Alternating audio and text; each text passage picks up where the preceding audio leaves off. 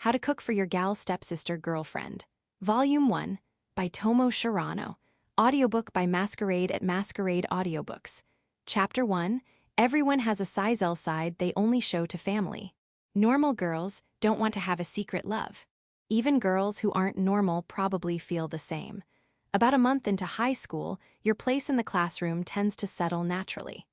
Did you watch Spy Darling yesterday? They adapted Chapter 3 from the manga, right?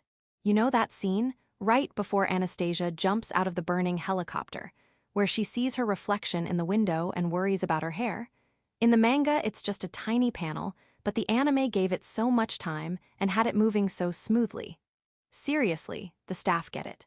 That moment totally shows Anna's personality, don't you think? I mean, there's no point worrying about your hair when you're about to go skydiving. But because she knows Jay's waiting for her on the ground, even in a crashing helicopter, she still fusses over how she looks. That blend of girlishness and airheadedness was brought out perfectly. Seriously, it was amazing. I rattled it all off in a rush. In front of me were two of my friends. Even though I got carried away and talked for a while, neither of them looked annoyed in the slightest. It was lunch break. The corner of the classroom, in front of the supply locker, was our group's usual hangout. Since it didn't get in the way of the other classmates, it was the perfect spot for our three-person otaku crew to hang out and chat. Hurry, for you to say all that. Hurry, that's me. I hadn't been paying attention to Spy Darling, but maybe I'll give it a shot. What do you mean you hadn't? The manga's insanely popular. I'm the kind of otaku who doesn't follow what's trending, just to feel unique. What kind of otaku even is that? This slightly annoying flavor of otaku was Tsunakichi, one of the friends I made after starting high school. He's all skinny limbs and long arms. If I described him like that, you might imagine a model or something, but he's nowhere near stylish. He's more unhealthily lanky. If I had to compare him to another creature, he kind of gives off praying mantis vibes. His trademark is a pair of frameless round glasses. Listening in on our conversation was our other friend, who let out a laugh.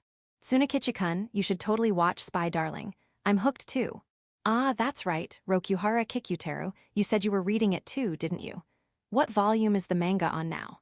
Volume 8. But before that, you should read Teen Star. What's that? The author's debut work. I've been a fan since Teen Star. Spy Darling is already a masterpiece at this point, but to really understand it, you have to start from their debut. Back then, the author focused solely on the anguish of girls being used as tools for killing. But in Spy Darling, they're consciously trying to show what lies beyond that anguish. You've got to experience that history. Honestly, Tsunakichi-kun, I wish you could time travel back to the day chapter one of Teen Star was published in the magazine. Just fall into a rift in time or something. There was a strange intensity, hidden in his calm tone. Tsunakichi's mouth flapped open in shock. Watching those two, I couldn't help but smile. You're just as much of a pain as Tsunakichi, Kikuteru. How rude, I'm simple. I just think that if you love something, you should have both curiosity and a personal philosophy about it. A self-proclaimed simple otaku, that's Rokuhara Kikuteru. He's got this old-school otaku vibe, the kind that's been around since before we were born, deep knowledge of what he loves, an urge to collect, a lonely but proud awareness of being an outsider, and a desire to elevate that status into something noble. Among the three of us, he's the most composed, the kind of friend who's easy to talk to. Talk about a manga from 7 years ago all you want, but aren't you curious about next week's episode? Here, I pulled out my phone and opened a video site. I turned the screen toward Tsunakichi and Kikuteru so they could see it. The official channel already uploaded the preview for the next episode. Check it out. The video started playing. I hurriedly muted it as the audio began. Some classmates nearby were still eating and chatting. We had to be considerate. It was a shame we couldn't hear the sound, but even just the animation was powerful enough on its own. Well, I don't know how I'm supposed to wait a whole week now. Damn, this is wild. I usually watch anime on streaming sites, but do you know what day the new episodes drop? You guys are so gross, seriously. Just your typical lunch break scene. But I felt genuinely happy. Talking about anime with these two friends, in this corner of the classroom, it felt like a real page out of youth. Maybe it's too early to say after just a month of high school, but I really felt like I'd gotten exactly the kind of school life that suits me I'd hoped for before entering. And if I could spend peaceful lunch breaks like this every day from now on. Wait a sec. Didn't someone just say something rude? Tsunakichi and Kikutaro must have noticed too, because the three of us raised our heads from the smartphone screen at the same time. And there she was, Yuhu Otaku boys, talking about anime again. That sound was on the tip of all our tongues, but we barely managed to swallow it.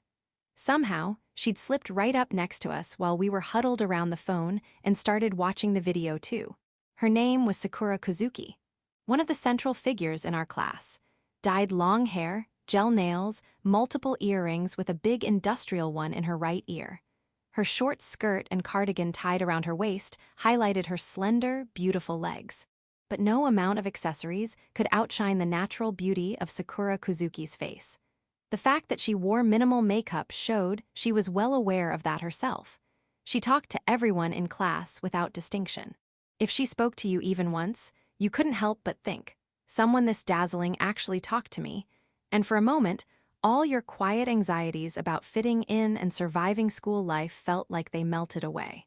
Sakura Kozuki radiated that kind of effortless warmth toward absolutely everyone. That was just the kind of character she was. A once-in-a-lifetime kind of dream girl, it seemed like everyone in class saw her that way. All right, that's enough praise for her. Even our little otaku trio wasn't immune to that dream girl effect. But in our case, it was more of a nightmare. We all thought she was amazing, sure, but we'd learned well over the past month. Purity can be a dangerous weapon. We were just, watching the anime PP preview, ma'am, yeah. Tsunakichi stammered his explanation, and Sakura Kozuki smiled. Let's watch it again from the beginning. I only caught the tail end just now.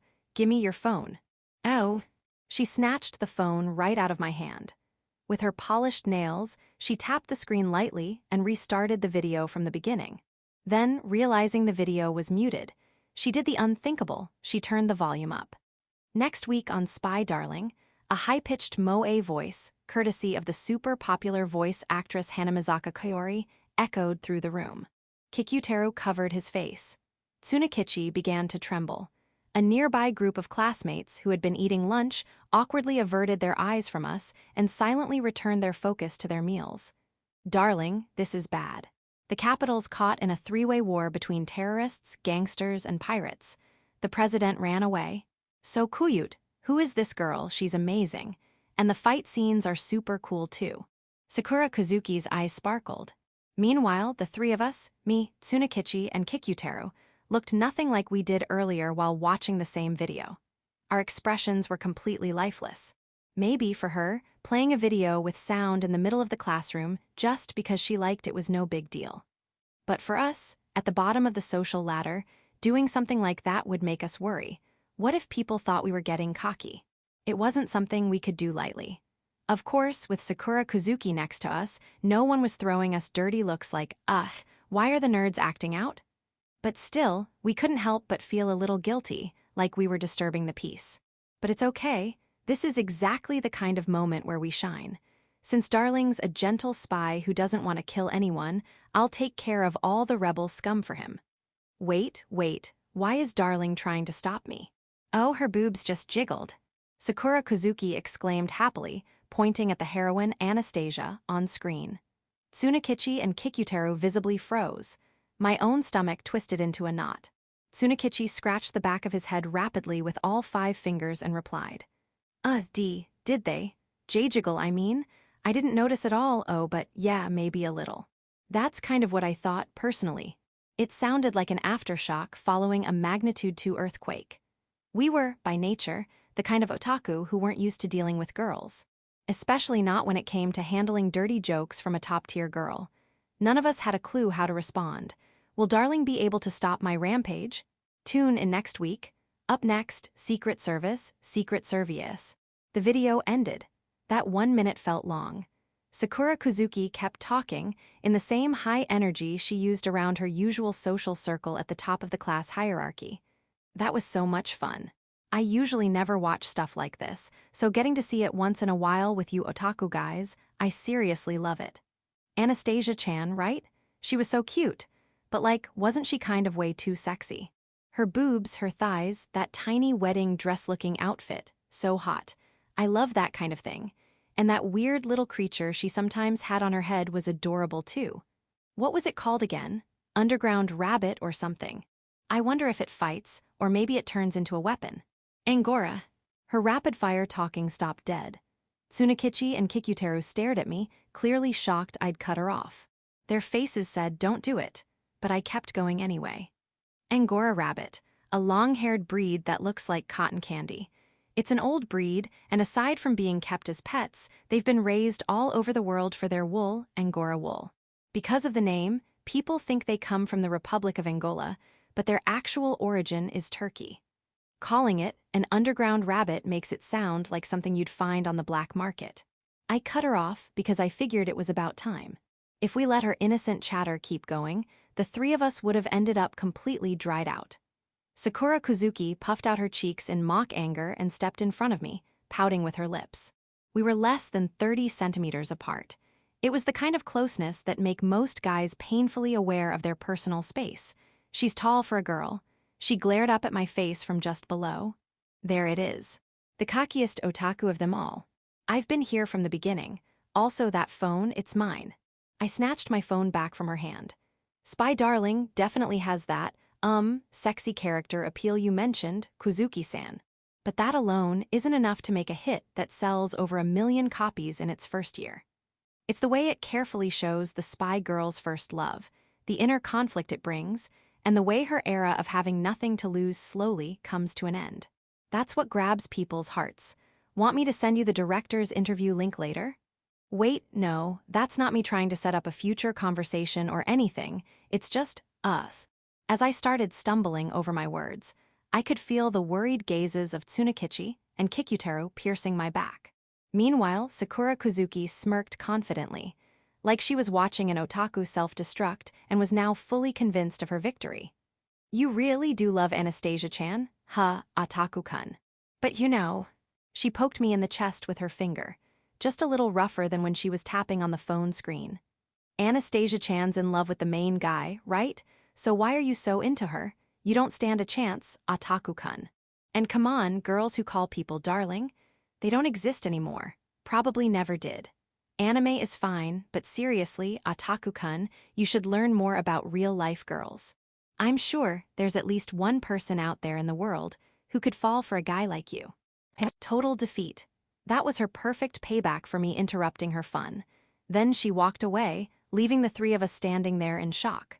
Right as she left, she looked back once and stuck out her tongue. Then, like nothing happened, she slipped right back into her sparkling first-tier friend group. One of the guys, a tall soccer player, called out to her. Something happened. Don't tell me you and Kazami-kun had a fight? Kazami is my last name. Nah, nothing like that. We're just close, so we mess around, you know.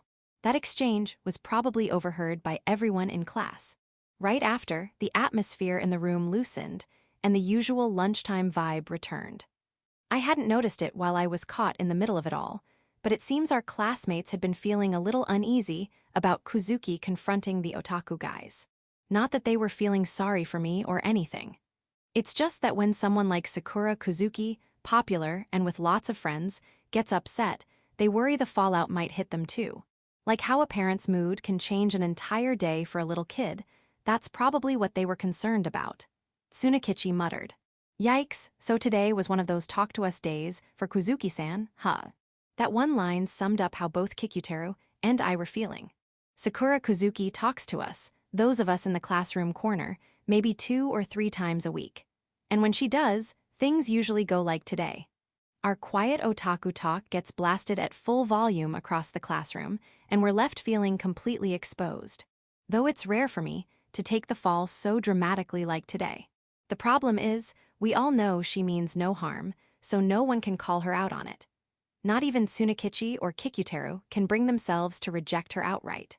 Even though she told me to pay more attention to real girls, Kuzuki isn't the type to look down on anime or manga or otaku stuff in general. When she says something's gross, it's actually her way of being affectionate. That sadistic teasing, it's because she thinks we're close enough. Well, I guess it's kind of a perk, right? A beautiful girl like Kuzuki-san wouldn't usually talk to guys like us. But I've noticed something lately. Doesn't she stand closer to us than she does with the guys in her own group? Maybe it's because she doesn't even think of us as guys. I guess not being seen as dudes has its upsides, huh? Tsunakichi, that's not the kind of thing you should say so seriously. They kept talking while occasionally glancing over at Kuzuki, who was now happily chatting with her main group of friends in the middle of the room. Girls don't say darling anymore. Huh, speaking of old phrases, did you know the word gyaru used to refer to flashy girls like Kuzuki-san? Like Mobo and Moga back in the day. Of course I know. In the otaku world, it's still a term used to describe character traits. Right. From that angle, I actually think Kuzuki-san is kinda great. You mean like, if she were a manga or anime character, she'd be super popular. I'd probably buy her doujinshi. Kikutaro shot Tsunakichi a disgusted look. Tsunakichi responded with an exaggerated squirm. Kuzuki-san always confidently assures us we'll never get girlfriends, but strangely enough, she doesn't have one either. It was a well-known rumor in our year. Sakura Kuzuki was gorgeous, but no matter how eligible the guy, she never said yes. Her answer was always the same. Sorry, I just can't think about anyone but my big brother. Apparently, she truly believed that line would be accepted as easily as I'm focusing on my studies. Or, I'm really into club activities right now. But of course, every guy who heard it ended up stunned, then awkwardly withdrew and fled the scene. Within a month of starting school, everyone had come to the same conclusion. The rumor is probably true. Meaning that many guys had tried and gotten crushed. A Brocken gyaru, huh? Yeah, that does sound like something from fiction. I'm planning to spend my life dating only 2D characters, so I don't care about real-life romance, but even if we say the same line, I'm not getting a girlfriend. It hits way different coming from me than from her. It's not that you won't, it's that you can't, right? I got teased like that at least 200 times back in middle school. Man, I'm so jealous. Just being born as Kuzuki-san's brother means getting all that affection from such a cute little sister. Even if he is her actual blood-related brother, she wouldn't be so into him unless he's something special. Odds are he's got idol-tier looks, super athletic, goes to a top-tier college, has crazy good social skills. Everyone loves him, amazing fashion sense, sparkles when he walks. Maybe has perfect pitch too.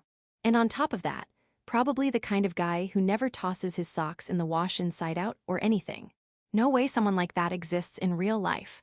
But I guess they do exist, damn it, reality's brutal. Leaning against the cleaning locker, I quietly listened in on the conversation between Kikutaro and Tsunakichi. I silently waited for them to steer the topic back from Sakura Kuzuki to anime. Tsunakichi suddenly turned around with a burst of excitement. Ah, I just came up with something amazing. A brand new genre.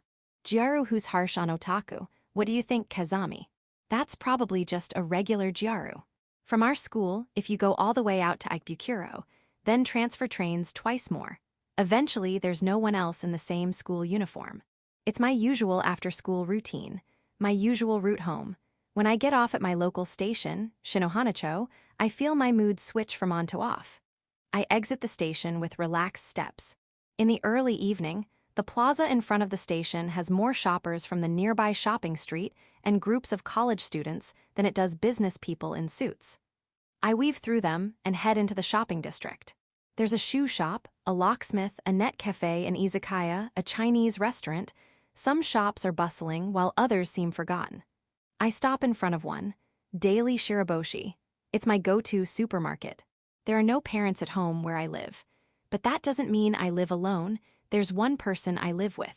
However, that person never cooks, so preparing meals falls entirely on me.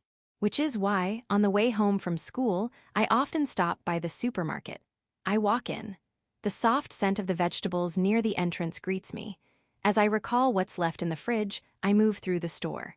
My shopping basket gradually fills up. The usual eggs, the second cheapest 6-slice loaf of bread, some almost depleted oatmeal, mini tomatoes, which disappear fast because my housemate snacks on them constantly. In the fresh fish section, I pick up a pack of red fish fillets. I feel like having simmered fish for the first time in a while.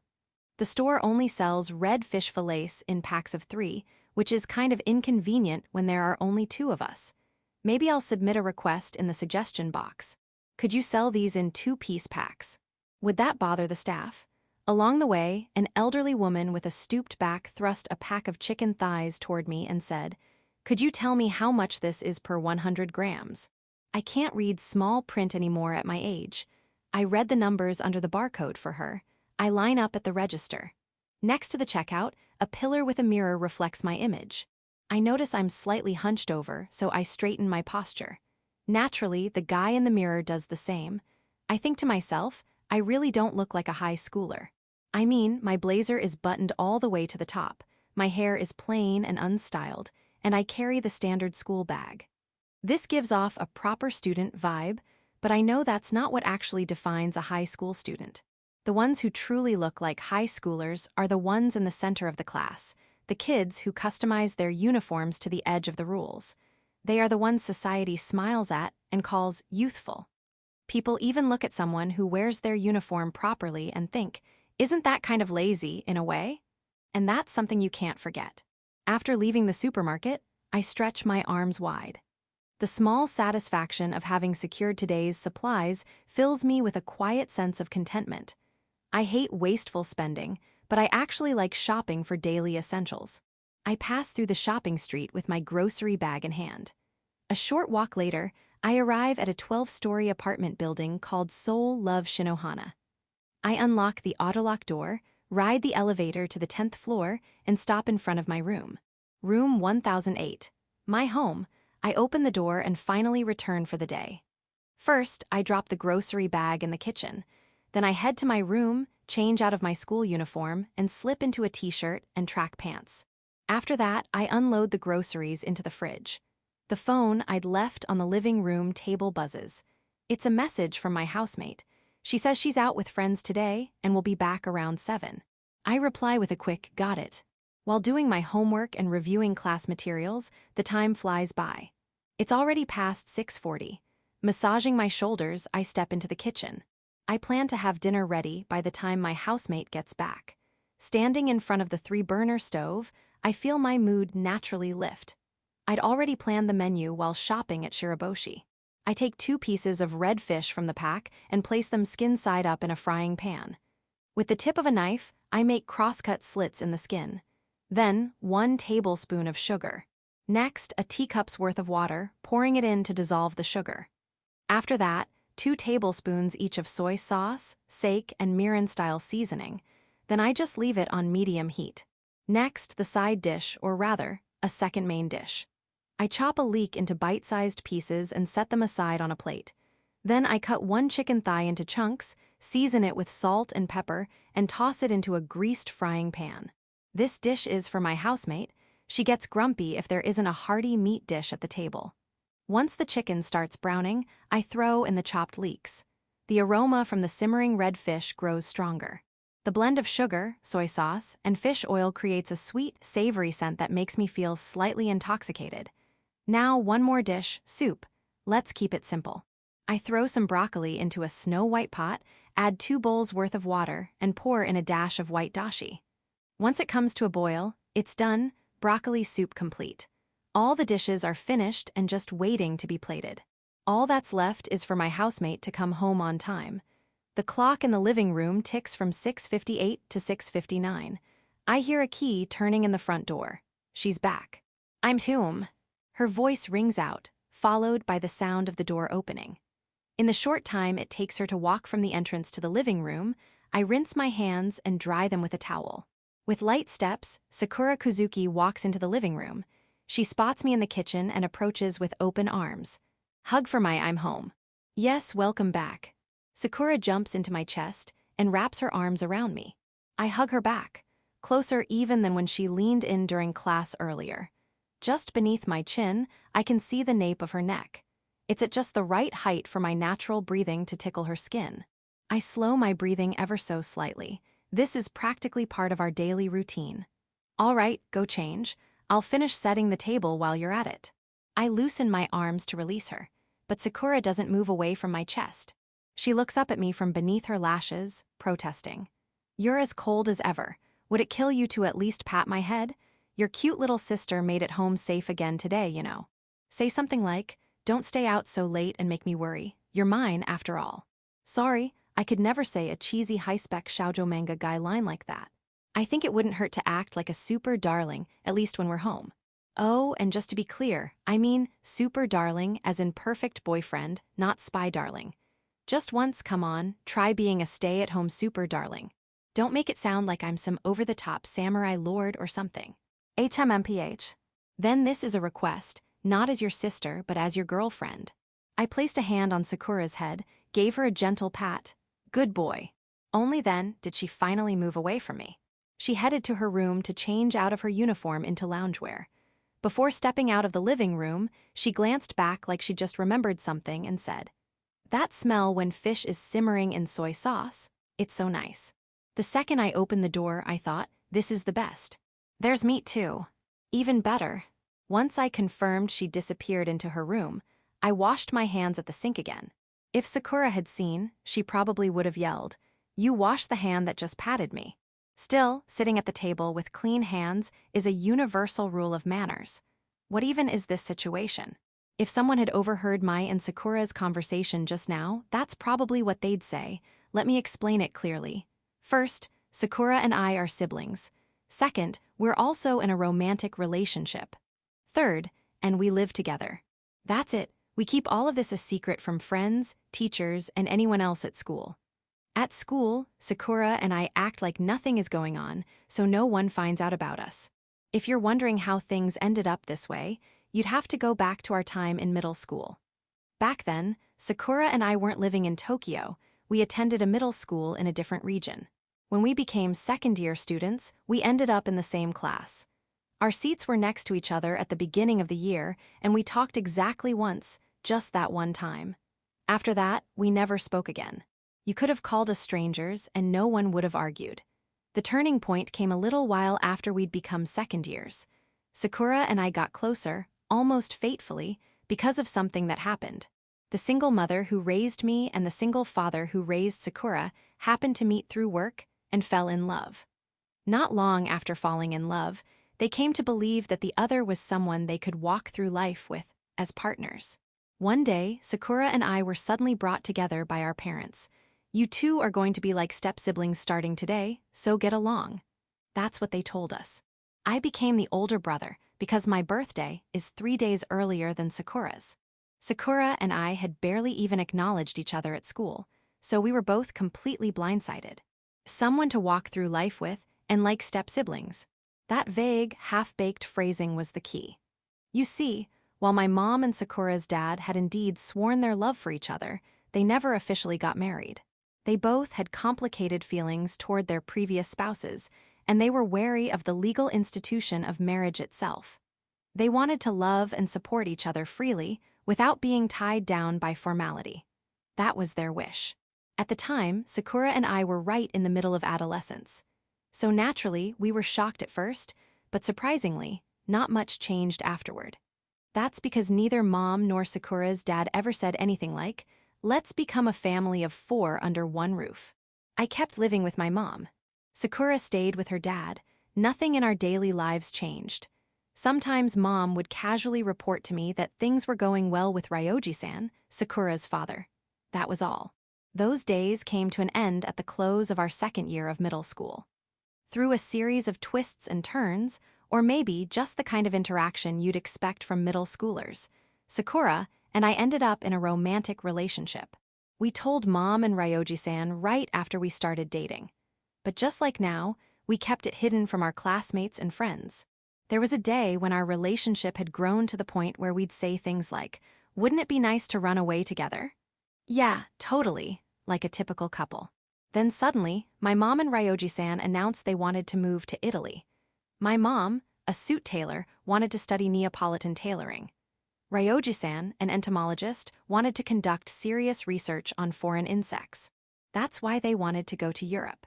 They'd apparently been wanting to base themselves overseas for a long time, but had held off to avoid dragging around their middle school kids.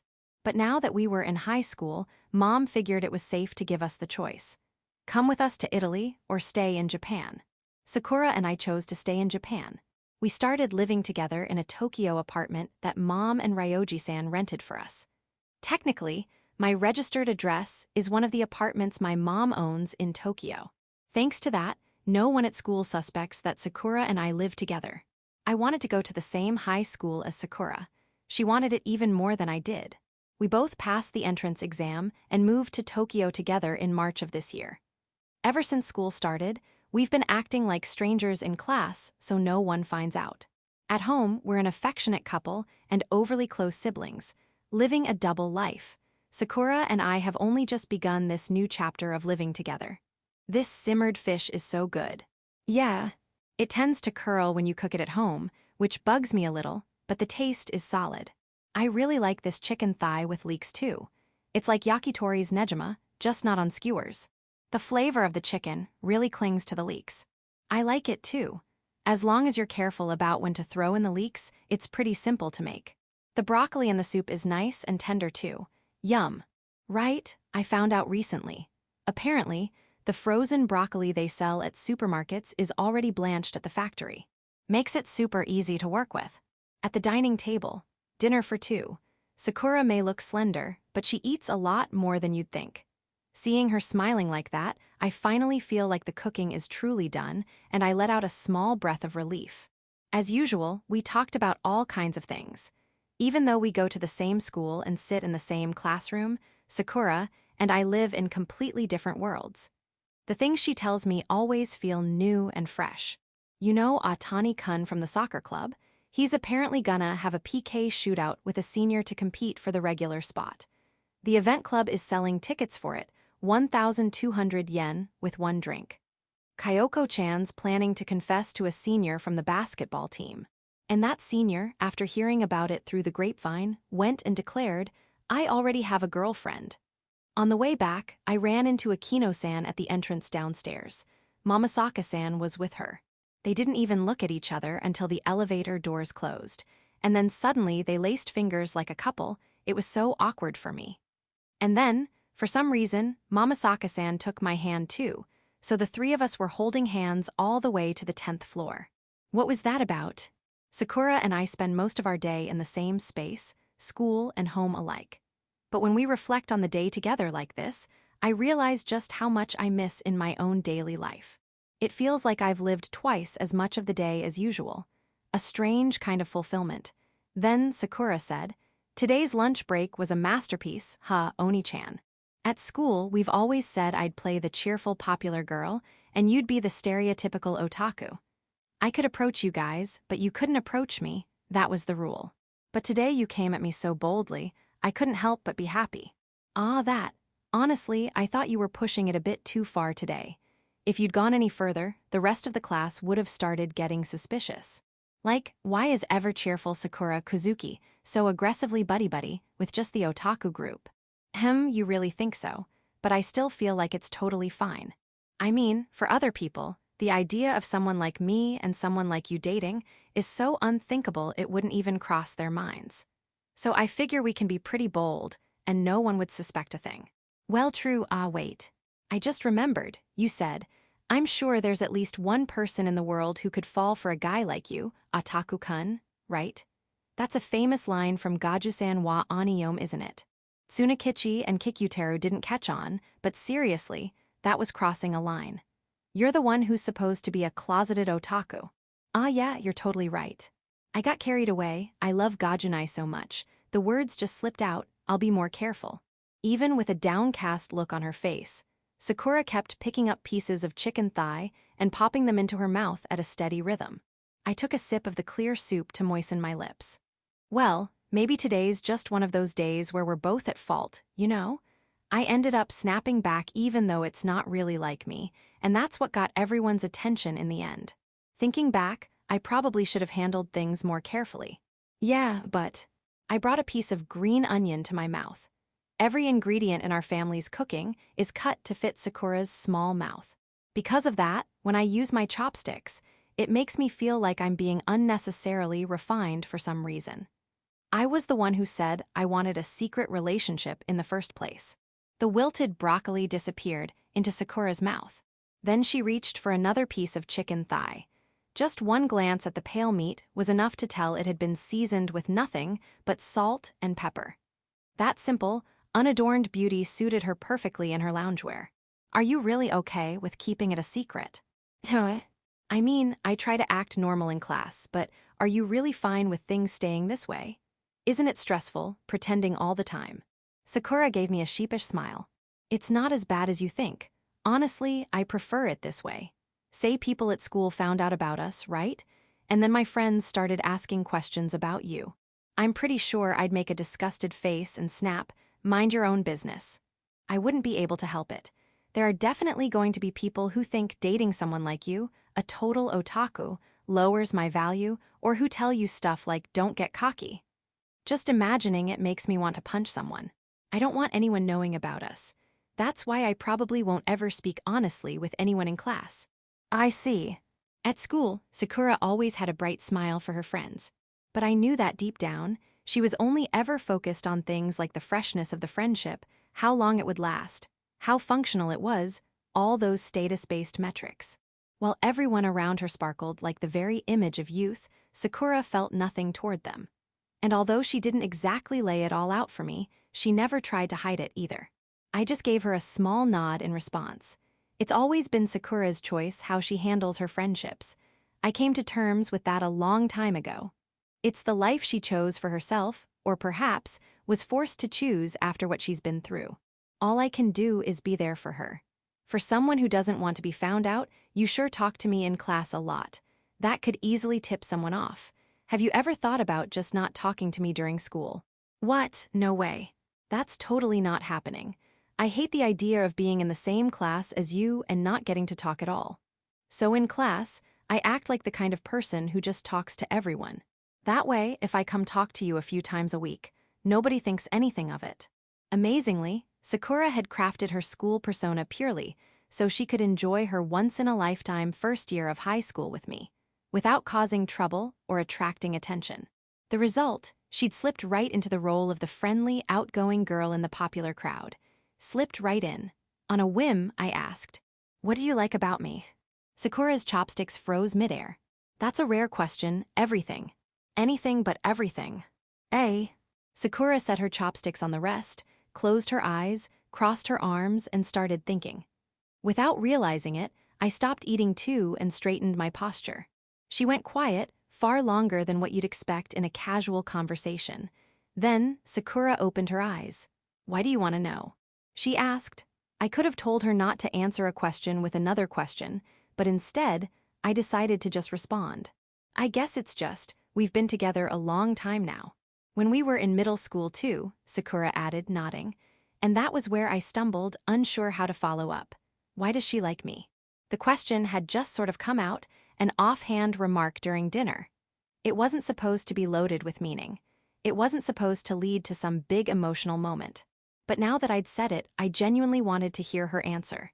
Which is why, when Sakura asked, "Why do you want to know?" I didn't want to just say, "No reason." I think it's because things changed when we moved from middle to high school. I've been unconsciously stepping back and looking at our relationship from a distance lately. I mean, not to be full of myself, but we're the kind of people who could be in the same place but never actually meet. You get what I mean. What do you mean? You know how sometimes, even though you're in the same class as someone, you go a whole year barely speaking. I feel like, if you looked at us from the outside, we'd fall into that kind of category. Don't say something that depressing. Sure, there are flashy girls and quiet guys, but both of us, me and you, we're each one of a kind. We didn't let some stereotype stop us. We chose each other. That's all there is to it. Yeah. Actually, now that I think about it, I even said earlier that there's no way anyone in class would suspect we're dating. I mean, yeah, if you're going by normal standards, people like you and me wouldn't be a couple. Why do I like you anyway? Sakura fell into thought. It looked like she was going to give me a serious answer this time. When she went quiet, it felt like the clock in the dining room slowed down. It hadn't even been a full minute, but I was already getting antsy. Of course, I didn't let it show. I focused on keeping a neutral expression. Meanwhile, Sakura was making a show of it, humming hum, closing her eyes, tilting her head. Was she really trying to come up with a heartfelt answer for me, or did she honestly not know? Then Sakura opened her eyes. Her expression was so dazzling, I involuntarily held my breath. She said, Maybe it's because you're like a hero. It was a strange thing to say. The highest praise you could give someone, and yet incredibly vague. A hero. In both fiction and real life, it's such an overused concept. I felt bad for not giving Sakura the response she was probably hoping for, but I couldn't react with much enthusiasm. You look like you want to say something. I just thought, that's a pretty cheesy line. What the heck? And to be honest, I don't really get it. Me a hero. I couldn't think of anything in my daily life that fit the label. In this world, whether real or imagined, there are all kinds of heroes. Guys in full-body suits swinging through New York. Firefighters saving kids from burning buildings. That nostalgic song on TV the other day even called a dad walking through the ticket gate a hero. Even today, you stood up for Tsunakichi-kun and Kikutaro-kun, didn't you? From a villain named Sakura, that is. Rude, what's with that phrasing? Sakura pouted. It was obvious she wasn't genuinely mad, so I just laughed it off. Well, that villain did save you once too, you know. She said it in a teasing tone. Sakura really said that. Old memories began to rise to the surface of my mind. Normally, they drift like debris deep in my brain, but Sakura's voice pulled them up, and I could feel them starting to take shape. It seems like people have some kind of mental mechanism that fragments memories to prevent the direct shock of flashbacks. At least I do. I let out a quiet breath from the corner of my lips. A practiced little smile, just for show. And it worked wonders. Like stirring a clump of soggy leaves on the surface of a dirty lake with a stick, scattering them into the water, a gloomy kind of relief bubbled up in my head. The memories sank once again to the bottom of my mind, eventually fading from sight. Ah, I know. Sakura's cheerful voice. I also love how you always throw your socks in the wash inside out, darling. She uncrossed her arms and picked her chopsticks back up. Following her lead as she resumed eating like nothing had happened, I started moving my chopsticks again too. It felt like we'd stopped eating for ages, but the red fish hadn't cooled down at all. It was still warm. This is my everyday life. Having dinner each day with the cutest girl in class, it's a secret I could never share, not even with my closest friends. Chapter 2, Love stories always hint at themselves out of nowhere. Nighttime face. Sakura and I are sitting on the living room sofa, shoulders touching. We're watching episode 4 of Spy Darling, which is streaming early on a video service, through the media player plugged into the TV. The opening theme starts just as the cold open ends. Watching it on the big screen really hits different. It's so much more intense. It really is. Before we moved in together, I used to just watch on my PC in my room. What about you, Sakura? Same here. The opening finishes, and the main story begins.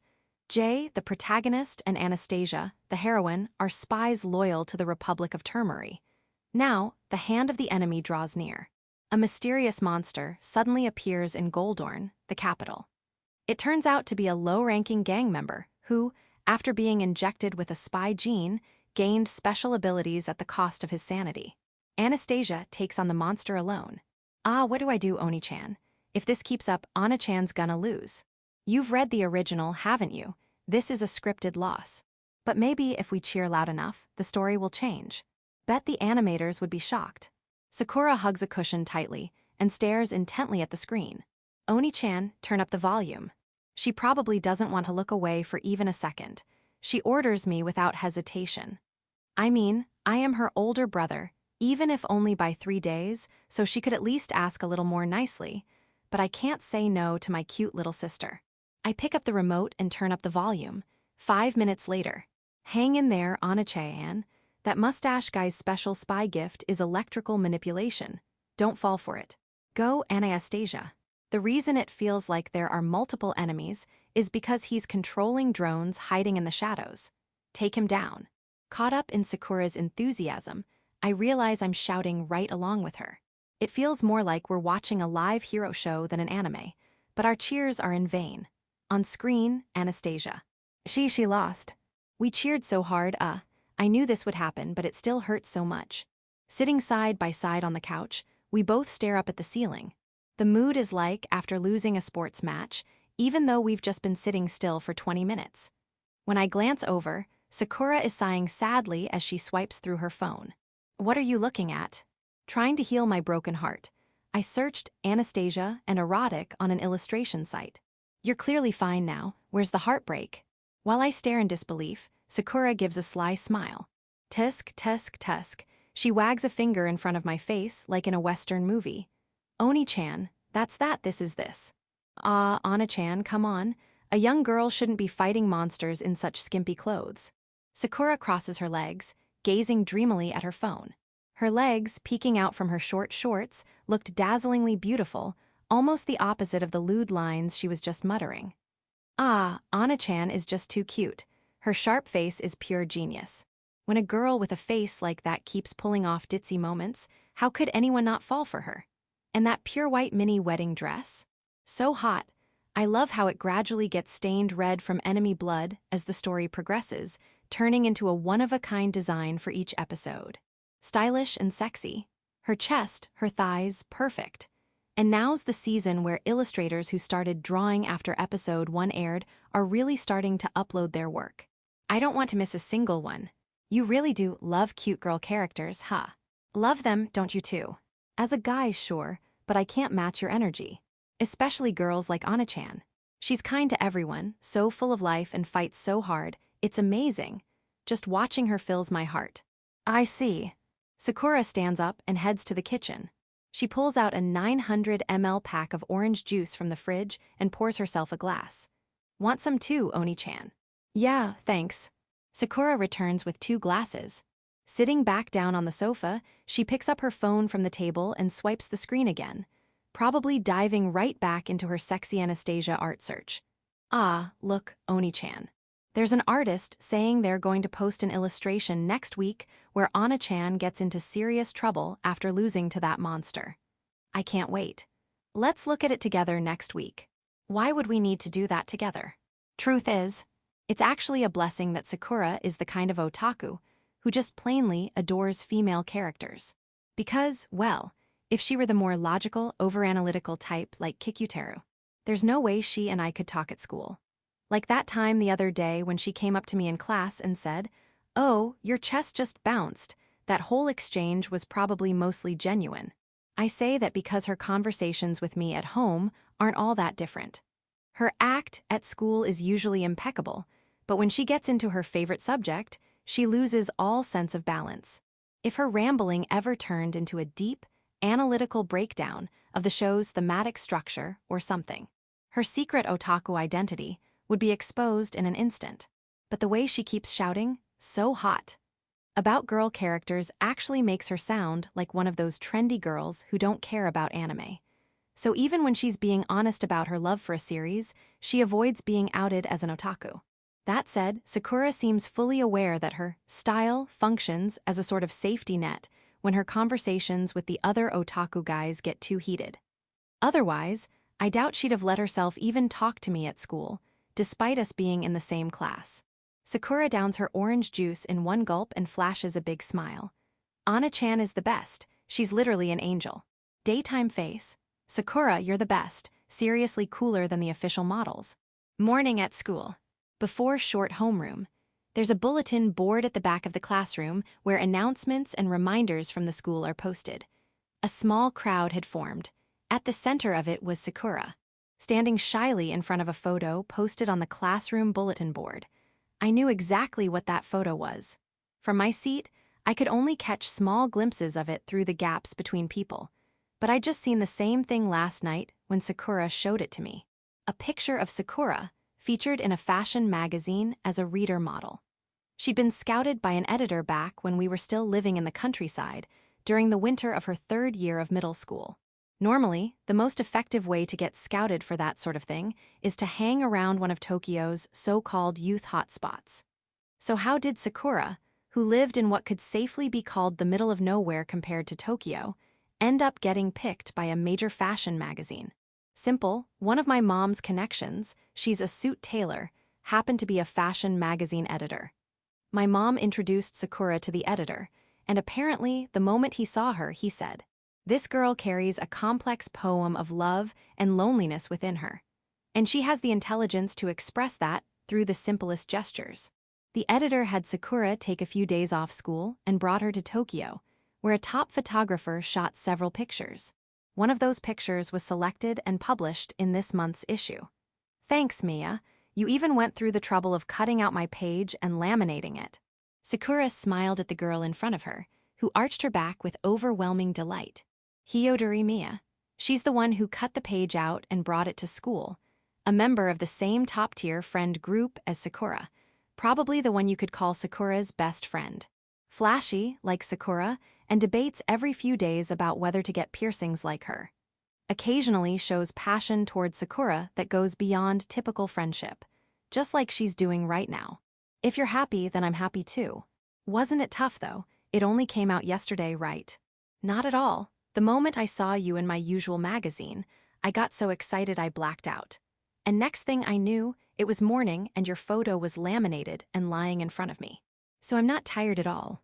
All right, if you say so, ahaha. Even Sakura was a bit overwhelmed. One of the boys spoke up. It's a really great photo.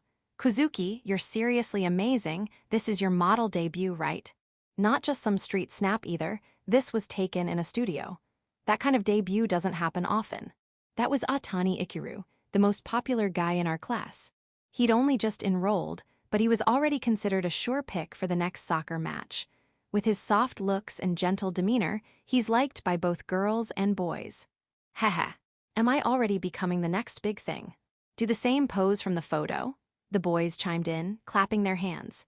Sakura glanced back and forth between her photo and herself, grinning shyly, then suddenly struck the same pose from the photo. Even the cool, downward gaze was perfectly recreated. Laughter and cheers filled the classroom. Mia was practically bouncing with excitement. Amazing! It's like you jumped right out of the photo. Thanks, Mia. It's just my uniform, not the outfit from the shoot, though. I wish another one of you would jump out too. Why, yeah, I think one's the limit for me, even now. When Mia started clapping, the others joined in. Watching from the edge of the crowd, it all felt a little surreal, but I wasn't about to complain about Sakura getting praised.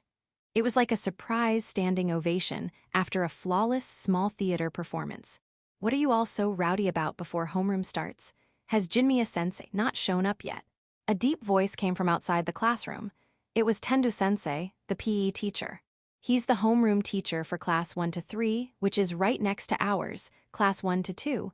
He must have been drawn over by the commotion. The class instantly fell silent. Everyone stopped clapping. Tendo-sensei immediately noticed the photo. What's this? Don't post unnecessary things on the bulletin board. He must have assumed that one comment would scatter the students. But everyone surrounding the photo, along with those of us watching from the sidelines, had already predicted the opposite outcome. And they were right. It's fine, isn't it? There's plenty of space. Unnecessary. I say we should post it in every classroom. Sensei, maybe you should take the bulletin board more seriously. Look next to the photo. It's beautification week. Posting Kuzuki-san's photo is part of our beautification effort. Just as expected, the more spirited students launched a full counterattack. Their energy was strong enough to make even the gym-tone Tendo-sense take a step back. Why you guys look, what I meant was, Struggling, Tendo-sensei flailed his hands in front of him in a series of increasingly desperate gestures, then finally said, look, during class, you're all facing the blackboard, so it's fine for you, but we teachers will end up making eye contact with a top fashion model. Haha. He backed down and quickly slipped out of class 1 to 2. The basic hierarchy in schools is this: flashy, cheerful students, followed by teachers, followed by quiet, plain students. The top-tier group that had successfully defended their festival from this outside threat exchanged high fives in victory. Kikutaro came up and whispered in my ear. I got an Anastasia illustration board from the convenience store lottery the other day. Think I'll help out with beautification week. Don't. For the record, Sakura's photo was unceremoniously taken down during homeroom by our class's homeroom teacher, Jinmiya Mari-sensei, commonly called Mary-chan. Sunday, noon. I'd finished my weekend homework, as well as my lesson prep and reviews, and stepped out of my room, down the hall and into the living room. I poured myself a glass of apple juice in the kitchen, set my hand on my hip, and chugged it in one go. I know it's not a healthy way to drink, but nothing hits better after studying. Or rather, this doesn't just hit, it launches. It doesn't just quench my throat, it revitalizes my brain. After hours of study, my brain is parched for sugar. When I dump fruit juice into it, it's like my core systems get refueled, and along with that surge comes the satisfying sense of having completed my study plan. Ah, this one glass makes it all worth it, so refreshing. I quickly washed the glass and left the living room. As I stepped into the hallway, I heard a voice. "You there, bored older brother wasting a Sunday afternoon." Of course, it was Sakura's voice. Her room was right across the hall from mine. She peeked her face out from her room's door, grinning mischievously. "What is it? Would you like a little stimulation?" Sakura's head disappeared. This time, only her hand emerged from behind the door, beckoning me in. I started to open my room door to go inside, but Sakura suddenly grabbed me by the collar from behind. "What are you doing?" "What about you?" "I was just thinking I'd read that light novel I bought yesterday, for a bit of stimulation." "I knew you'd be mean like that. I'm not letting you escape." "Whoa, hey, careful." Just like that, I was dragged and forcibly pulled into Sakura's room. She shoved me down onto her bed. I hastily sat up, intending to ask what the hell this was about. But the moment I saw her, I understood everything. Sakura had her body cloaked in a black cape from the shoulders down. Her hair, normally a bright and familiar color, was now black, a wig. If she was dressed like this, there was only one possibility. A new costume. Bingo. With a flourish, Sakura flung off her cape, tossing it toward the ceiling.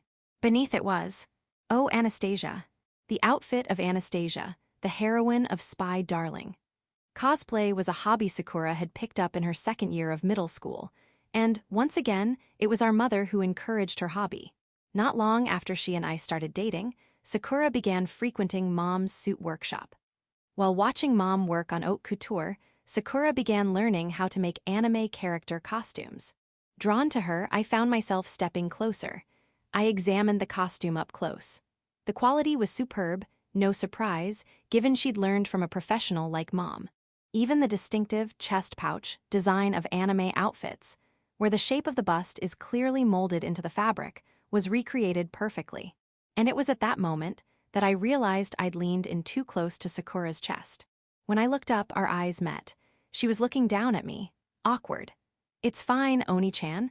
I totally don't think it's weird at all that you're staring at your little sister's boobs." And no, that's not it. I was just purely analyzing the costume quality. "Geez, same as always, you never admit defeat." Sakura pressed her hand against her chest and made a heartbroken expression. Then, why does my heart pound when I think of him? At this rate, I can't disarm the bomb. Could it be, he's my darling? Tears glistened in her eyes, her cheeks blushing as she spoke. The moment I heard those words, I felt like I'd been shot through the heart. No, like my whole chest, not just my heart, had been shaken by some sweet, jolting shock. The line she'd just recited was from episode 1 of Spy Darling. It was Anastasia's monologue after she and Jay synchronized their spy genes and instantly defeated an enemy spy. Jay collapsed from the shock, and Anastasia had to disarm the remaining bomb alone. That monologue, voted the #1 scene by fans. I covered my burning face with both hands. Through the gaps between my fingers, I could see Sakura's triumphant grin. Boom, headshot Onii-chan. Like always, there's no way to win against that. It's like Anastasia jumped out of the screen. And yet, it's still totally Sakura. My brain can't handle it. Sakura stepped forward and gently took both my hands. She guided my right hand to her head and my left to her waist. "Comfort me, okay? I lost in the anime the other day." There, I gotta be gentle or your wiggle shift. Sorry." "Ahaha, it's fine, it's fine." It didn't feel like affection as much as it did appreciation for all the effort she'd put into making the costume, from design to execution. So I responded to her request with care. Even the earrings match Anastasia's. Normally, Sakura wore a jangly collection of earrings in her right ear, but today she only wore one. Even so, it stood out. A strange design that looked like a cross between a stylized kanji for star and the letter M, the exact same earring Anastasia always wears in the show. It was called the Murderer's Pierce, a symbol bestowed on Anastasia by the Republic of Termari, a sign that no act of killing would be held against her. It was the official license of someone permitted by the state to kill freely. Yup, it was sold as official merch. Official, huh? I thought otaku didn't wear earrings. So old-fashioned.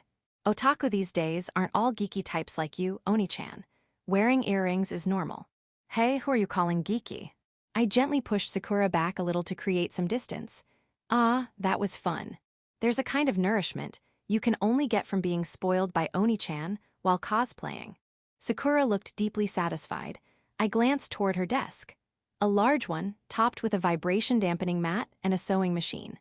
The costume she was wearing now, and the many others stored in her walk-in closet, were all handmade by Sakura from scratch. When she started working as a fashion model, her first thought was how happy she was to have more money to spend on cosplay. At a glance, Sakura's room looked no different from mine, aside from the walk-in closet.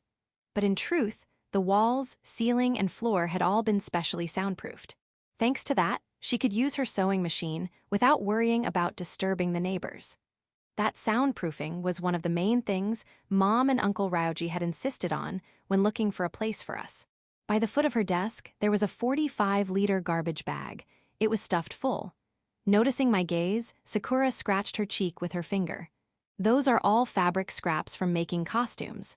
I kinda let them pile up. You worked hard, I'll take care of it. I picked up the bag, getting ready to tie it closed. But Sakura snatched it out of my hands. I thought maybe she'd realized she accidentally thrown out something important, but that wasn't it. Sakura reached into the garbage bag and grabbed a handful of fabric scraps. And then, without warning, she hurled them straight at my chest. A completely unexpected act. While I was still frozen, unsure how to respond, Sakura smiled and said, "Take the shot, Onii-chan." "Wait, hold on, Sakura." "Take it." I quickly pulled out my phone from my pocket and launched the camera app.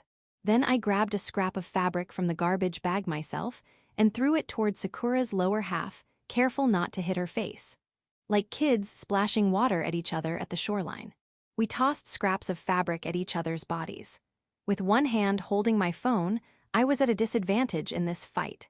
Sakura scooped up a whole armful of fabric and flung it toward the ceiling. For a brief moment, the light was blocked, and thin, patchy shadows danced across the room. Right on cue, my right thumb tapped the shutter button. After playing around for a while, Sakura and I lay on our backs on her single bed, staring up at the ceiling. If I kept my eyes there, I could almost forget her room was now covered in fabric scraps. You're this good at cosplay, why not post it online, like on social media? You know, those people who hide their eyes and mouth, so no one who knows them finds out it's them. I think those people probably aren't worried about real-life acquaintances finding out about their cosplay hobby. They just don't want strangers who follow their account to know their face. If you're close with someone in real life, they can usually figure it out even if you hide a bit of your face or body. I mean, I have a model account, but keeping personal info safe is seriously tough. I see. Besides, it'd be embarrassing if anyone but you saw me. Don't you want to have my cosplay looks all to yourself, Onii-chan? Stop trying to rack up affection points when I'm not paying attention. Gasp, you caught me. Honestly, it'd be a lie to say I didn't want that. But actually saying the words out loud would mean overcoming a massive wall of embarrassment. Onii-chan, I want to change out now. Sakura removed her wig. Her usual bright hair color came back into view. I sat up from the bed and started to leave her room. Before stepping out, I looked back at her one more time. What is it, Onii-chan? It's nothing. Once you're changed, we'll clean up. I thought. A bright-haired Anastasia wouldn't be bad either. But for some reason, I didn't say it out loud. The photos I took on my phone, I sent them to our shared PC and then deleted them from my device. I opened the classroom door. It was lunchtime. Near the usual cleaning locker spot, I spotted Tsunakichi, Kikutaro, and Sakura. Sakura was holding up her index finger, clearly having a good time saying whatever she pleased. Otaku-kun. When they're too big, that comes with its own struggles, you know. As I got closer, that line drifted into my ears. What the hell are you guys talking about? Oh, Kazami. Hey, Kazami-kun. Tsunakichi and Kikutaro looked relieved, like they'd found a lifeboat, and called out to me. The other day, when Sakura cornered me in class, I'd talked back to her alone. Since then, Tsunakichi and Kikutaro seemed to see me as a kind of backup when dealing with her. Of course, the only reason I was able to talk back to her was because Sakura and I were secretly a couple behind the scenes. If one of the other flashy group girls started chatting me up the way Sakura did, I'd be just as helpless. That's why I honestly feel guilty about the small amount of trust those two have placed in me. We were just talking about your beloved Anastasia-chan. I was explaining, from a fellow girl's perspective, how hard it must be to fight in such a lewd outfit. As someone who's graced the pages of a top-tier magazine, I figured I should share something meaningful with our little Otaku-kun friends. I'm such a goddess. Oh, we just finished lesson 1. Big boobs come with big problems. Tsunakichi and Kikuteru's tightly pressed lips twitched slightly. Their red faces clearly said, Lesson 1? Nobody told us there was a lesson 2. Now, on to lesson 2. I'm going to teach you about those anime outfits that cling perfectly to the boobs. Did she almost say boob pouch? When I first saw one of those, I was shocked too.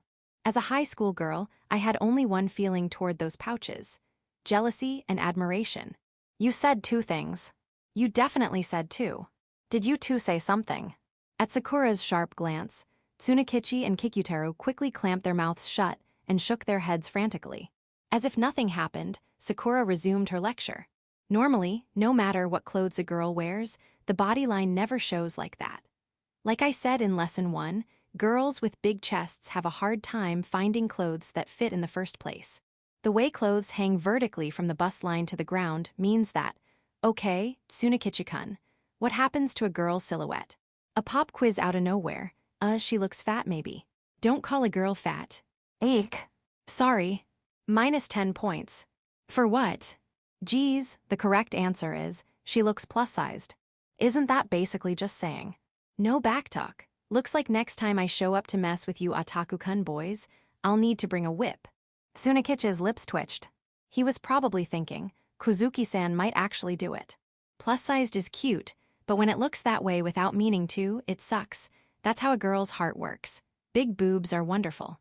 But those very boobs can get in the way of showing off a slim waist we've worked so hard to tone. If you think about it, people ask way too much from girls. Like, they want big boobs and a skinny waist. How does that even make sense? We're talking about one single body here. You can't just conveniently make one part big and another part tiny. Got it, Otaku-kun boys. A girl's beauty always comes with deep-rooted dilemmas. This'll be on the test next week, so remember it. Wait, what were we talking about again? Right, that thing about how anime girls wear super sexy clothes that show off all their curves without dealing with any of the real-life struggles, and how we get jealous and admire them for it. The grand speech continued. Maybe it was about time I stepped in. Tsunakichi and Kikuteru were probably already at their limit. That's what I thought, until I glanced at the 2 of them beside me and noticed their unexpected expressions. They didn't look tired from the conversation, they looked puzzled. At Sakura, not quite understanding what that meant, I turned to look at her face, still completely absorbed in her impassioned rant. Nothing seemed particularly unusual about her. She reached up and brushed her hair back behind her ear. And there it was. A jolt of tension ran through me. The incident was happening right at Sakura's ear. The earring decorating Sakura's ear wasn't her usual one. It was the murderer's pierce, Anastasia's iconic accessory. For some reason, Sakura was wearing it to school. Why? Did she forget to take it off after cosplaying yesterday? Was she half asleep this morning and mixed it up with her usual one? No, the reason didn't matter right now. The real issue was that Tsunakichi and Kikuteru had been sneaking glances at her ear for a while now. And every time Sakura brushed her hair back, both of them tilted their heads. Their faces were moving on their own, trying to get a better look at her ear. This was bad. Seriously bad. Tsunakichi and Kikuteru exchanged glances. Hey, doesn't that earring Kozuki-san's wearing look like the murderer's pierce? No way she'd wear anime merch. But it really does look just like it, man. I'd love to get a closer look. They were already having a full conversation with their eyes. I could practically hear their thoughts transmitted directly into my brain. To make clothes that show off the body line that clearly, you have to take multiple measurements even before drafting the pattern. Otherwise, the sizing goes off really easily. Especially with Anastasia-chan, since she's in the middle of puberty just like us. I bet whoever makes her outfits is seriously skilled. I'm sorry, Kozuki-san. I suddenly blurted out. Sakura, startled by the interruption, looked surprised. Not just Tsunakichi and Kikuteru, but our other classmates also turned to look. Well, I'd raised my voice, now what? How could I bring up the earring naturally? Think, think. Think got it, can we talk, just the two of us? And that was, honestly, the dumbest idea I could have come up with. Behind the school building, Sakura and I stood facing each other. On the way here, I walked 5 steps ahead of her the entire time, trying not to make it obvious we were together. That meant I ended up walking a little too fast, and combined with the lingering regret of drawing attention to us back in the classroom, my heart was pounding in an unpleasant rhythm. The moment we arrived behind the building and were finally alone, the tension drained out of me all at once, and sweat started pouring. I tried to calm my ragged breathing. Dragging me out of the classroom so suddenly, what's going on, Onii-chan? Wait, I mean Kazami-kun, right? Someone could show up at any moment. Okay, back into character. I won't let my guard down. Ha ha, gasp. What's this, Otaku-kun? A confession? Did you fall head over heels for me? Sorry, but my heart already belongs to someone. The one I love is my one and only Onii-chan. He's cool, kind, spoils me all the time, and today. Because his adorable little sister can't possibly wait for the 2-for-1 ice cream sale at Daily Shiraboshi, he's going to spend his allowance to buy me some Haagen-Dazs. Because Onii-chan loves me too. This is not the time for jokes. Wait, seriously, what is it, Onii-chan? The earring. What about it? Sakura looked puzzled as she removed her earring. The moment she saw what was in her palm. WHAT is THIS. SHH, Sakura, your voice. No way, seriously. I totally didn't notice. I must have grabbed the wrong one this morning because I was rushing. I was almost late too. Well, in any case, crisis averted. Yeah, sorry about that, Onii-chan. It's fine. Glad we caught it in time. Let's head back to class separately. Just to be safe, you should probably steer clear of our group today. I turned away from Sakura and started heading back toward the classroom. But after a few steps, I stopped and looked back again. Like I was being tugged back by invisible strings. Maybe it was the instinct of a lover, or maybe just something only siblings could sense. I could tell Sakura still had something she wanted to say. Sure enough, when I turned around, she looked relieved. Onii-chan, do you think I should stop talking to you in class? I guess, it really is weird. 1 minute we're trying to keep things secret. The next I'm asking if I can still talk to you at school. I'm being selfish, aren't I? Making things harder for you. I didn't know how to answer. Sakura's behavior was irrational and contradictory. She was right. If we wanted to keep our relationship a secret, she shouldn't be chatting me up in public. But it sucks that we're in the same class and I can't even talk to you. That memory of what she'd said a few nights ago at dinner resurfaced in my mind. You're right, next time. Sakura's expression wavered, a hint of fear in her eyes. Seeing that made my answer solidify. I'll ask Tsunakichi and Kikutaro to go easy on you. Sakura's face lit up with a smile. And when she smiled at me like that, I couldn't second-guess my decision. Yeah, Sakura and our relationship is built on ambiguity and contradiction. Honestly, dating but keeping it a secret from everyone else is already kind of ridiculous. Thinking what are we even doing? Now would be pointless. The only thing we can do is stick to the path we chose. I turned my back on her again. Finally, I could go back to class. But just as I rounded the corner of the school building, I looked back once more. This time, it was me who still had something to say.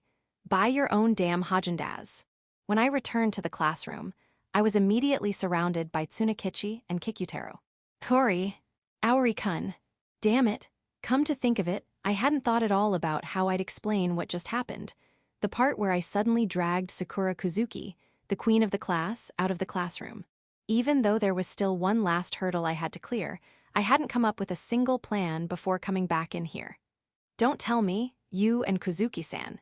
Tsunakichi leaned in with a strangely serious expression. This is bad. Could they have figured out that there's something special going on between me and Sakura? Did you fight her? Nope, you totally did, didn't you? You went up and told her off like, don't talk about my Anastasia like some normie. Right. Man, going against Kuzuki-san for the sake of your favorite character. That's heroic, dude. I admire you, Aori-kun. It's like what otaku in the 2000s used to say, Anastasia is my wife, right? I can see the sparkle in you right now. Yeah, that's right. I told her to lay off the whip. Tsunakichi and Kikutaro's eyes lit up. The tension drained from my shoulders. Even if nothing major happened, I should probably say something to Sakura, just 1 or 2 words to make it clear. Back in my room, I had just finished all of today's homework. Sakura still hadn't come home. There was still time before I needed to start making dinner. I headed to the living room and turned on the TV. I picked a random episode of Spy Darling and hit play. Settling into the couch, I spent a lazy moment waiting for Sakura to return. Traitors deserve punishment. No, they need to be disciplined, Anastasia. Hearing the line, I muttered, "Ah, it's this episode." On screen, Anastasia had both hands chained up and was trapped in a dark, cramped room. The interrogator before her licked his lips while holding a whip. This was the episode where Anastasia, who had been posing as a member of the enemy organization, was discovered to be a spy. Honestly, I never really liked this one. Of course, Spy Darling is a great show overall, but even the best anime will have at least one episode in a season that just doesn't land. For me, this was that episode. It's flashy, packed with action and fan service, sure. On screen, Jay rushes in to rescue Anastasia, only to be surrounded by the enemy's soldiers. Anastasia is dragged out by one of the enemy executives and brought before Jay. Then, the executive says, "Anastasia, if you're not a spy, then kill this man. You should be able to do it." Anastasia hesitates. The suspicion the organization had toward her seems on the verge of turning into certainty until Jay suddenly draws a hidden pistol and fires at her. Anastasia, who had formed a strong bond with him, is left shocked. Barely dodging the shot by a hair's breadth, Anastasia sees the look in Jay's eyes that says, "Come at me seriously." They clash with full force. Trading blows that could easily be fatal, they fight fiercely, but neither of them lands a killing hit. At the right moment, Jay throws down a smoke bomb and escapes.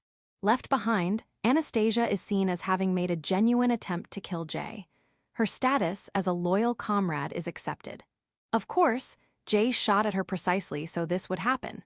With their trust gained, Anastasia later succeeds in stealing classified data from the organization. She then fakes her own death and makes plans to return to her homeland without blowing her cover. On her final night within enemy territory, Anastasia sneaks into the boss's office and carves A and J into the drawer of his desk with a knife. Yeah, it really is kind of sloppy. Anastasia feels this mission was only accomplished because she did it with Jay. That shared sense of achievement leads her to leave behind their initials. It's supposed to be a way of showing that her feelings for Jay have deepened. But come on, a spy risking exposure like that doesn't sit right with me. I get that it means her emotions for Jay have escalated, but if they'd caught wind of that, it could have endangered her entire country. What Anastasia did in the final scene of this episode. It could be called a form of hinting. Hinting. A game where you broadcast just enough information about your secret relationship to maybe get someone to notice. That thrill of what if someone finds out? That's the fun of it. Hinting is a strange paradox. The act itself is about revealing personal information, but the emotional payoff is a kind of private ecstasy, retreating into a world of two where everyone else becomes background noise. Enjoying the thrill. I hate to say this about a character I like, but to be honest, this part is just plain foolish. A game where you use others to hide away in a world meant for just the two of you, I'll never understand that. It's how I've always felt, and rewatching it now, that hasn't changed. I said it out loud just to affirm it. Turning off the TV, I stood up from the couch, and in that moment, something felt off inside me. I placed a hand on my chest. Probably just my imagination. But it felt like my heart was beating faster, like I was getting excited. It felt like one of those emotions I shouldn't be digging into. It was about time to start making dinner anyway. I tried to shift my focus. I pulled out the rice cooker's inner pot, measured the rice and water, and pressed the start button. Something's off with me today. I'm reacting to things that never normally move me. Maybe my head's just all scrambled from the chaos of trying to keep Sakura's Otaku secret under wraps. But it's not like I feel mentally exhausted or anything. Come to think of it, this morning, Sakura had been wearing anime-themed earrings to school. What if Tsunakichi and Kikutaro had clearly noticed? To them, Sakura's actions might have looked like hinting. A flashy, popular girl from the center of the class. Secretly, an otaku who's always wanted to join in on the otaku talk, but couldn't bring herself to say it. So she wears anime merch to school, hoping someone will notice. As I pulled a pack of pork belly from the fridge for tonight's dinner, I couldn't help but chuckle. That really does sound like a scenario my two otaku friends would dream up. Wait, hold on, why am I even thinking about this? What kind of fantasy is this? Why is my heart racing? A small voice inside me raised the question, but it was too late. The fantasy was already running wild. Like, for example, just hypothetically. Say people around us did notice Sakura's anime earrings. And what if I went and bought the same murderer's earrings online and attached them to my school bag? What would everyone think about us then? The moment I imagined that, every gear inside me clicked into place. And just like that, I was in no condition to continue preparing dinner. I heard Sakura return home, the sound of the front door opening, shoes being taken off, footsteps approaching the living room. "I'm home, Onii-chan. Well, regarding the whole mess I caused today, I'd like to properly apologize." Sakura's voice stopped as she opened the living room door. I was the reason. I was sitting on the couch, head lowered, elbows on my thighs, hands clasped together in a pose like I was praying. Punishment. Punishment. The ominous word that slipped from my lips made Sakura flinch. No, a penalty is necessary. A penalty. Sakura hurriedly hugged herself, startled. Her school bag slipped from her hand and fell to the floor with a thud. Silence fell over the living room. After a moment, Sakura spoke up. "It was my fault today, so." She walked over to me on the couch. Then, "You can do whatever you want." She spread her arms wide. I lifted my head. Our eyes met, and Sakura, unable to bear the embarrassment, shut her eyes tightly. I stood up quietly.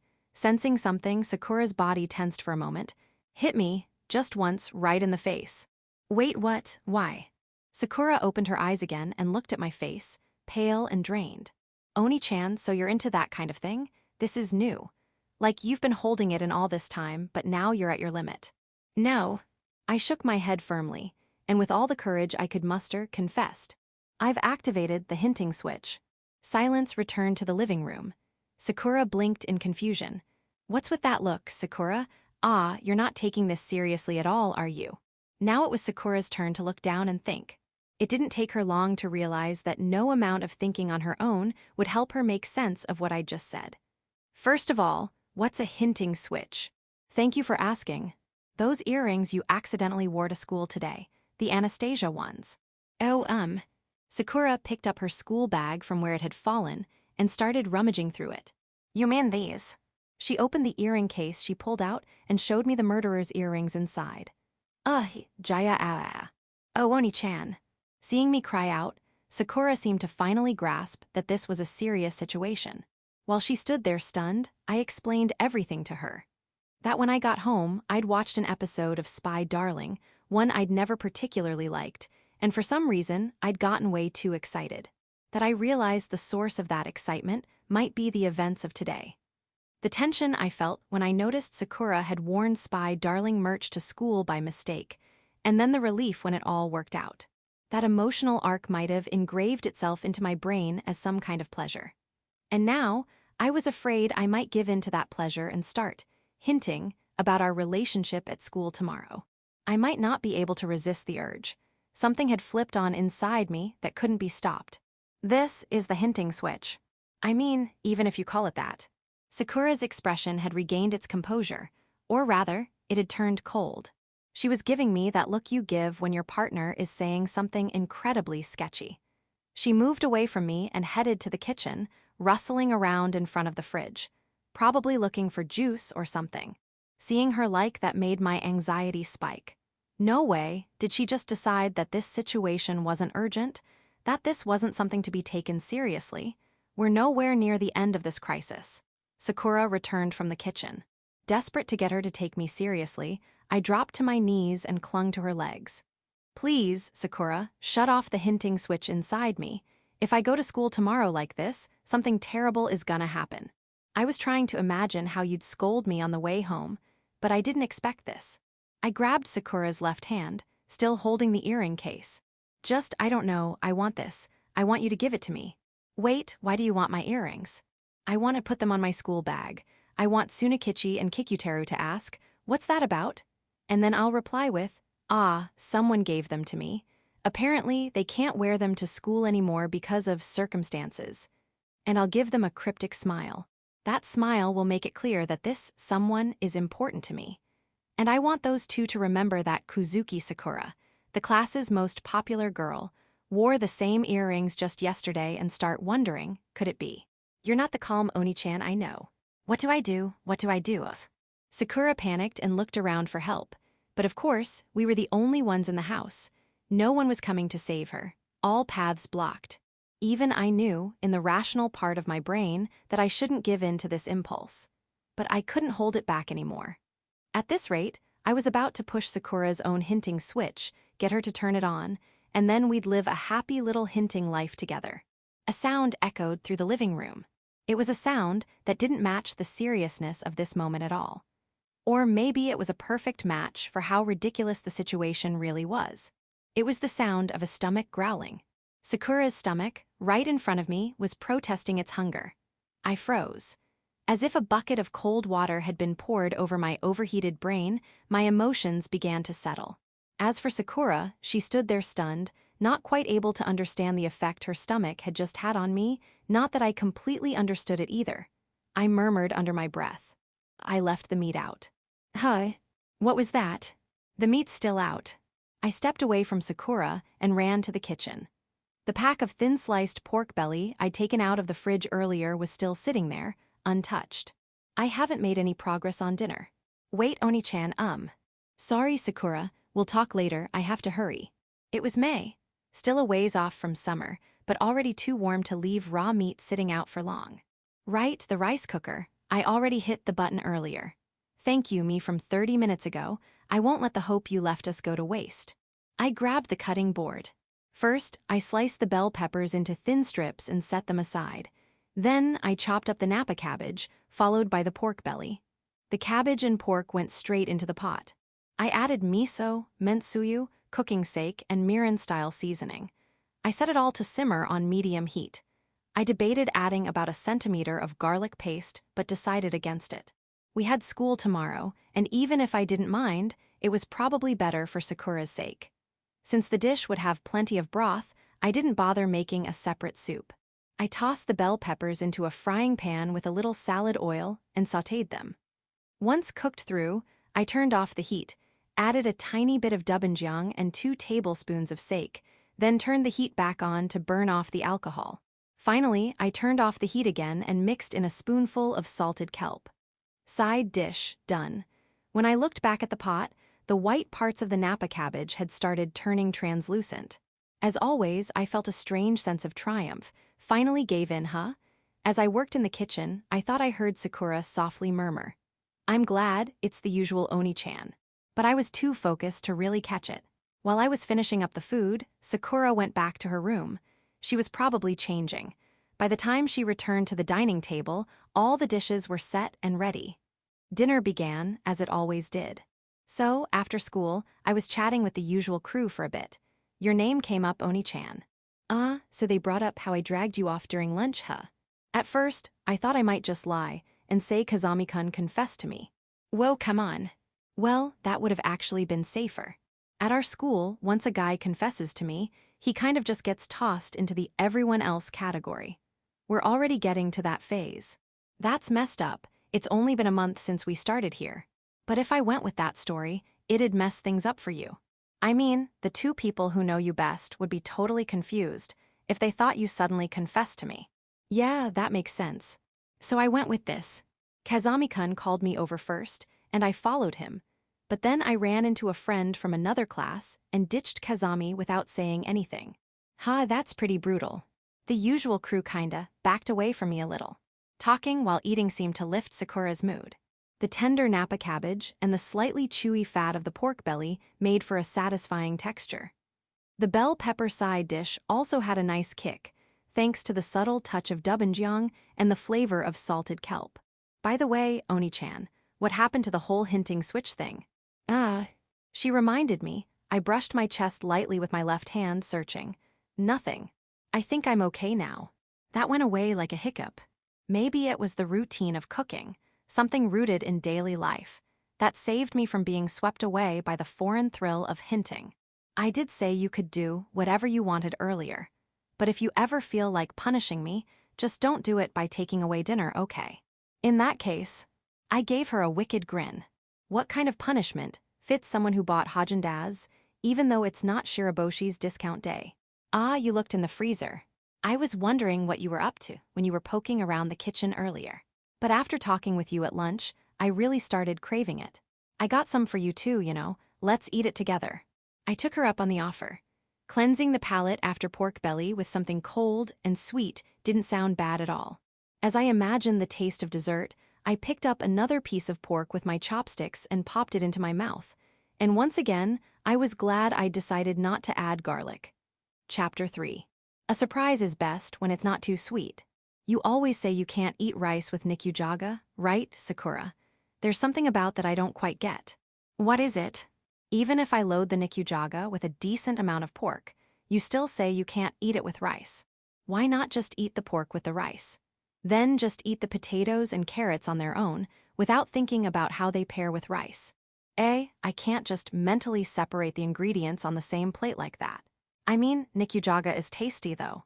To satisfy someone like you who struggles to enjoy plain rice, I made shaogyaki as the main dish today. Onii-chan, you're seriously a god. I can't stop eating. Thing is, shaogyaki also uses pork, so now we've got 2 dishes with pork, both from the same pack. They are both pork. Well, as long as you're enjoying it, I guess it's fine. It's delicious. She wasn't lying. With a bright, satisfied smile, Sakura reached her chopsticks toward the food in front of her, clearly without a single complaint. As always, her appetite was going strong. Wednesday, 7 p.m. tonight's dinner. Nikujaga, shaogyaki, and spinach ohitashi. We chatted about school, conversations with friends, study struggles, just our usual everyday talk. Sakura bounced a piece of pork from the shaogyaki on top of a cabbage leaf. Oh yeah, Onii-chan. I got invited over to Akino-san's place next Sunday. Do you want to come with me? Akino-san.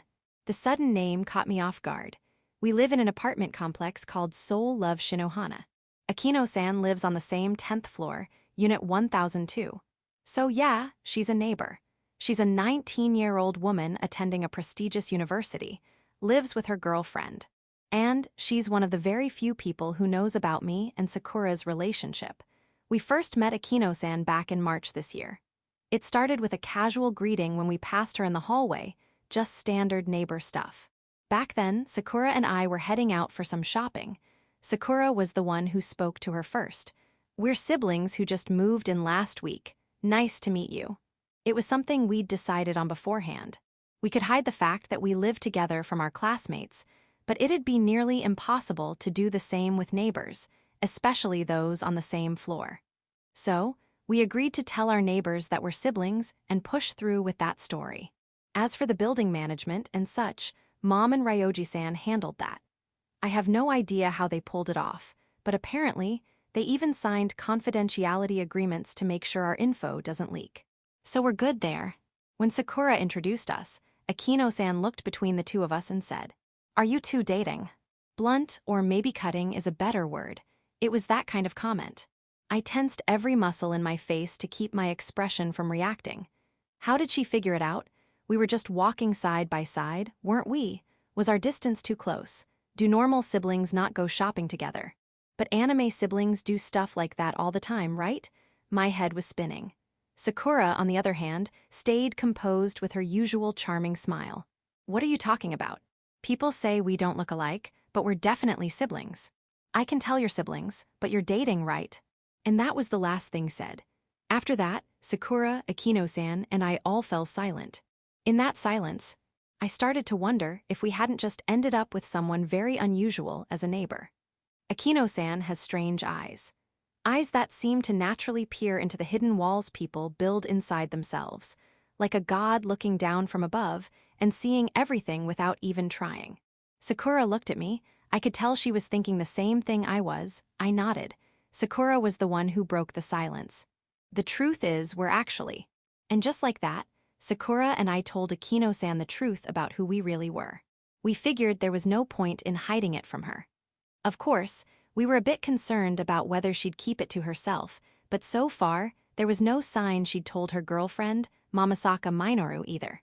Since then, Sakura had apparently continued to visit Akino-san's place from time to time. I, on the other hand, had only ever exchanged quick greetings with her, like when we bumped into each other waiting for the elevator. Sakura was always the only one invited over. We weren't close.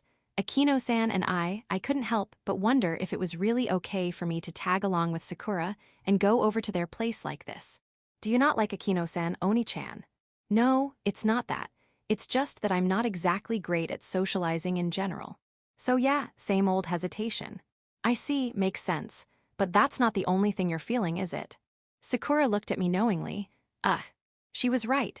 As much as I felt hesitant about going, I also really wanted to visit Akino-san's place. The reason had to do with her girlfriend. Akino-san's girlfriend, her name is Mamasaka Minoru. Normally, I wouldn't care about someone else's partner, but with Mamasaka-san, it was different. She's a voice actress, so famous that there isn't an anime fan who doesn't know her name. A true pro, appearing in multiple late-night anime this season alone. She's so good at matching her voice and performance to her roles that people often don't realize it's her until they see her name in the ending credits. She's especially known for playing non-human characters, probably because she's just that versatile. She's also currently appearing in Spy Darling as the talkative control AI Bondia, who supports the protagonist Jay during his espionage missions via earpiece. Right now, Mamasaka-san is living with her girlfriend, Akino-san. You've liked Mamasaka-san since middle school, right, Onii-chan? I'm pretty sure it was you, not me, who saw her first. Remember, you were coming back from school, passed her in the hallway outside, and totally froze. You just stood there in shock until I got off the elevator a little later. Kind of like how they got me a soundproof room. Maybe Mom and Dad had that in mind when they were picking out this apartment. No way. I deliberately scooped up some pork and potatoes with my chopsticks and stuffed them into my mouth with exaggerated gusto. If I'm being honest, of course I'd like to meet her. But wanting to meet her for that reason would just be selfish, wouldn't it? I mean, we're no longer just voice actress and fan, we're neighbors now, living on the same floor. Sakura became friends with them naturally through regular neighborly interaction. But me tagging along just to see her would be too much. Everyone wants to keep work and personal life separate. I lead totally different lives at school and at home, so I get it. That's why I asked you to keep it a secret from Akino-san that I'm a fan in the first place. If I were the kind of guy who'd give in to those impulses, I'd have bragged to Tsunakichi and Kikutaro ages ago. I mean, we talk about Spy Darling practically every day. Do you have any idea how hard it's been not to blurt out that I live on the same floor as one of the cast members? Unlike you, who hides the fact that you're an otaku completely, I have to constantly fight the temptation. All right, I've decided. Sorry, but I'm not going. Using this as an excuse would just feel wrong.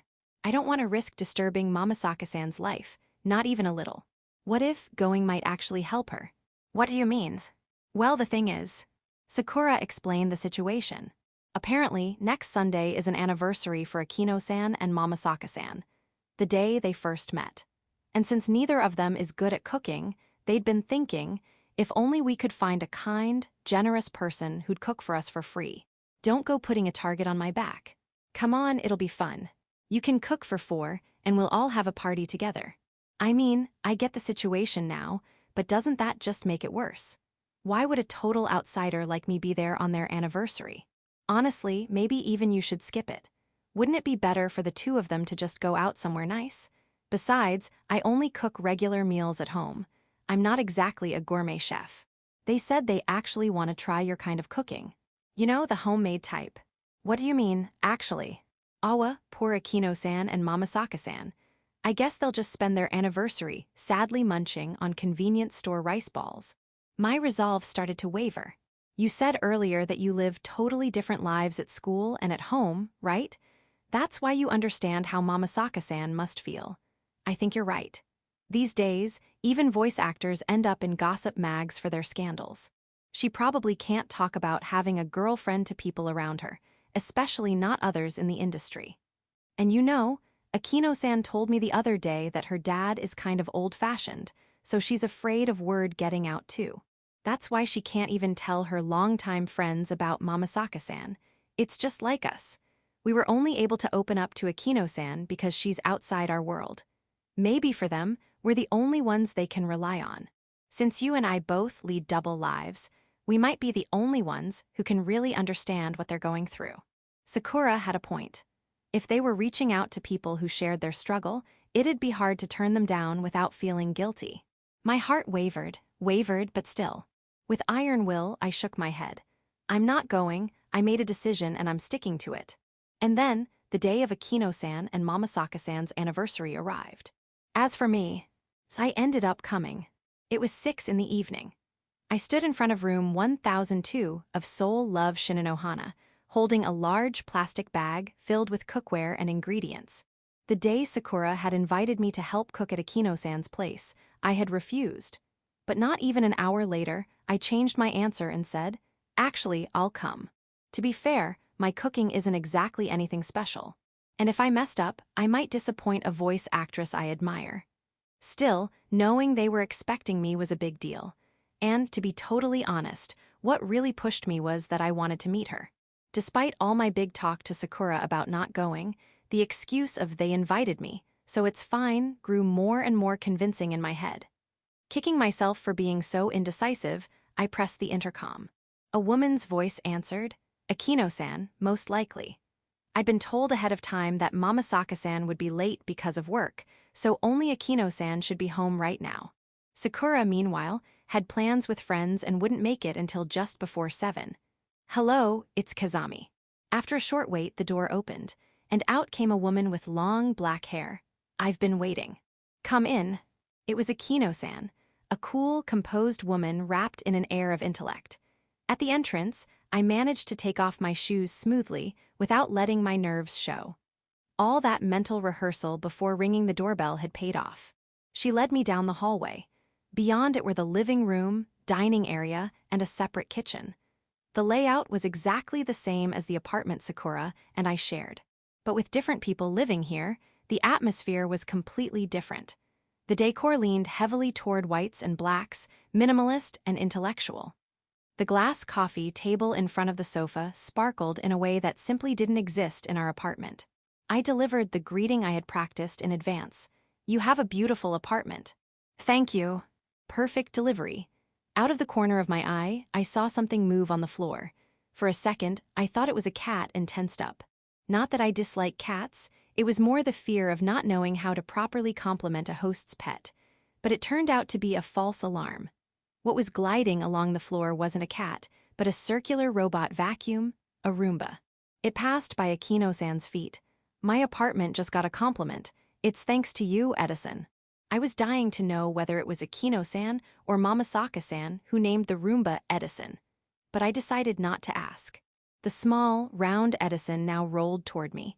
It passed near my feet, or so I thought. Suddenly, it veered and bumped into my right ankle. I reflexively lifted that foot, only for it to crash into my left. "Hello, Edison." I had no idea how to respond, so I just greeted it. Not that the Roomba reacted to my voice or anything, but Edison eventually rolled off, probably to rest at its charging dock in the corner of the room. Trying to smooth things over, I glanced at Akino-san, only to find her watching me with a look of approval. "I like you. If Edison mistakes someone for trash, they can't be all bad." Before stepping through this door, I'd been full of worries. Can I talk naturally with an older woman?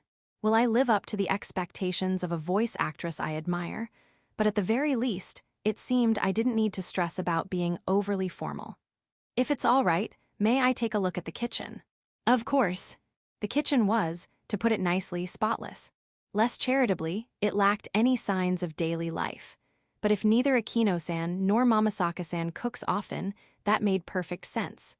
What did surprise me, though, was how much more well-equipped it was than Sakura and I had at home.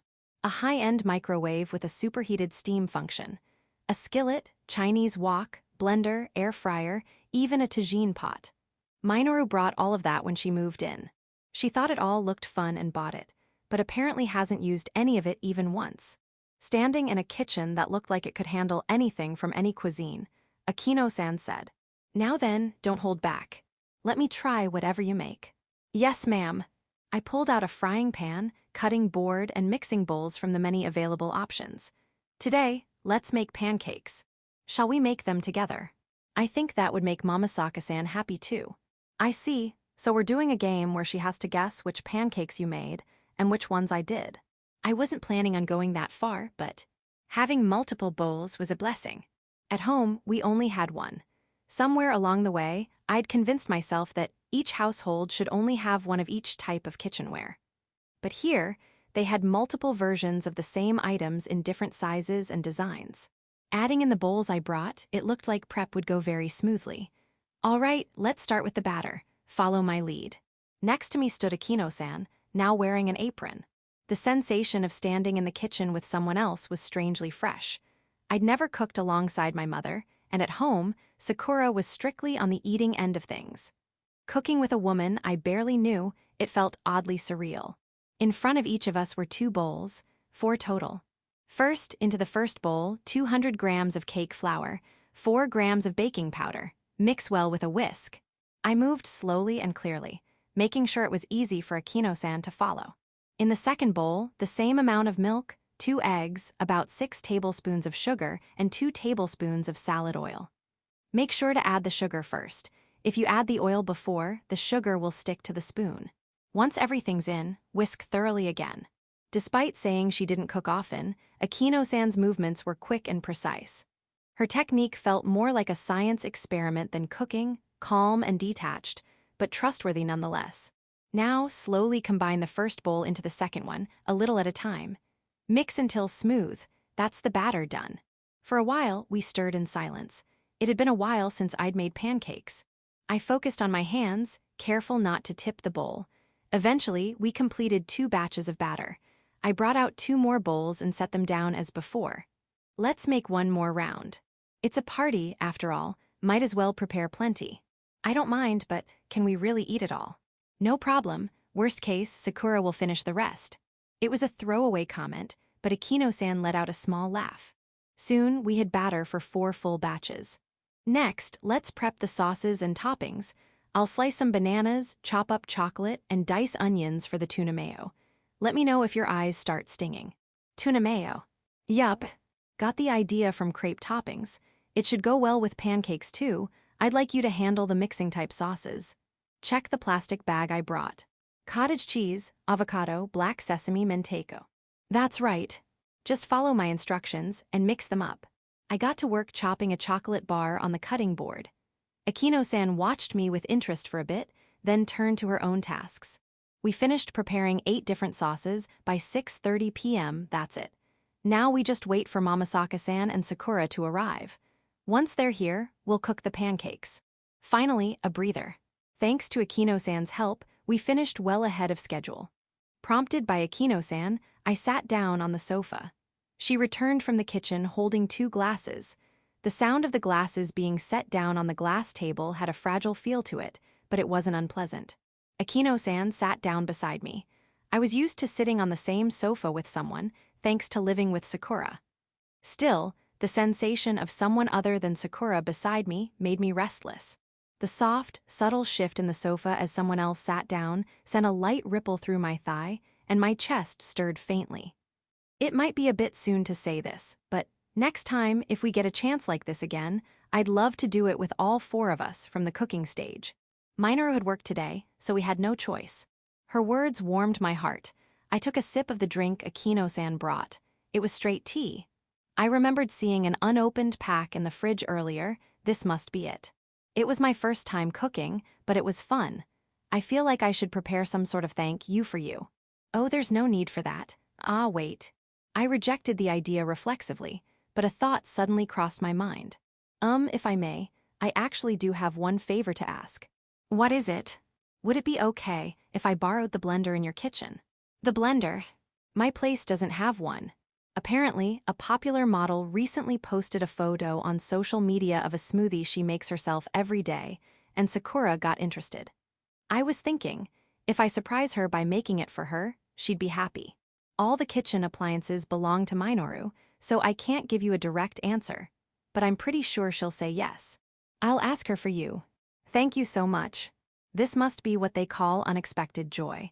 I even clenched my fist and did a little victory pump without thinking. Akino-san stared at me curiously. I quickly placed my hand back on my thigh. Sorry, I got a bit carried away. I think you're a wonderful boy. The ice in the straight tea clinked with a clear, delicate sound. I talk with Sakura-san a lot, and I was convinced that she was the one who was head over heels for you. But it seems that's not quite right. You're clearly very smitten with her too. Ah, I see. Akino-san is one of the few people Sakura and I have shared our secret with. In other words, she's one of the rare people Sakura can talk about serious love stuff with. And she's been gushing about me to that person, so much so that Akino-san thinks she's the one deeply in love. A sudden wave of embarrassment washed over me. Yeah, I think, right now, Sakura's the one who's in love with me. She's playing the role of the one who loves, and I'm the one being loved. But that's exactly why I can't let it go to my head. Let it go to your head. I need to make a conscious effort not to forget who I am. I'm just a plain otaku, and Sakura is a popular girl. Normally, someone like me wouldn't even stand a chance with her, not even if I begged on my knees. But when I'm with her, I sometimes forget that. Sakura never hides how she feels about me. Sometimes it makes me think, maybe even if we'd first met in a normal high school classroom, we still would have ended up as a couple. That feeling usually doesn't last more than 10 seconds though. Still, it's arrogant, dangerous, foolish. I took another sip of the straight tea to wet my throat. The ice hit my front teeth, sending a small jolt of pain. I thought that if I borrowed the blender and surprised Sakura with a smoothie, maybe I could distance myself a little from that arrogance, that danger, that foolishness. Sometimes I have to go out of my way to earn points, because otherwise I forget my place way too easily. I don't like to say this kind of thing out loud, but if Sakura and I ever broke up, she wouldn't have any trouble finding her next partner. She could just walk down the hallway with her eyes closed, grab some random guy's arm, and he'd be better than me. Meanwhile, I'd just go down the usual route. An anime girl would be my lifelong girlfriend. That might not be the worst fate in the world, but there's no way I could find someone better than Sakura. So I need to make it obvious sometimes, be dramatic in how I show my affection. Like saying, I remembered you were curious about those homemade smoothies 3 weeks ago. What I can give her is definitely less than what she gives me. I don't know about that. I think you have just as much to offer as Sakura-san, like that wonderful cooking you made today, for example. Cooking, huh? I looked toward the kitchen. I couldn't see it from where I was sitting, but I knew the pancake batter we made together and the sauces we'd plated were still sitting there. In the dim kitchen with the lights off, they must be lingering with a vague presence, faintly wafting their scent into the living room, or maybe not. I feel bad saying this when you invited me over expecting I'd cook, but I'm really not that skilled. I think you already heard that from Sakura. Yes, I did. On top of that, I need to confess something else. I kind of cut corners a lot. Cut corners? For example, the pancake batter earlier. The actual recipe calls for vanilla essence. But I didn't add any, just because it felt like too much effort. Honestly, I still think it tastes fine without it, but obviously it would taste better with it. Otherwise, they wouldn't bother writing it into the recipe.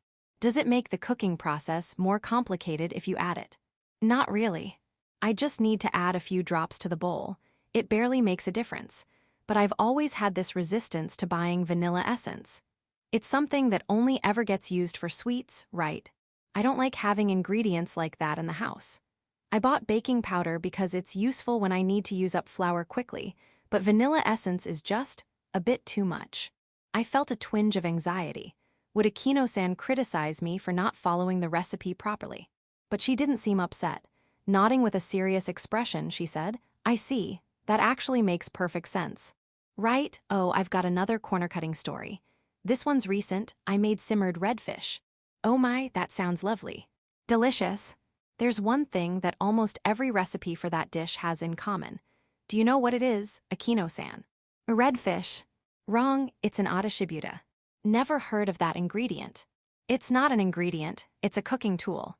When you make simmered dishes, you place it directly on top of the food inside the pot. It helps the flavors soak in faster, but I've never used one. Why not? Because I don't own one. I don't like having too many tools cluttering up my kitchen. I'm not saying that to insult your kitchen, by the way. Fufu, don't worry, I completely agree with you. Go on. Sakura's never said it tastes bad, so all of my simmered dishes are basically autoshibutales. But it's obvious that they'd taste better if I used one. I mean, if it didn't make them better, there'd be no reason for recipes to include it. Supposedly, you can substitute with cooking paper, but the idea of sinking paper into a pot just weirds me out. So in the end, I've never used an autoshibuta. I grabbed the straight tea glass and downed it in one go. As I placed it back down on the glass table, the water droplets around the rim slid down and pooled on the surface. This is the kind of person I am. I know in my head what kind of person I should be. I should take cooking, housework, everything more seriously. I should join the classroom's popular crowd and become someone bright and cool enough to match Sakura. That would solve everything. But I can't do it. People always say that with enough willpower, anyone can change. And I believe that's true. But there's a limit. And nobody knows my limits better than I do. You can call that the whining of a weakling if you want, but I think I've got a pretty good grasp on my own potential. That's why I'm going to give my best as I am now. If Sakura says she wants to keep our relationship a secret while we attend the same school, then I'll do that. I'll even try making smoothies. That's how it is. I felt like I'd said everything I needed to say. The room, one I'd just visited for the first time today, with no TV, no music playing, felt even quieter than before. Sorry. This is practically our first real conversation, and I've just been going on and on about myself. It's fine, I prefer listening to talking anyway. At that moment, the intercom rang. I glanced at the clock, it was just past 6:45. It's probably Sakura-san. If it were Minoru, she'd use her own key and come in without ringing. Akino-san stood up from the sofa and walked to the intercom. Relief washed over me. I was glad Sakura had shown up before Mamasaka-san. If she had come back first, it would have been me versus two older women, one of them being a voice actress I admired. That would have sent the conversational difficulty through the roof. I was genuinely glad Sakura had come first. But right after that relief, I was slammed straight from heaven into hell. The person who showed up wasn't Sakura. And it wasn't Mamasaka-san either. Looking at the intercom screen, Akino-san muttered, "Dad." "What?" My butt lifted a few centimeters off the sofa. I whipped around to face Akino-san in a panic. "You invited your dad for the occasion too." "Of course not." The intercom had rung from the building's front entrance. The screen showed the face of a sharp-eyed middle-aged man. Since Akino-san hadn't hit the answer button, the ringing continued. Why'd he have to show up today? He's probably here to talk about that. What do I do?" Seeing Akino-san flustered made me feel anxious too. I hadn't known her long, but I always thought she was someone who never lost her composure. What kind of person could rattle her this badly? Aori-kun, I'm sorry, but my dad's the kind of man who won't leave no matter what once he shows up. Would you mind if I talk to him for a bit? Of course not. Akino-san pressed the answer button on the intercom. Manabu. A low voice came from the speaker. Manabu, Akino-san's first name. Dad, what's going on all of a sudden? What's going on? Every time I talk to you on the phone lately, I keep hearing someone else's voice in the background. I thought maybe you were hiding someone in there, so I called the building's management. They said you asked about dual occupancy a year ago, and they approved it. I'm the one who signed the lease and pays the rent. How could both you and the management skip telling me anything? Whether it's a boyfriend or a trendy roommate, I don't care. I've told you over and over, introduce me to the person you're living with, and you keep putting it off with excuses about scheduling and stomachaches. Well, not this time. Today, no matter what, I will see the face of the person living with you. Let me in. Just listening from nearby, I could feel the pressure of his rage, my skin prickling with tension. He launched into some family situation I didn't know a thing about. Akino-san looked down for a few seconds, then lifted her head with a tense expression. All right. She unlocked the autolock, the screen went dark. Akino-san spun around sharply. I couldn't say a word. We locked eyes in silence for about 10 seconds. Hide, now. Yes, ma'am. I was in full-blown panic mode. I even found myself blurting out yes, ma'am, something I'd never said in my life. Right about now, her dad was probably getting into the elevator, reaching for the button for the 10th floor. And soon, he'd be here. What the hell is going on? We were just making pancakes and having a nice time. How did it suddenly turn into this? Pushed by Akino-san, I was hurried over to a large locker in the corner of the living room. She threw open the door and shoved me inside. I landed on my butt. Without even checking on me, she slammed the door shut. Darkness closed in. At that moment, the intercom rang again. This time, it must have been from right outside room 1002. I heard Akino-san walking toward the entrance. The sound of the front door opening. Heavy footsteps stomped toward the living room. I curled up, hugging my knees. "So, Manabu, where's your roommate?" It was the same voice I'd heard over the intercom. Akino-san's father was just on the other side of this locker door. "Not here right now." "I see, then I'll wait." "Dad, don't talk back. Who was it that betrayed their parents' trust while still a student?" "That was..." Akino-san fell silent. I couldn't blame her. If what her father had been shouting about in the apartment entrance was true, then clearly she was at fault. Not telling the person paying your rent that you have a roommate, even if it's your parent, was a serious breach of trust. Still, I figured Akino-san must have had her reasons for going that far just to avoid introducing her girlfriend to her dad. I heard the sound of her father collapsing onto the sofa. Now what? One thing was certain, the anniversary party was off. That much was obvious. No matter how things played out from here, there was no way this situation would end with her simply introducing Mamasaka-san and everyone going home happy. Her dad must have come with at least one or two stern things prepared to say to her. The real showdown would start the moment Mamasaka-san came back. I really don't want that future. I knew full well that the blame for her father storming in that rested mostly with Akino-san and Mamasaka-san. But still, letting their special day turn into such a bad memory, it's just too depressing. There's got to be something, some way to fix this. And just as I reached that thought, my heart leapt in my chest. Someone knocked on the storage locker door. I hadn't heard anyone approach. There was no sign of movement, no footsteps. In fact, from the direction of the voices earlier, both Akino-san and her father should still be sitting on the sofa. Unless someone had arms like rubber, there was no way they could knock on the door right in front of me. Another knock. This time, I noticed it was coming from really low down. Not so much a knock, more like a tap with a toe. Is there something in there?" her father asked, sounding uneasy. "Probably just trash." "A big piece of garbage," Akino-san replied, her voice unnaturally loud, like she was trying to tell me something from outside. It clicked. Of course, Edison. The little robot vacuum must have finished charging and started its scheduled cleaning.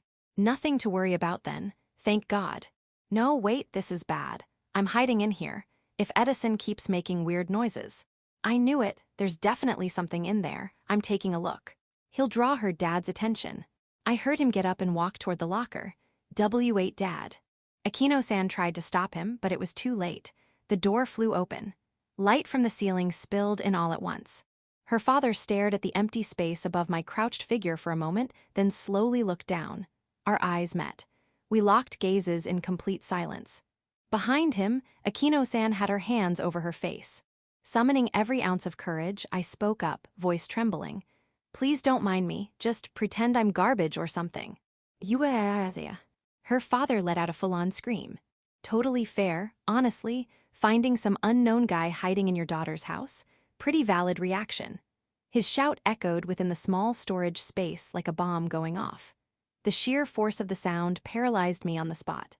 Then Akino-san gently placed a hand on her father's shoulder. "Dad, he's just some random stranger. Now, please go home." "A stranger? Then this is a crime. Why are you so calm about this?" "Hey." Before he could finish, Akino-san grabbed his shoulders and forcefully pulled him away from the door. And then, to my shock, she stepped inside the locker too. While her father stumbled in confusion, she slammed the door shut behind her. "Hey, open this door, Manabu." He pounded furiously from the outside, but Akino-san held it shut without budging. "Well, that was embarrassing," she said softly, finally starting to talk. "Everything Dad said was true. I'm completely at fault, but no matter what, I didn't want him to know about Minoru. Even though you helped me cook and everything, I ruined the party. I'm so sorry." It sounded like she was trying to explain herself, but I couldn't really process it. This storage space was cramped even with just me in it. Now there were two of us. Our bodies were pressed tightly together, no way around it. Her face was close to my chest, and her thigh was wedged between my legs. My dad's got an old-school mindset. I knew he'd never accept Minoru. She whispered the words like they were dripping straight onto my chest. It felt like her voice pierced through my ribs and stabbed my heart directly. My pulse quickened. There's no way I can listen to her calmly in this position. All that brain training from studying every day? Useless. My language center had completely shut down. Listen, Aori-kun, I'm going to open the door. I'll hold my dad off. While I do that, run. Get back to your own place. Even if he comes after you, I'll make sure none of your personal info gets leaked. Okay? Opening in 3, 2, 1. She counted down, and I listened in a daze. At 0, I still wasn't even sure what I was supposed to do. Then, her father's voice came from outside. Enough already. He's your boyfriend, isn't he? Hearing that, Akino-san stopped counting. She raised her head and looked into my eyes. The dim light slipping through the cracks in the door lit up her blank expression. Akino-san. She calmly opened the door, stepped out, faced her stunned father and said, "Yes, that's right." With her body no longer pressed against mine, my head finally started to clear. The cool air of the living room felt soothing on my sweaty skin. Wait, what exactly did she just say yes to? Excuse me, pardon me one more time. I forced a smile, bowed to her father, and then grabbed Akino-san by the shoulders, pulling her back into the locker with me. I shut the door behind us. W8 Akino-san, what are you thinking? I just had the perfect idea. Aori-kun, pretend to be my boyfriend, just for now. Why would I do that? Dad won't leave until he knows who my roommate really is. But if we play into his misunderstanding, you're polite and respectful. If we just talk to him, even he might leave without much trouble. Nope, nope, nope. That's impossible. We should just introduce him to Mamasaka-san. Yeah. You're right, this is wrong. I don't know what I was thinking. Looking at her face, I made my decision. Just like Akino-san herself said, asking some guy from the neighborhood she barely even talked to until yesterday for help like this. Yeah, it's probably wrong. But if we're going down that road, who was the one who sat and listened to that guy's long-winded rant about his love life just earlier, huh? I opened the door. Standing there was her father, looking less angry now and more stunned. What is going on in there? Opening and closing the door over and over. Should I just climb in there myself? The time was 6:50 p.m. It wouldn't be strange if Mamasaka-san or Sakura showed up any minute now. The bell rings. It's go time. Nice to meet you, I'm the boyfriend.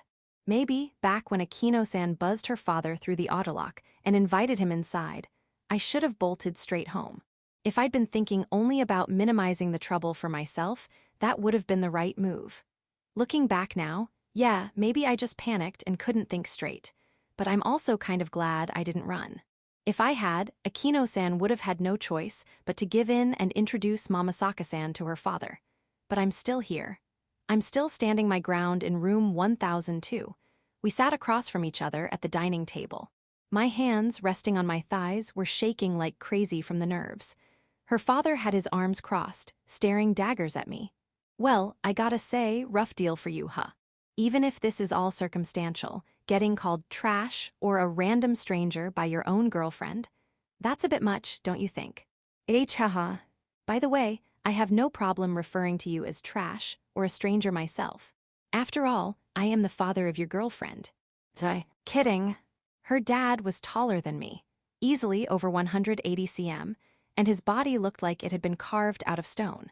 Even just looking at the part of him above the table, you could see the width of his chest and the definition in his arms, exaggerated by how tightly he crossed them. The guy was packed with presence. When a man like that makes a joke with a vein popping on his forehead, it's less of a joke and more of a threat. My name is Akino Yudo. I'm Manabu's father, and you are. Huri Kazami. Right. Kazami-kun, so just to confirm, you're living here with my daughter. Yes. I have a lot of questions, but first, how old are you? You look quite young. Well, 19. Same year in university as me, Akino-san answered for me, stepping in before I could speak. Yudo-san turned to glance at his daughter with a suspicious look, then turned back to me. So why'd you decide to live with Manabu? Is it just that time of life, when you want to be with your partner as much as possible? He was kicked out of his apartment, she answered again, smoothly. A friend of his started a shrimp farming business and needed a loan from the bank. Our Rikun became the guarantor. But then the friend ran off overseas with the money, leaving him high and dry. With no mercy from the bloodless bankers, he lost his place and was left homeless. That's when his loving girlfriend took him in. How did you two meet? I was getting hit on by 5 guys with matching bowl cuts on campus, and he stepped in to save me. Even if it's a college romance, do you understand the responsibility that comes with dating my daughter? We've kept our relationship completely pure. We haven't even held hands yet. Why do you keep answering all the questions? Yudo-san slammed his palm against the table. If this had been a glass table like the one in the living room, it might have shattered. Akino-san remained completely composed. I, on the other hand, was amazed at how easily she could just spin out one sympathy-earning story after another. I see. So she's the one who's really into you. She's covering for you while you're getting grilled. But my next question, you're answering it yourself. Yudo-san leaned forward, staring me down across the table like he thought he could extract the truth by sheer presence. What do you like about Manabu? Seriously, I didn't have enough material to work with. Today was the first proper conversation I'd had with her. My brain was running at full capacity, but the best I could come up with was something like, I like how she puts the key into the door lock. What do I even say? She's kind, and serious, I guess. That's it, sounds pretty shallow. Like someone complimenting a person they've barely spoken to, just for show. Is sharp. Did you say something? And no, nothing at all. A tense silence settled between us. Akino-san wasn't going to throw me a lifeline this time. I had to do something, but my mind was blank. Don't tell me, you. Yudo-san's eyes narrowed. That suspicious glare made my spine go stiff, just as he was likely about to voice whatever accusation he was about to make. The sound of a key turning came from the front door. Akino-san and I both turned to look at the wall clock. 7:05 p.m. Time's up. The front door opened. Onii-chan, you here? Sorry I'm a little late. I ran into Mamasaka-san on the way, so we went shopping together. We're home, Manabu-chan. Hukun, you're here too. Hukun is the super cute nickname I came up with while walking with Sakura-chan. The woman I adored and my favorite voice actress, both arrived together. None of us, me, Akino-san, or Yudo-san, managed to say welcome home. Up until yesterday, I couldn't have imagined a world where hearing both Sakura and Mamasaka-san's voices together would not lift my spirits. But here we are. In no time at all, Sakura and Mamasaka-san burst into the living room. Both of them were carrying plastic shopping bags in each hand. Mamasaka-san, should we drop the groceries in the kitchen? Oh, looks like someone already prepped stuff in there. Let's just set them down in the dining room for now. Understood. Sakura and Mamasaka-san walked over to us. They set their plastic bags down on the dining table and began pulling things out one by one. Look, Onii-chan. It's champagne-style juice, non-alcoholic of course. You have to have this for a celebration, right? Oh my god, Sakura-chan, you're a lifesaver. If I had gone shopping alone, buying 3 750 ml bottles would have been game over right there. Total KO, I surrender. I even bought vanilla ice cream too. Can I put it in the freezer? Yeah, please do. Hey Hukun, listen to this. When I asked Sakura-chan what you were going to cook today, she wouldn't tell me anything. But then she kept saying stuff like, I bet the ice cream's going to come in handy today. With this smug little grin as she dropped it into the basket. So come on, Hukun, fess up. What are you making today? If this were literally any other situation, the fact that Minoru Mamasaka was talking just to me might have sent me into euphoric bliss. But now wasn't the time. Finally, Sakura and Mamasaka-san noticed Yudo-san. Onii-chan, who's this old guy? Whoa, he's super dashing. Yudo-san buried his head in his hands. What even is happening anymore? Looking uncomfortable, Sakura picked up the cup of vanilla ice cream and walked off toward the fridge. So, let me see if I've got this straight. Yudo-san pointed first at Mamasaka-san. You are, officially and without question, Manabu's roommate and her girlfriend.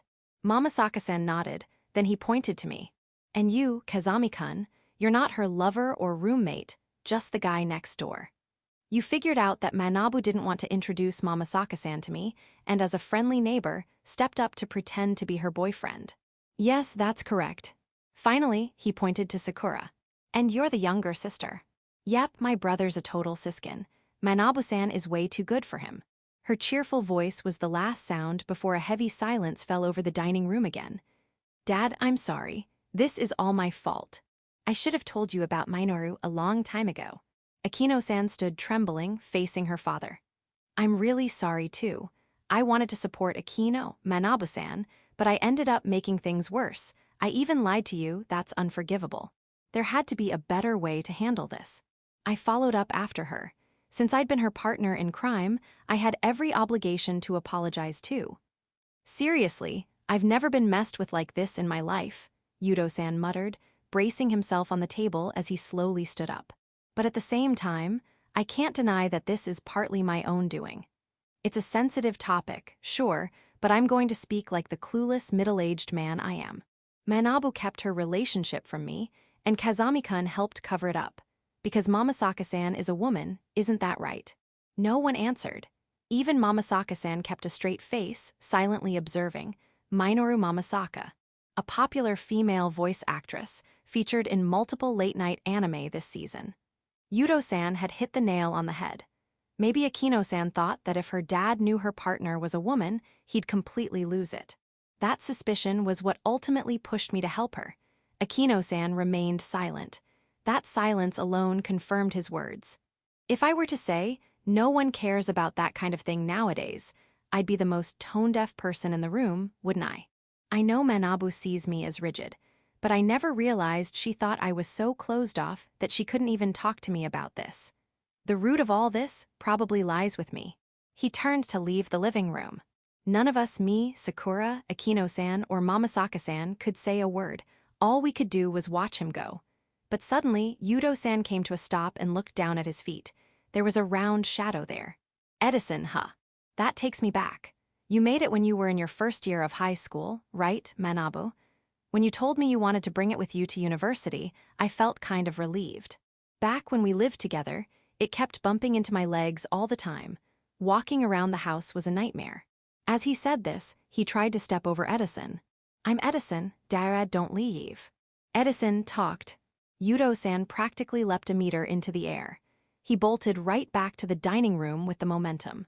Sakura and I exchanged baffled glances. What just happened? Akino-san sighed in exasperation. Minoru. Ahaha, I knew I couldn't fool you, Manabu-chan. You're Edison's parent and my girlfriend after all.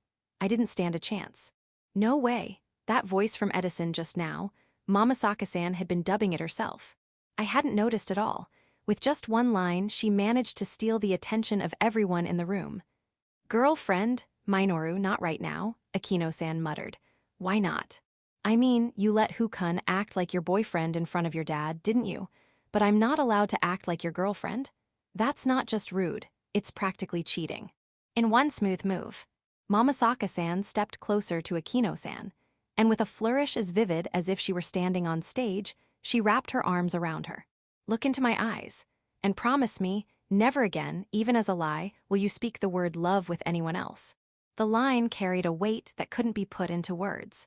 It wasn't the kind of thing you'd ever hear in a normal conversation.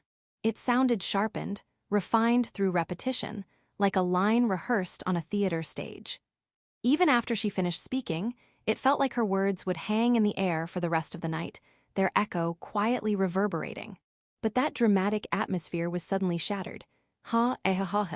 My focus on Mamasaka-san snapped. The one laughing was Yudo-san. Dad, why are you laughing? I don't know. The air was already tense, and then with Mamasaka-san's line, it somehow got even more intense. I guess it just hit a breaking point. It's like a thread inside me snapped.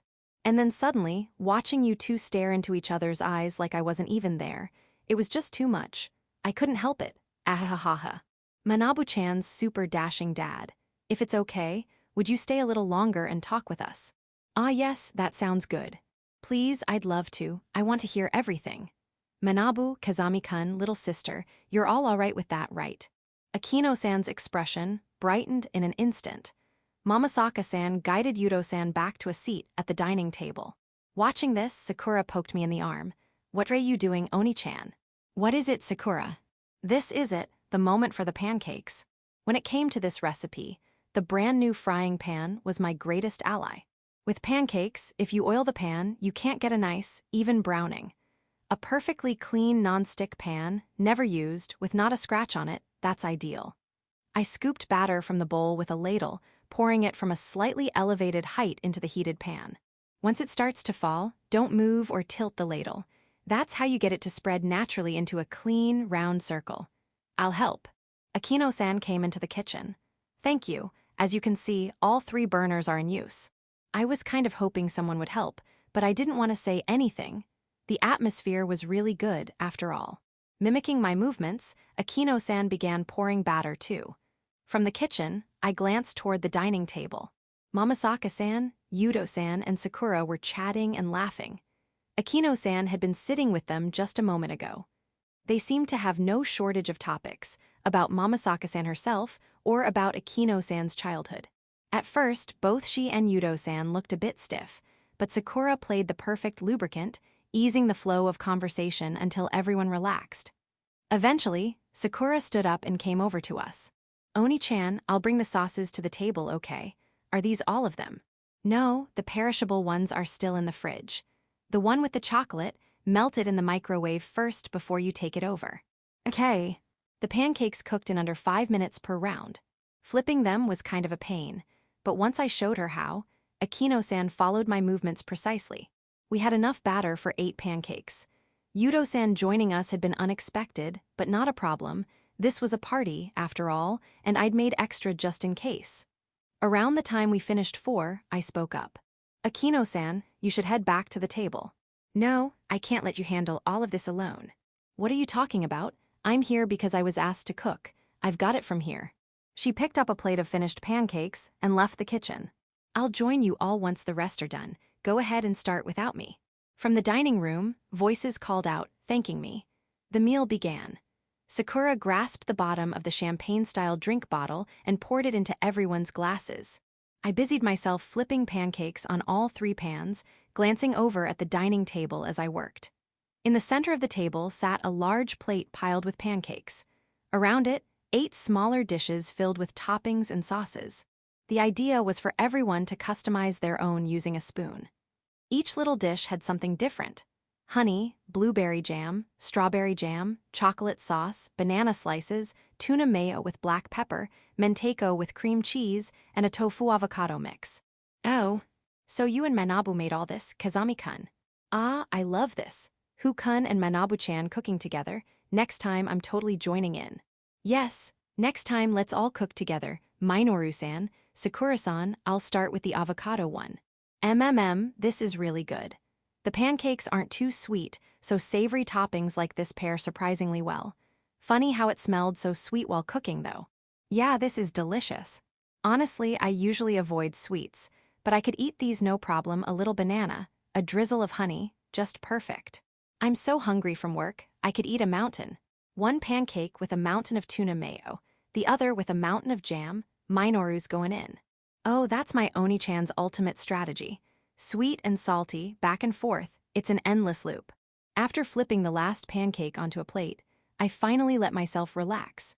When I brought the plate to the dining room, everyone welcomed me warmly, not just the pancakes, but me too. The dining table was meant for 4, but Akino-san had brought in the chair from her room just for me. Sitting alone in an office chair felt kind of weird, but as I looked around the table again, I was struck by an even stranger feeling. Today was practically my first real conversation with Akino-san. Her father, Yudo-san, I'd only known for about 2 hours. And the way we met was so absurd, I never could have imagined we'd end up smiling and sharing a table like this.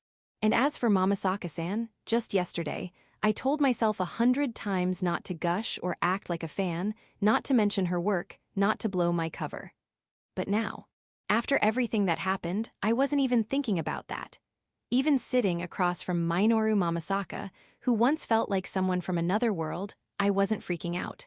I felt calm. There was a warmth in my chest. And the one who brought that warmth. You know, like with Christmas cake, when there's something sweet just sitting boldly in the middle of the table at night, it feels special, doesn't it, Onii-chan? Was Sakura.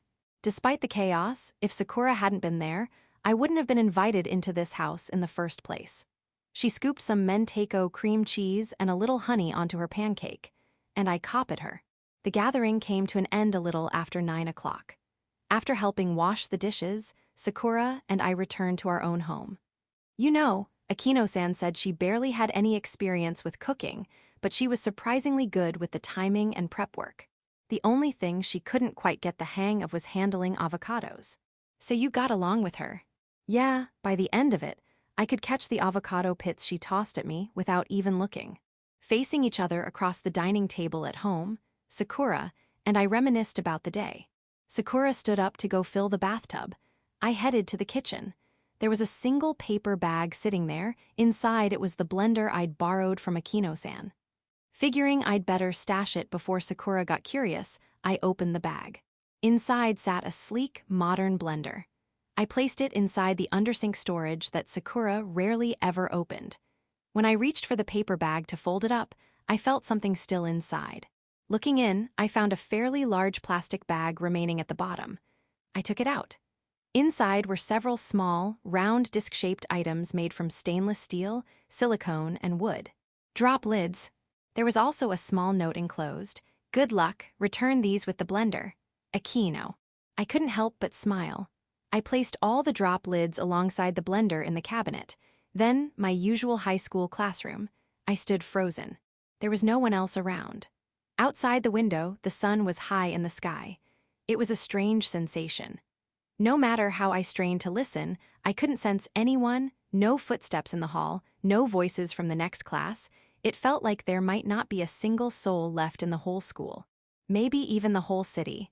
When I looked down at myself, the feeling of wrongness sharpened into something concrete. I was wearing my middle school uniform. That wasn't right. That's what it is. This is a dream. I realized it. This is a lucid dream. One of those rare moments where, even inside the dream, I could recognize it as a dream. I get them maybe once a month. And each time, I hope, maybe something good will happen in this dream. I pinched the sleeve of my old middle school uniform, testing the texture. Then I looked up. Someone was there. A moment ago, the classroom had been empty. It was Sakura. Unlike me, she was wearing our current high school uniform. Beside her was someone else. And that someone was a deeply surreal presence, the kind only dreams could conjure. Probably male. But no matter how hard I tried to focus, I couldn't make out his face. Only his face was slightly blurred. And yet, his expression came through perfectly clearly. He was smiling. Sakura was smiling too. The two of them were laughing together. The expression on her face was the same one she often showed me at home, but now she was showing it to a stranger I didn't know. I couldn't take it. I stepped forward, but my position didn't change. I tried running. Still, I couldn't get any closer to the two of them. Even so, I didn't stop. Maybe because it was a dream, I didn't get tired or run out of breath. Just one more step, I could reach them. Just one more and... At some point, a girl with long, dark hair had appeared behind me. No matter how far I ran, unable to move forward, she simply existed beside me. She looked at me with gentle eyes. Eyes like those of a creature untouched by the world. She was the girl I once loved, the one I lost because of my own mistakes. Her presence was the only thing in this dreamscape with an unusually vivid color compared to everything else. I had to choose, keep running toward Sakura or stop and turn to face the girl with the black hair. And I woke up. I sat up in bed and stretched wide. It was just before 6.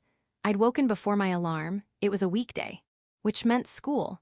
After getting ready, I'd have to prepare breakfast and wait for Sakura to get up. I went into the living room and opened the window to the balcony. The crisp morning air made it feel like I was unsealing the day, a sealed package of possibility. I stepped outside and leaned on the railing. I stared out at the city, still quiet before the real bustle began. I had woken up earlier than usual, and the calm it brought, I let it wash over me. Inside my chest, the dream still lingered. No matter how deeply I breathed, the weight of it wouldn't leave my lungs. Onii-chan. I turned. There was Sakura, standing just past the open window, gazing at me with concern. I smiled, trying to reassure her. She blinked in surprise, then smiled back.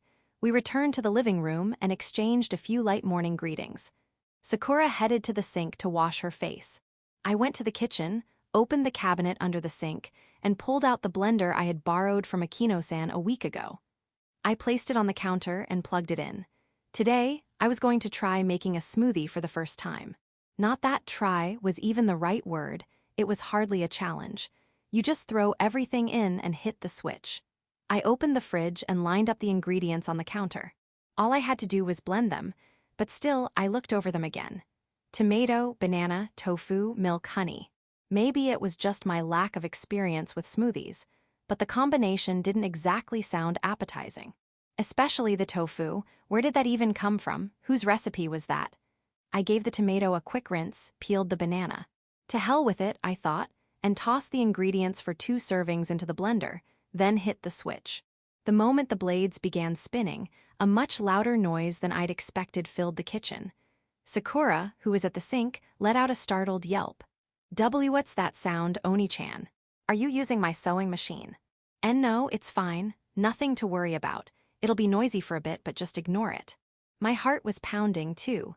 For a moment I feared the blender might be malfunctioning, but no, it wasn't that. The ingredients inside were being smoothly pulverized, blending together into a light, beautiful red drink. I poured the mixture into 2 glasses, then washed out the blender before Sakura could come in. Soon, Sakura walked into the living room, still in her pajamas. When she spotted the 2 glasses on the dining table, her eyes lit up. Huh? Whoa, something fancy's sitting here. It's almost the same recipe as the smoothie that senior model in your magazine said she drinks. Wait, you remembered that. You made this yourself, Onii-chan? That makes me so happy. So that noise was the blender. Yeah, I borrowed it when we visited Akino-san's place the other day. Sakura picked up her glass and brought her face close to it, like a sommelier about to taste. The color looks a little different. I didn't have any beets. It's not cutting corners. If shiraboshi doesn't carry it, it basically doesn't exist. Ah, I see. No, it looks tasty, and I'm really happy you made it for me. She motioned for me to join her, and I came over to the table. It felt kind of weird to sit down just for a drink. Sakura planted her left hand on her hip and raised the glass to her lips with her right. I copied her without thinking. I took a sip of the smoothie. Despite being a drink, it was packed with assertive ingredients, and the texture had a real heft to it, completely different from the usual boxed orange juice we had at home. It's sweet and smooth but still thick. This is really nice, Onii-chan. Totally different from store-bought stuff.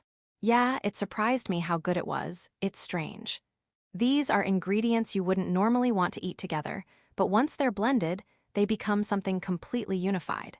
Inside that one glass was a whole unknown world. This feels nostalgic. Sakura murmured, peering up at the glass from below, like something was reflected in the pale red liquid. What is it? Ah, it's nothing. I just remembered something from a long time ago. A long time ago. Yeah, before I ever met you. Back when I was still in elementary school. Dad took me on a trip, a hot springs town.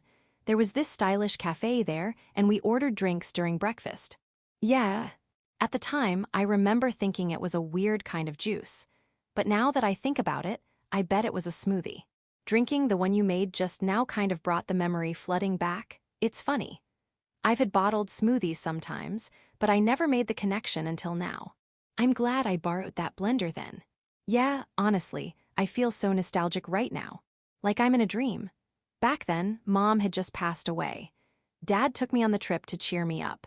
From the cafe window, looking out at a hot springs town so different from the city I lived in, it didn't feel like the real world.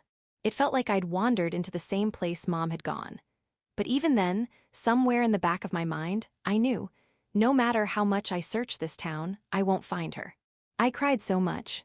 I think if I ever feel like I need a good cry again, I'd like to go back. I wonder how many times in life someone can cry with truly pure feelings. Who knows? Maybe just the once, when you're born. Really? No idea, but even a newborn, after a day or two, probably starts picking up on things around them, starts forming impressions. And after that, any tears they shed are reactions to the real world, tainted by it. But if sadness is born from reality, maybe another part of reality can heal it. Pure sadness, though, that's probably so transparent, there's no room left for healing. Sakura and I both drained the last of our smoothies in one go.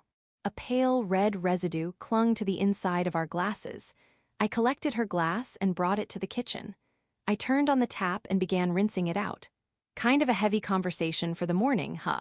Yeah, not exactly morning talk, huh? It was a strange morning. The dream, the balcony, the blender, Sakura's memories. My head was full of different things, but somehow they weren't fighting for space. I felt calm. Soon after, I left the house a little ahead of Sakura. She still had a few more girl-specific things to take care of in her morning routine. My steps toward the station were light. Chapter 4. There's no one in hair catalogs who looks like me. A girl's morning is always busy. Especially someone flashy like Sakura. Sakura and I are keeping our relationship a secret at school. Because of that, we stagger our departure times.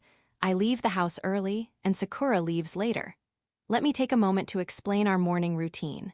Both of us wake up at exactly 6 o'clock. That's pretty early compared to the average high school student. After that, we take turns using the sink, get ready with just the basics, and eat breakfast together. Then I change clothes and head out by 6:30. Once I'm at school, I spend time studying alone in the quiet classroom until class starts. Meanwhile, Sakura's real battle starts after I leave the house. She styles her hair, does skincare, puts on makeup, checks for updates on her modeling social media account. She probably has more than 10 tasks she goes through every morning. And without fail, she always arrives at school right before the bell rings. From the outside, I might seem diligent and Sakura might seem lazy, but I think it's actually the complete opposite. This is bad. I might seriously be getting into fashion. No offense to Tsunakichi, but after watching Sakura's effort every day, hearing him say something like that honestly makes me want to laugh. Someone who's fine walking around with the same fingerprint smudge on his glasses for days isn't exactly cut out for fashion. This happened during art class. Tsunakichi, Kikuteru, and I had all chosen visual arts for our elective. We were in the art room, gathered with other students from different classes who also chose art, sketching a plaster bust. "What did you eat, Tsunakichi?" "That's not it," Tsunakichi replied as he scratched his pencil across the sketchbed. I don't know, all of a sudden it hit me, you know. Like, am I really okay with my high school life being like this? Isn't it a bit early for that? We haven't even been in school 2 months. Kikuteru was right. That kind of line usually comes at least after spending half a year being lazy. "Did something happen, Tsunakichi-kun?" Kikuteru asked, looking concerned. Tsunakichi didn't stop drawing. It was like he was using the sketch as an excuse to avoid eye contact. "Nah, it's just look. You know how anime characters always have really elaborate designs, right? So I was thinking, is it really okay for us to keep going around with these NPC faces? Tsunakichi-kun, your face is already unique enough. You're the kind of character who's too unconventional to be drawn as a typical handsome guy or pretty girl.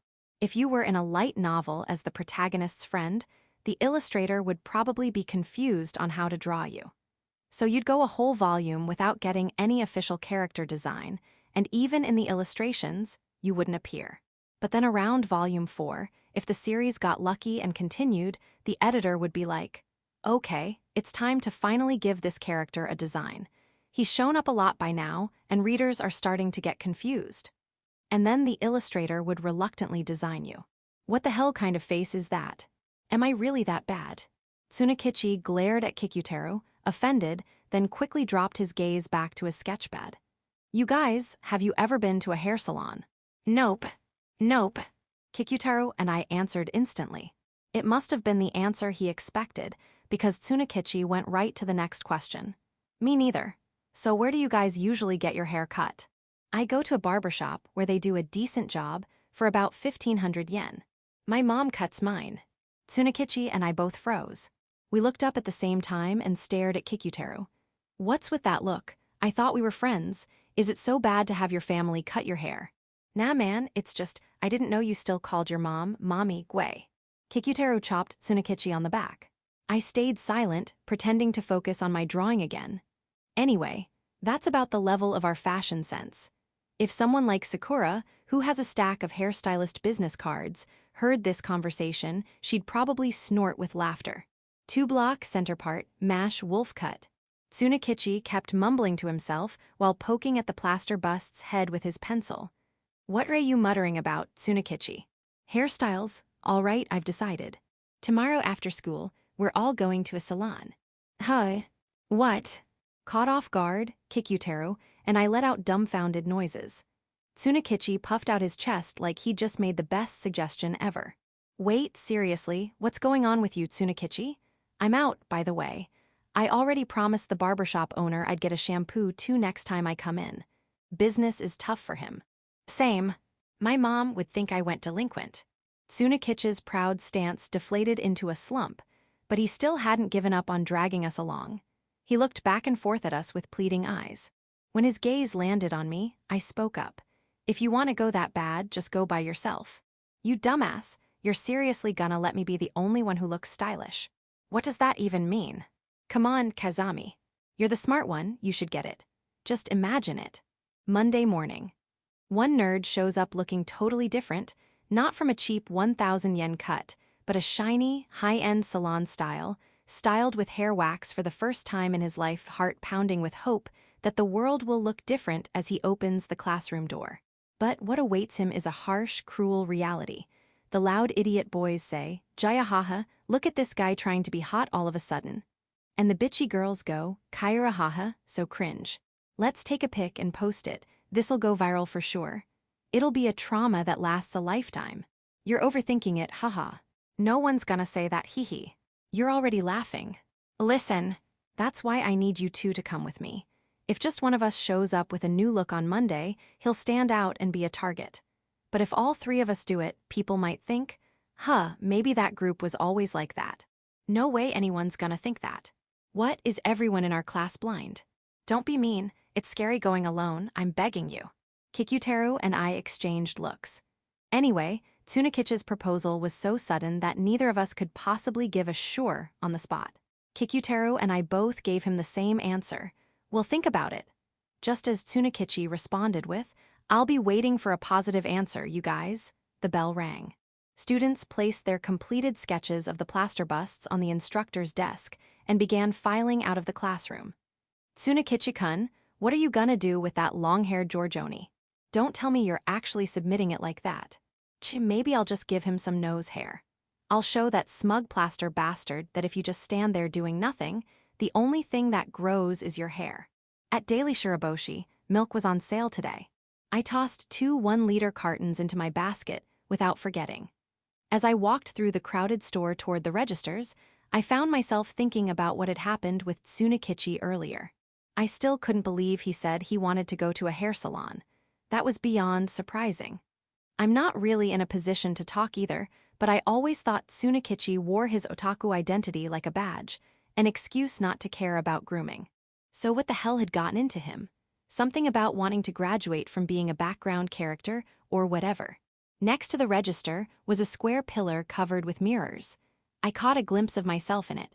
They call this age a growth phase, but ever since entering high school, I haven't felt like I've grown at all, physically or mentally. Eventually, it was my turn at the register. I paid smoothly, packed the items into my eco bag, and left the store, and realized there had been a small shift in my heart. I started to think that maybe I wouldn't mind going with Tsunakichi after all.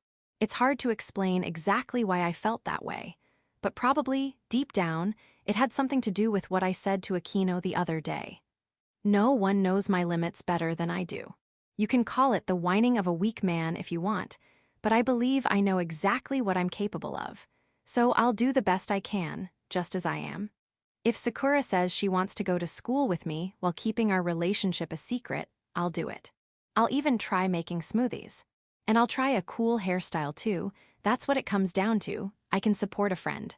Sakura will probably be happy too. It's a win-win. If I take an interest in fashion, it'll give me more things to talk about with her. Sure, I might get made fun of for the image change. Maybe not to the level of Tsunakichi's doomsday scenarios, but it could happen. Still, there's a decent chance people might just find it amusing and let it go. Maybe it's worth thinking about in a more positive light. My steps on the way home felt lighter. Absolutely not. The strength drained from my hand. The okra I'd been holding with my chopsticks slipped back into the dish with a wet plop. This was during dinner. Tonight's menu: simmered meat and tofu, chicken breast with yukari seasoning, and stewed okra. I'd just finished telling Sakura that I might go to a salon with some friends. I was expecting her to start suggesting a bunch of hairstyles she thought would suit me, probably making a huge fuss about it. But instead, the reaction was the complete opposite. Sakura flat out rejected the idea of me going to a salon. Huh? Wait, Sakura. She even put down her chopsticks, resting her hands on her knees and pouting hard. Her whole body radiated I'm sulking energy. I set down my chopsticks too. In our household, both of us putting down our chopsticks during dinner meant one thing: we were about to have a serious talk. Sorry, you just surprised me. I really thought you'd be on board with this. Can I ask why you're so against it? Isn't it obvious, Onii-chan? Sakura stood up from her chair. Because going to a salon is cheating. Wait. Hold on, that doesn't even make sense. Hey, Onii-chan, why do you think people care about fashion? What do you mean, why? How was I supposed to answer that? Then a quote popped into my head. Something from a fashion magazine when Sakura had been featured in a photo spread. A mini interview where she'd answered, Q, what does fashion mean to you? A, it's the effort to become your true self. Okay, I guess it's the effort to become your true self. What are you talking about? Most people in this world care about fashion because they want to be popular. Seriously, that's so brutally blunt. Do you want to be popular, Onii-chan? Even though you already have me, then that's cheating. Isn't that kind of a leap? And hold on, by your logic, doesn't that mean your interest in fashion is also about wanting to be popular? You know that's not why I care about fashion, Onii-chan. Sakura's eyes hardened. I fell silent. She was right, I did know her reasons. Trying to poke holes in her logic had just made me ignore what I already understood. Onii-chan, have you fallen for someone else? I had no words. Her question was so off base, so completely wrong, that I didn't even know how to respond. She's joking, right? I gave her a little smile just at the corners of my mouth. That backfired. My silence and that smile, Sakura took it the absolute worst way possible. So it is true. Wait, Sakura. No, I don't want this. If you throw me away, Onii-chan, I leapt to my feet. The chair clattered to the floor behind me, but I didn't care. I rushed to Sakura and grabbed her slender shoulders with both hands. Surprised, she looked up at me. I'd never cheat on you. Sakura stopped trembling. I could feel the weight of my words reaching her. She lowered her head and grew quiet. It seemed like she'd finally calmed down. I felt relief wash over me. We could finally get back to dinner. But life isn't so simple. Suddenly, Sakura looked up again. She drew in a deep breath and started ranting. If Onii-chan's really gonna go to a salon, then I've got a plan too. I'll lock you up somewhere no one can see you. That's not a plan, that's just deranged. My room's soundproofed and everything. Terrifying. Since we moved here, dinner had never been that chaotic. In the end, it took until midnight to calm Sakura down. Any excitement I had about going to the salon was completely and utterly obliterated. The next day, Tsunakichi, Kikutaru, and I were standing in front of a hair salon. So, how had our attitudes changed since Tsunakichi brought it up? Well, after last night, I had zero intention of getting my hair cut by a stylist. I only came along because Tsunakichi asked, just come with me for now. As for Kikutaru, when he asked his family about going to the salon, his mom burst into tears. But it wasn't the kind of tears he expected, like my child's gone delinquent. Instead, she said, it's amazing that you're even thinking about going to a salon. All children eventually leave the nest. That made Kikutaru go, I thought you'd try to stop me, Mom. Never mind, I'm not ready to leave you yet. And he reaffirmed his decision to keep getting his hair cut by her. In short, the only one actually going inside the salon was Tsunakichi. Kikutaru and I were just there to see him off at the entrance. Meanwhile, Sakura Kuzuki was secretly watching her brother and his friends from behind a utility pole. Wearing sunglasses and a black mask, her disguise was flawless. In truth, ever since her brother had left school, she'd been tailing him. Sakura was feeling remorseful for how she acted last night. She really was. However, during lunch today, she just so happened to overhear Tsunakichi talking to her brother, who said, I guess I'll go with you to the salon entrance, at least. But last night, her brother had sworn, at least 100 times, I'm never setting foot in a salon again. Sakura believed him. She didn't think he was the kind of person who'd change his mind overnight. So why was she tailing him now? Because she needed to be sure. No matter how much his friends pushed, her brother wasn't the kind of person who'd willingly go to a salon. This whole situation was, to Sakura, a shocking event that had completely defied her predictions and calculations. If he was with his friends, maybe he'd let something slip, something he hadn't told Sakura. Some hidden truth. With that faint hope in mind, Sakura stayed in the shadow of the utility pole, straining her ears. Man, so it really is just me? Well, can't be helped. Guess I'll head in. All right, Kikuteru and I'll be killing time at that burger place over there. Tsunekichi walked toward the salon door. But just before reaching it, he suddenly stopped in his tracks. What's wrong, Tsunekichi? And no, it's not like I'm scared or anything. He was definitely scared. Now that I looked closer, Tsunekichi's legs were trembling. What happened to all that confidence from yesterday? You've come this far, there's no turning back now. What are you so afraid of? I mean, yeah, I get that, but still, I don't belong here. Someone like me, who just screams otaku from head to toe, do I really have any business walking into a place this fancy? The shop in front of us, Salon Detanaka, did have an undeniably upscale atmosphere. The front of the salon was all glass, so you could clearly see inside. It had a calm, Northern European style, with white wallpaper subtly patterned with botanical imagery.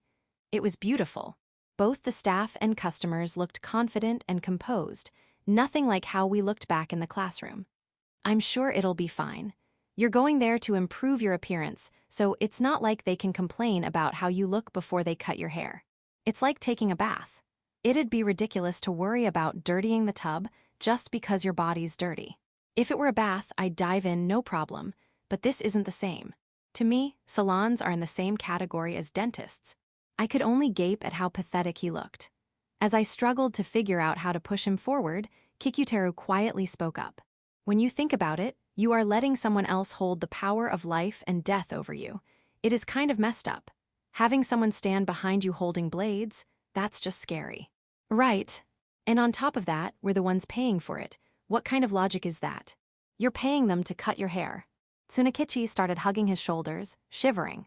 In his head, he was probably imagining the stylist cutting his ear off or something. As we'd seen in the art room, the guy had a vivid imagination. And listen, according to what I read online, salons make the uncool customers sit all the way in the back. So when people look in through the glass, they don't think, this salon has low standards. That sounds like a win to me. No one's staring at you through the window. Someone like me'll probably get shoved all the way into the back storage. Storage? Do you not even expect to be treated like a person? From what I could see, the salon interior looked bright and inviting. But to Tsunekichi, the other side of that glass must have looked like a scene straight out of hell. Near the window, a college-aged woman and her stylist had been happily chatting ever since we got here. Even that peaceful scene filled Tsunekichi with dread. Ah, they're talking. Those two are having a conversation. So what? I've heard that chatting with the stylist is part of the salon experience. You mean I'll have to talk too? With someone holding scissors, who's speaking casually, even though it's our first meeting. And I'll have to answer in stiff formal language, even though I'm the customer. They'll probably say something like, "So you're in high school? Ah, that's the best time of your life." Who the hell is Tanaka to decide when the best part of my life is? Relax. I'm sure Tanaka-san says that to everyone, students, office workers, housewives, doesn't matter. I guess I have no choice but to steel myself. Mind if I ask something? Kikutaro raised his hand slightly. If this is so painful for you, why go to a salon in the first place? What you said in art class probably wasn't the real reason, right? What Kikutaro said was something I'd been suspecting too. Tsunekichi was clearly harboring some kind of intense psychological resistance, and yet he hadn't backed out. He still intended to go inside. When he invited us yesterday, I didn't think there could be any big reason behind it. After all, at the end of the day, all he'd suggested was, let's get our hair cut at a nicer place. But seeing him now, there was something in his attitude, something almost like a burning determination. It wasn't strange to think there might be a special reason behind all this. Tsunekichi went silent. He'd stopped shaking, too. I got the sense that he was finally back in the real world. And then, slowly, Tsunekichi spoke. There's a girl I like. Wait, what did he just say? Unlike me, who was completely stunned, Kikutaro responded casually. I figured it was something like that. Yesterday, when I wondered why Tsunekichi had suddenly decided to care about fashion, I couldn't come up with an answer. Now it made perfect sense. I'd overlooked something unbelievably obvious. Exactly what Sakura had said at dinner, to be popular. I'd subconsciously ruled that out. I thought Tsunakichi was like me. The kind of otaku who believed that if you were in the otaku category, it was socially acceptable not to care about your appearance. I just assumed he was that kind of person, that he'd never start caring about fashion just to get a girl to like him. I leaned in and whispered to Kikutaro, "Did you already suspect Tsunakichi likes someone?" "Nope. But watching how much he's suffering today, it kind of felt like love. Really, it's just surprising. Tsunakichi falling in love. Why? I mean, someone like me maybe not, but any high schooler can fall in love." Okay, yeah, that's fair. After our little whisper exchange, Kikutaro turned back to Tsunakichi. "So, who is it you like?" "Wah, that's Hey Kikutaro, don't you think that's a little direct?" "Really? I guess I did lack some tact." "Sorry, Tsunakichi-kun." "And no, wait, you guys, I want you to know who I like. I can't carry this feeling alone anymore." "Okay, but give me a second to mentally prepare." Totally ignoring my inner panic, Tsunakichi launched into full monologue mode. "Just thinking about her makes my heart race. Even someone as plain and lame as me, she still smiles and talks to me sometimes. The other girls in class all avoid me like talking to a loser, would somehow make them less valuable. A bright girl who talks to Tsunakichi in the classroom. No one came to mind. The only girl who ever talks to guys like us is Sakura, and that's because of her unique situation. To be honest, it's one of those hopeless crushes. She's always at the center of the class, laughing and having fun. There's no way someone like me could match up. But I still fell for her. I couldn't help it. She's pretty flashy, too. That's why I figured I couldn't stay this plain. I thought if I got my hair done at a fancy place, maybe I'd seem just a little closer to her. Tsunakichi.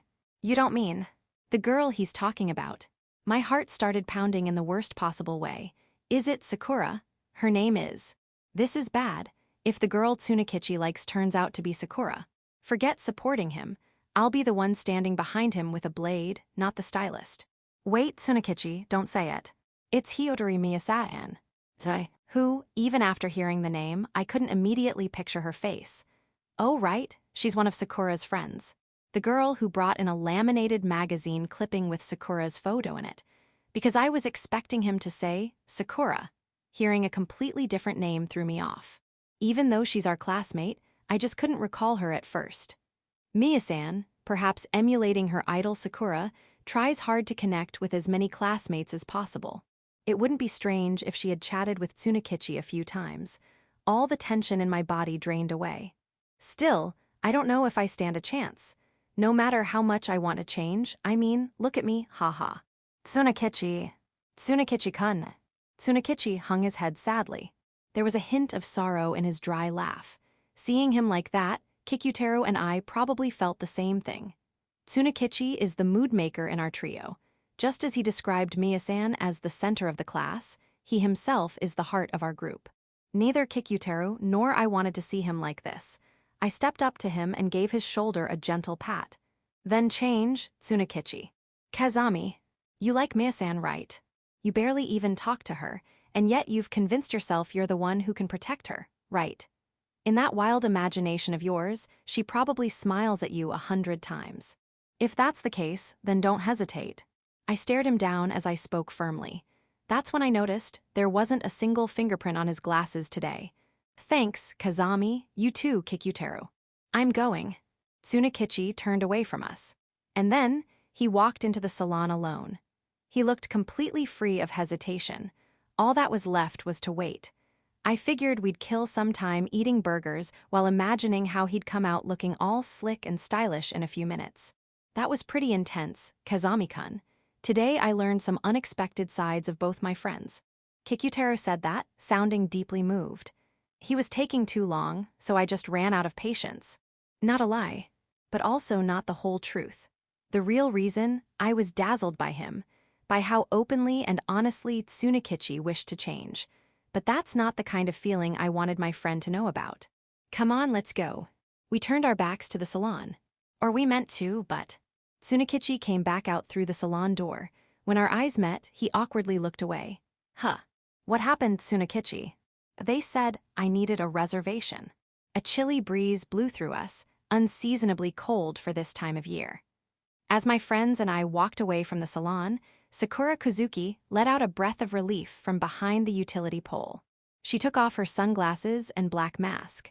She'd been eavesdropping from behind the pole for quite a while, but from that distance, it was impossible to catch every word.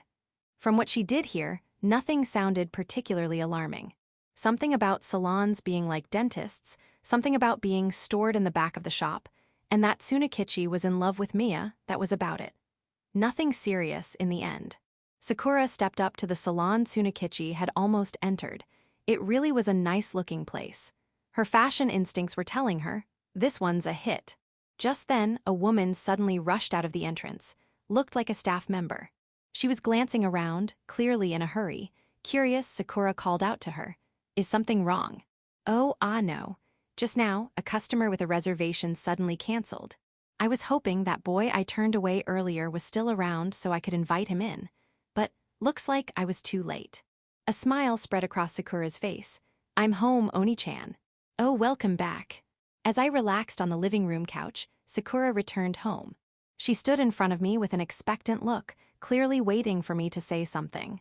I wasn't sure what she wanted, but then she flipped her hair up dramatically. "Your hair looks really cute." "Good eye, I had the ends trimmed." "Oh, and I got a head spa and treatment too. I found this amazing salon." "Nice, what's the place called?" That's Never mind, you don't have to tell me. It's not like it has anything to do with me anyway. All right, I'll go make dinner." I stood up from the sofa, headed for the kitchen, and opened the fridge. "You're right, you don't need to go to a salon. You're at your coolest just the way you are." Sakura said that almost like a whisper to herself. Because of that, my reply was a little late. While checking the expiry date on the orange juice, I kept my back to her and replied with just a simple, "Thanks." Tsunakichi never ended up going to the salon, and here's why. I finally discovered what real love is. You know that girl from Class 1A, Taudo-san? The one who always shoots annoyed glares at the stylish but dumb guys making noise in the hallway. Yesterday, I saw her changing the water in the hallway flower vase, and boom, lightning struck through my whole body. Go get struck again and stay down this time. It had only been 3 days since the whole salon incident. Despite the cold stares Kikutaro and I gave him, Tsunakichi just laughed without a care. Right now might seriously be the happiest time of my life. Section, Audiobook by Masquerade at Masquerade Audiobooks. Chapter 5. A Schemer Drowning in Emotion. Next week's Spy Darling episode is the first big climax, huh? Anna's presence keeps growing inside Jay's heart. But Jay can't accept feelings like love, which are unnecessary for a spy, so he pushes Anna away. It's love or duty he has to choose. It's so heartbreaking. Wait, that's the climax. I thought next week's was more of a slow-build episode. Onii-chan, you never consider it a real climax unless there's an explosion or a gunfight. You seriously need a bit more romance in your life. We sat side by side on the sofa, chatting. It was a weekday evening. Neither Sakura nor I had any after-school plans today, so we both came straight home, though of course, we staggered our departure times slightly so no one at school would suspect we were heading the same way. There was still some time before dinner. The TV was playing Spy Darling, starting from episode 1 on autoplay. Jay, please treat Anna better. I mean, I know he's trying to break off romantic feelings, but calling her a psycho murder squid woman, that's pretty harsh. Next week, he's finally gonna say that line in the anime, no thanks, I don't want to hear it. Can't they just change the plot? Have Jay hug Anna and end with everyone happy? Yeah, no chance that's happening. Maybe 20 years ago, you'd see wild original endings and anime-only characters, but not these days. Pretty sure Kikutaro said something like that once. Sakura hugged a cushion and swayed side to side like a sulky kid. I've decided. If you guys talk about next week's Spy Darling during lunch tomorrow, can I come hang out? I kinda wanna slip in my script pitch to Tsunakichi-kun and Kikutaro-kun. Do what you want. Just make sure you don't out yourself as a closet otaku. I turned to the TV. On screen, Charlotte Jay's cool old lady superior and Grimrid, the final boss of the current capital submergence arc, were having a sharp exchange about global balance and true justice. I knew Sakura didn't care much about scenes with those two, so I wasn't too worried she'd snap at me for continuing the conversation. I've always kinda wondered, What do you really think about Tsunakichi and Kikutaro? Those two. Let's see, 60% of me is grateful they're friends with Onii-chan, and 40% of me wants them to keep their hands off my Onii-chan. That's a pretty tangled mess of emotions. I'd definitely lose it if I were you. Sakura grabbed the remote and pointed it at the TV. After this scene ends, it's the anime original shower scene for Anna, right? The people making this show get it. Once the scene changes, I'm cranking the volume. Hearing that, I straightened my posture and focused on the screen too. Tsunakichi brought it up just as lunch break started. So next week's a slow one for Spy Darling, huh? Not much action, but what do you guys think'll happen? Sakura, who had been laughing with the popular group, glanced our way for just a second. Sure enough, she slipped out of the group naturally and began walking toward us. No one in her clique would suspect she was leaving just to talk to the class Otaku trio. She walked over toward the usual spot in front of the supply lockers, where Tsunakichi, Kikutaro, and I always hung out. She was approaching from an angle where only I could see her. Tsunakichi and Kikutaro hadn't noticed yet. As she closed the distance, Sakura closed her eyes and struck a pensive pose, probably debating her opening line. Go with a simple boo, a cheerful hey, or maybe a bold sup nerds. Eventually, she seemed to settle on her approach, opened her eyes. And, Kozuki-san, may I speak with you for a moment? That voice wasn't Sakura's. Tsunakichi and Kikutaro turned around. First, they were surprised to see Sakura right behind them, then they looked at the other person who had addressed her. It was our homeroom teacher, Jingyuji Mari. She's in her mid-20s, with a soft, laid-back demeanor. What's up, Mary-chan? Oh, come on, don't call me that, use Miss Jingyuji. Anyway, I'd like to talk to you for a bit. Could you come with me to the faculty room? Sure thing. Sakura followed her without protest. At the time, I didn't think anything of it, just thought that's rare. Thanks to living with me, she never misses assignments or deadlines. So I had no idea why she would have been called in. Tsunakichi and Kikutaro resumed their conversation. Assuming it was nothing serious, I joined back in. But I felt something was off, right near the end of lunch. Sakura returned to the classroom, and Miss Jingyuji was with her. Our next class wasn't one she taught, but she walked right up to my desk where I was getting ready for the next period. Kazami-kun, could you come to the faculty office with me for a moment? Right now, 5th period's about to start. I've already spoken with your next teacher, it's fine. What high school student wouldn't feel a pit in their stomach after being summoned like that? No one. Her face gave nothing away. She had her usual warm smile, that kind that makes you think she'd be the nice cousin you'd want at family gatherings. Dang, I actually prepped for this class too. Then skipping it, just a little shouldn't be a problem, right? With a mischievous smile, she said something no proper teacher would. But that was her style, gentle on the surface, firm when it mattered. I obediently followed her out of the classroom. My mind was filled with dread. There was only one thing this could be about. The school had found out about me and Sakura. Sakura had been called in earlier. Now it was my turn. It had to be that. Were they going to grill me for every detail, ask me to explain why we're living together, accuse me of an inappropriate relationship, expel me? What did Sakura say when they questioned her? Now that the school knew, it was only a matter of time before the whole class found out. Damn, I should have looked more closely at her expression when she came back. You're saying I'm being bullied by other students. We were now in the student guidance room, located in the back of the faculty office. The cramped room held just the two of us, me and Miss Jingyuji. The moment she told me the reason I'd been called in, I couldn't help but raise my voice. It was a mix of relief that our relationship hadn't been exposed, and shock at being suddenly hit with something I had no recollection of. Yeah, it came in anonymously. Someone was worried that you might be suffering, Kazami-kun. Anonymous, so who exactly is supposed to be harassing me? Kozuki Sakura-san. What? Me being harassed by Sakura. For a second, my mind went completely blank. Who the hell got that idea? I clammed up without meaning to. Miss Jingyuji rested her elbows on the desk, laced her fingers together, and gently set her chin atop them. When she tilted her head ever so slightly, she gave off this warm, dependable vibe, like she'd accept anything I confessed. She was waiting for me to speak. I hurried to open my mouth. It's a mistake. Kozuki-san is, cute, charming, popular, I'm grateful every day. Being able to study in the same classroom as a girl like her, it's a blessing. So much so that if she ever got assigned the seat in front of me, I might not be able to concentrate. I mean, yeah, I'm lucky. Crap, did I just praise Sakura too much? Now it probably sounds like I'm a meek guy groveling in fear before the class queen. Anyway, whoever that anonymous person is, they're definitely mistaken. I see. Got it, thanks for telling me all that. She stood up from her chair and stretched her arms high above her head. If you ever run into any trouble, don't hesitate to talk to me, okay? I'll always be on your side. All right, you can head back now. Unless you'd rather not walk in during class. We could just hang out here and chat until 6th period if you'd like. I politely declined her offer. Sorry, but I need to be in class or I'll fall behind on review and return to the classroom.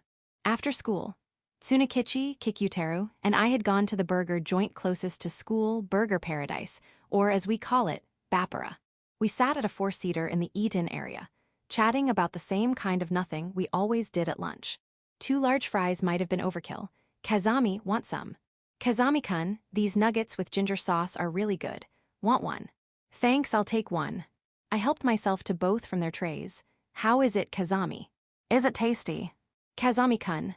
Yeah, stuff like this always tastes better fresh in the store than taken home. Right. Totally. You too are the ones who told Miss Jingyuji I was being harassed by Kozuki-san, weren't you? Their faces immediately stiffened. Both of them went dead silent. From the kitchen behind the register, we heard the little jingle that plays when fries finish cooking. Kikutaro was the first to fold, so you noticed. There's no one else in our class who would care enough about me to say something. Even if there were some saint out there thinking, poor otaku kids getting harassed by Kozuki-san. You two would have been questioned along with me anyway. Kikutaro looked down, clearly uncomfortable. I tossed the nugget he gave me into my mouth, chewed slowly and swallowed. So, what's the story? Explain. Sorry, Kazami, it's my fault. Tsunakichi slammed both hands on the table and bowed his head. Huh. Tsunakichi. Yesterday after school, after you left, Kikutaro and I were doing homework in the library. And then, Miss Jingyuji just happened to come by. She asked if anything was bothering us about school life, and I kinda slipped. I said maybe Kazami's got something bothering him. I knew it was bad and tried to stop there, but Mary-chan wouldn't let me go. She kept saying, tell me more. I'm the one with the problem. Yeah. About Kozuki-san. Tsunakichi glanced around, anxious. Being right by the station, there were plenty of other students in our school uniforms nearby. He was probably checking to make sure Sakura or her friends weren't within earshot. He needn't worry. Sakura and her crowd are not the type to hang out somewhere below Starbucks level. Kozuki-san talks to us sometimes, right? And she kinda goes wild. Even though she's not an otaku, she'll yell about how hot some anime character is in the middle of the hallway or whatever. She doesn't get that some of us just wanna enjoy this stuff quietly. And sure, I know she means well, but still, it's hard to seriously say we don't like it. Wait, so you actually don't like Kozuki-san? Well, yeah, kinda. But didn't you say before that it was a total win having a pretty girl talk to us? That's because, if I don't play it up, the vibe gets awkward. Kozuki-san has a ton of influence. If the rest of the class thinks we're the ones who don't like her, they'll start calling us stuck up or whatever. We'd be toast. What Tsunakichi said surprised me, not just the content, but the tone. There was clear irritation towards Sakura in his words. Kikutaro chimed in, I don't like Kozuki-san either. Whoa. The bluntness caught Tsunakichi off guard, but Kikutaro didn't stop. Sorry, Tsunakichi-kun, but I'm not the kind of person who feels bad about saying I dislike someone. Honestly, when Kozuki-san butts into our conversations, I find it disruptive. It's only 2 or 3 times a week right now, so I can deal with it. But if she starts doing it more, I'll probably start showing it on my face. He reached over and stole one of Tsunakichi's fries. To be honest, I didn't dislike Kozuki-san that much at first either. But I think what really started it was you, Kazami. Yeah, same for me. I'm the reason. We talked about it sometimes, Kikutaro and me. Like how you've been stepping in to deal with Kozuki-san more often lately. A while back, when Kozuki-san was talking about Anastasia, Kazami-kun, you cut her off, right? You stepped in for us, guys like Kikutaro and me, who are way too embarrassed to talk about stuff like that with a girl. And then, remember a few days later. Kuzuki-san pushed the wrong buttons and you called her out behind the school to talk to her. Kikutaro and I, we've always tiptoed around her because we didn't want to mess with the class dynamics. But you didn't. I really respect you for that. But ever since then, it feels like Kuzuki-san's attention has started zeroing in on you more. Kikutaro and I realized we've been relying on you too much lately. So when Miss Jingyuji brought it up, I just let it slip. I totally screwed up. I should have talked to you first before saying anything to Mary-chan. Everything had finally come to light. For me, this conversation was a flood of new information. Even though the three of us were always together, I had been completely unaware of what they were feeling. It's fine. You don't have to apologize. I forced myself to keep my voice light, like I was trying to convince them, and more than anyone myself, that it wasn't a big deal. Sorry for making you guys worry. But really, I wasn't bothered by Kuzuki-san at all. And Kikutaro, you said it was amazing that I didn't care about social standing, but that's not true either. I am scared. Kuzuki-san's the popular girl in class, right? If you guys ratted her out, people might have started gunning for you. Not necessarily Kuzuki-san herself, but her friends probably wouldn't be too nice about it. If I'm with you, I don't mind going to hell. It wasn't the kind of line that sounded charming coming from a guy. The best I could manage was, "You're such a pain, idiot." After that, until we parted ways at the station, I did my best to hide the thorn in my chest from them. We ended up talking way longer at the burger shop than I expected. By the time I got home, it was nearly 7 p.m. Sakura's shoes were at the entrance. I called out, "I'm home," and she replied cheerfully, "Welcome back." Her voice didn't sound any different than usual. After I changed clothes in my room, I headed to the living room. "Sorry I'm late. I grabbed some side dishes from Shiraboshi. Hope that's okay." "Yeah, Karaj. I'm not frying anything at home, so stuff like this is a nice change once in a while." After putting the eco bag on the kitchen counter, Sakura stepped closer. She poked me lightly on the arm with her finger. "Onii-chan, about today." She looked clearly uncomfortable as she started to speak. We sat down together on the sofa. The TV was playing one of those weird variety shows, an old guy talent whose only job seemed to be introducing supermarket products, with no obvious skill in comedy or idle work. Sakura turned the TV off. "Sorry about today. You must have been really surprised when you were suddenly called out. Seems like I messed up more than I realized." "Yeah, I was shocked. I honestly thought the school had found out about us. I was relieved when that wasn't it. MHM, what do you think about everything that happened?" "What I think, huh?" Only when Sakura asked did I realize I hadn't even formed an opinion yet. As someone at the center of it all, my brain was still blank. But I didn't think it was because I was just being lazy. Some of the things I learned today, maybe most of them, had settled deep inside me like sediment, blocking my ability to think. Even after everything that happened at school, this living room hadn't changed. Just like always, it welcomed me gently. And yet, what normally would have vanished like mist the moment I opened the door had lingered inside me tonight. I wonder where I went wrong. It was Tsunakichi-kun and Kikutaro-kun who talked to Mary-chan about you, right? Sakura said quietly. I thought I was being thoughtful. I thought I understood those two. I figured Tsunakichi-kun might be embarrassed by a girl like me coming on strong, but overall he was probably happy about it. Being connected to someone at the center of the class is a social advantage. And Kikutaro-kun might be cool-headed, but I figured someone like him, who tends to be a little timid, would silently accept me. As long as I kept it to 2 or 3 times a week, I thought it was fine. I really believed I had it all figured out in my head. I couldn't bring myself to say something cliché like, "You can't calculate human feelings." The truth was, Sakura had managed to navigate our classroom's social dynamics with incredible finesse. Even if she pushed a little hard, the appeal of a charming girl like Sakura talking to you usually outweighed any discomfort. She'd built a character like that. Tsunakichi and Kikutaro hadn't disliked her at first either.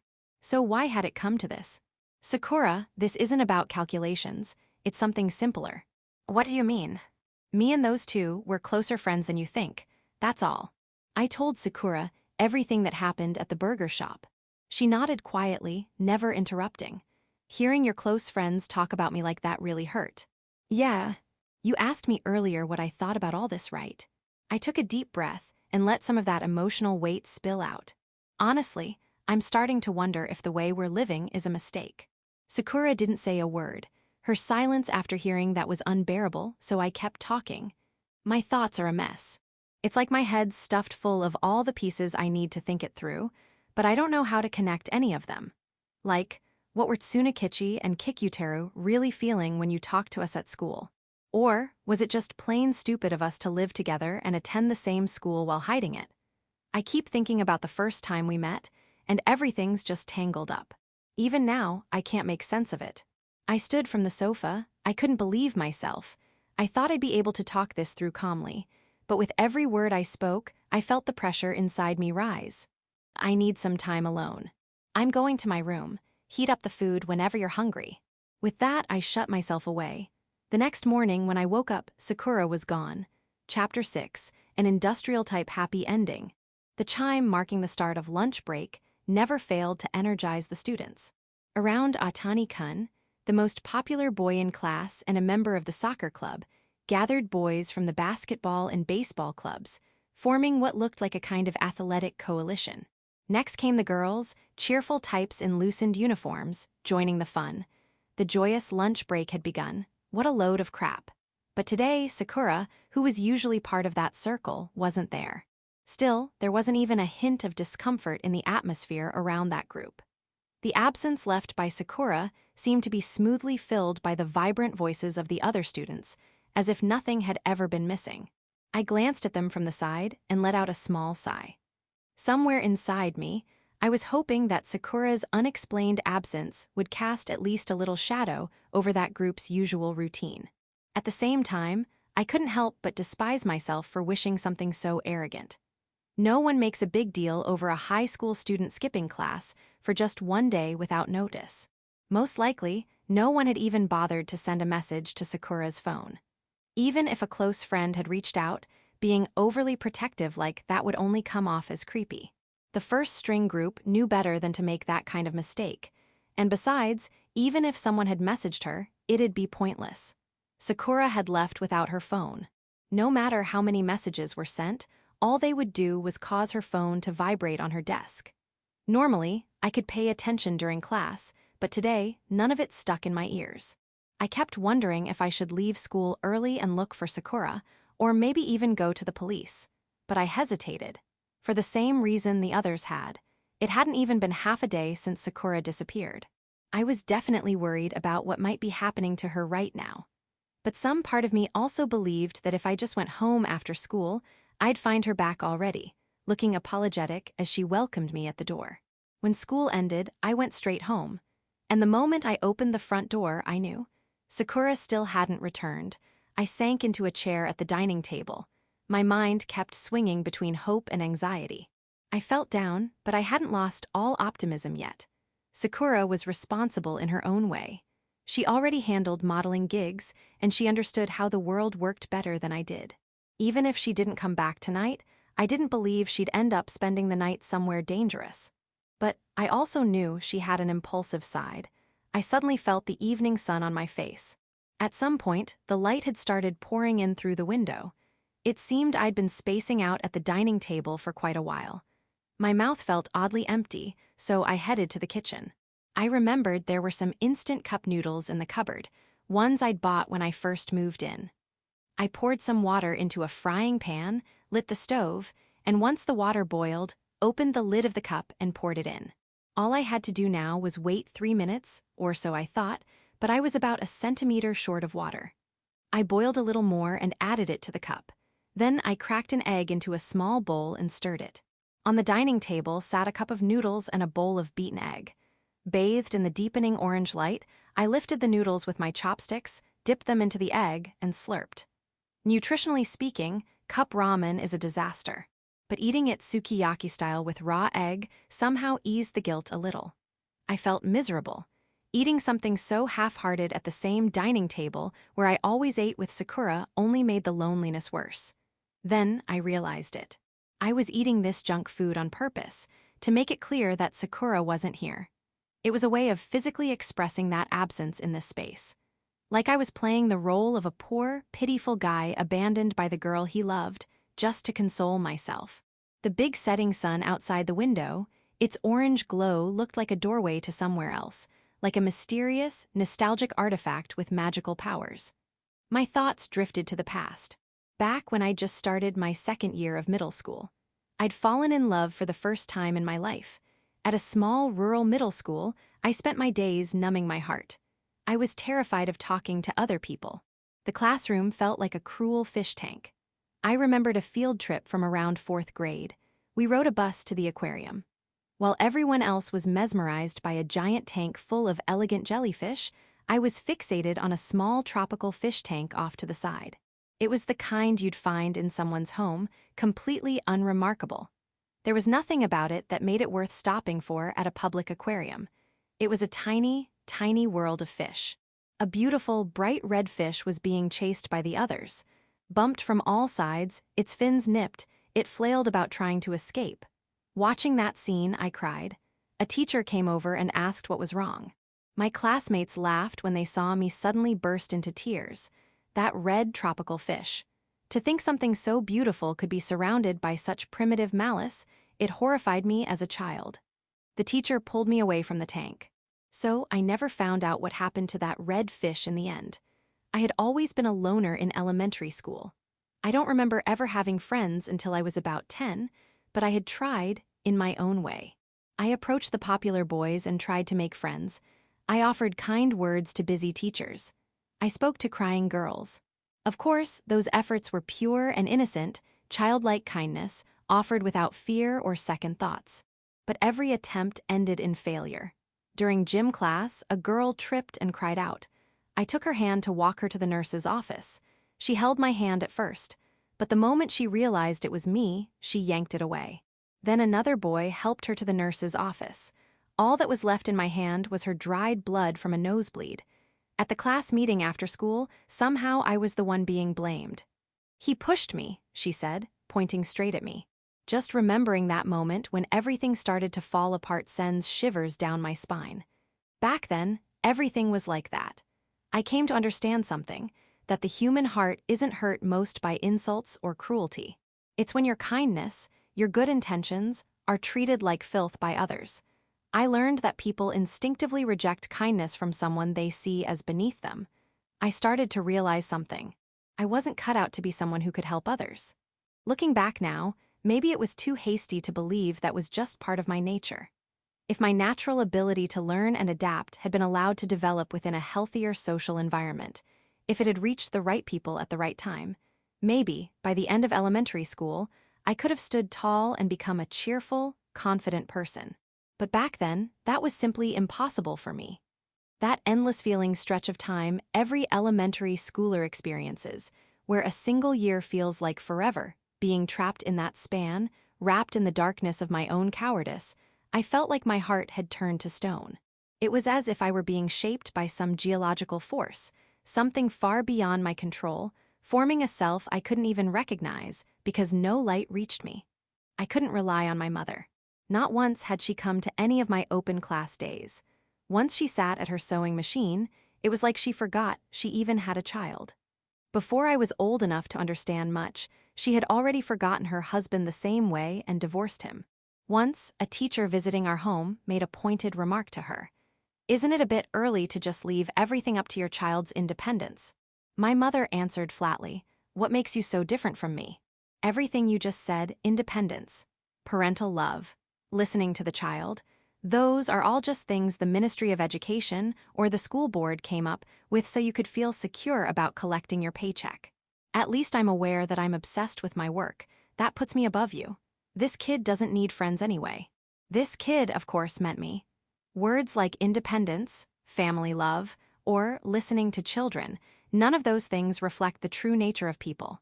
If you just keep existing in this world, you'll eventually turn into whatever you're meant to be. If this kid goes through life without even realizing he's alive, well, I'm sure something fitting will come of it.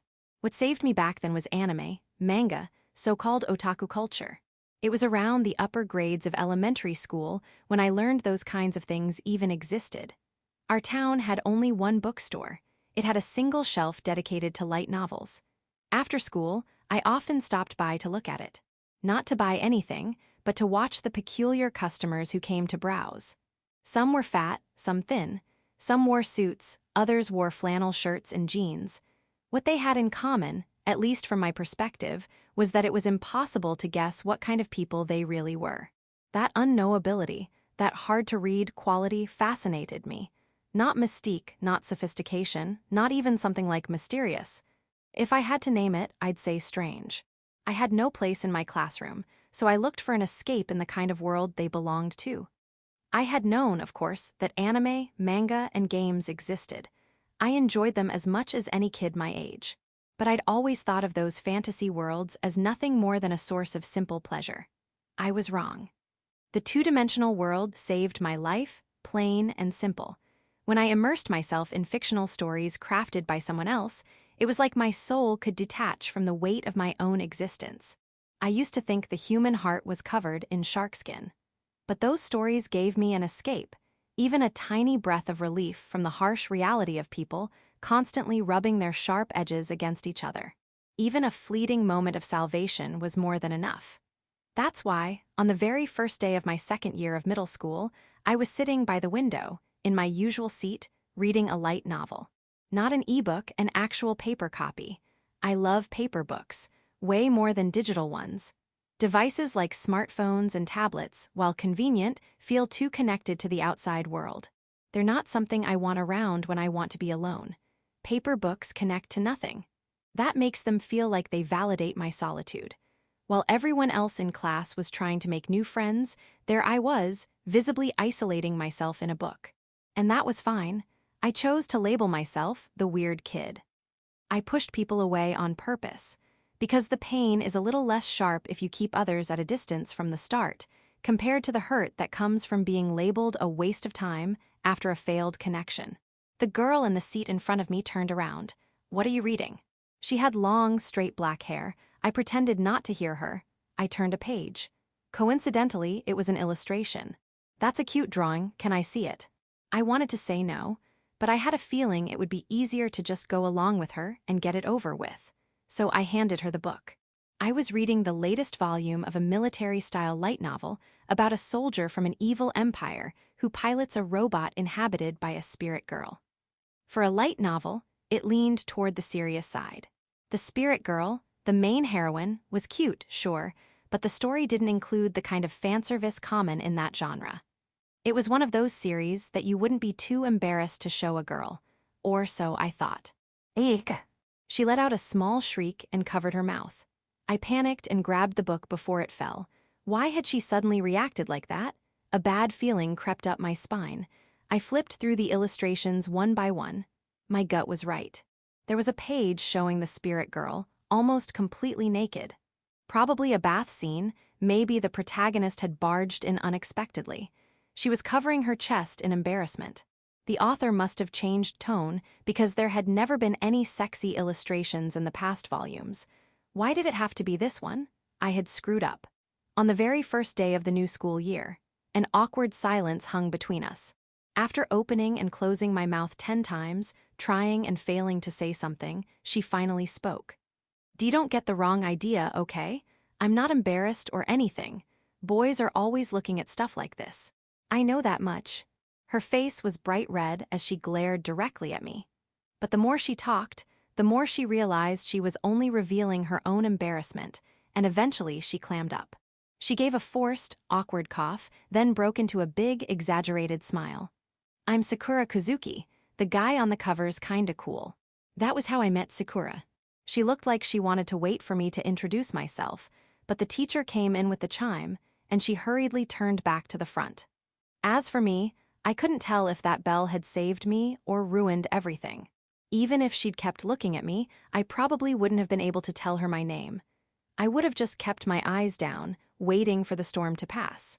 Now, all I could see was the back of her head. And I was already imagining something impossible, that she might never turn around to look at me again. Even though we sat in neighboring seats and would definitely interact, at least when handing over worksheets. The thought made me uneasy. It felt like that chime had stolen something irreplaceable from me forever. Life in the second year of middle school turned out completely different from the first. Back in first year, school had been nothing more than class time and reading light novels during breaks. Even after moving up a grade, I still put everything I had into just those two things. And then, a third task was thrust upon me, one that I had no say in. I began watching Sakura more and more often. She had a naturally radiant and innocent personality, coupled with a kind of innate authority that made others accept her. Needless to say, it's rare to find someone with both traits. Classmates always gathered around her desk, yet Sakura never seemed to belong to any specific group. If you said she was friends with everyone in the class, it might sound like a lie, but it was the only way to describe her school life back then. Anyone who approached her, she talked to without hesitation. A rough-talking boy from the baseball team, a delinquent girl rumored to wander the streets late into the night, an overly studious boy aspiring to become a bureaucrat because of some drama series, or an otaku who, unlike me, had no trouble communicating all of them.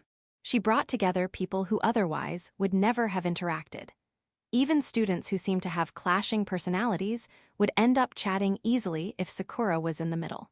Like the future bureaucrat who once said, "I can't waste a single minute of my time," but then went to cheer at the baseball boys' game and ended up crying. Or the delinquent girl who, unlike me, got along well with that nice otaku guy and went with him to the movie theater to watch the latest Makoto Shinkai film. Miracles like that happened around Sakura every single day, so regularly, they almost seemed mundane. As for me, just catching a glimpse of her in the corner of my eye would make my heart clench. At some point, I started hoping she wouldn't get a boyfriend. It sounds absurd, but even at that stage, I still hadn't realized I was in love with her. I couldn't admit my feelings, so I convinced myself I wouldn't get swept up in one of her miracles. Even when Sakura, who sat in front of me, tried to talk to me, I'd keep the conversation to the bare minimum.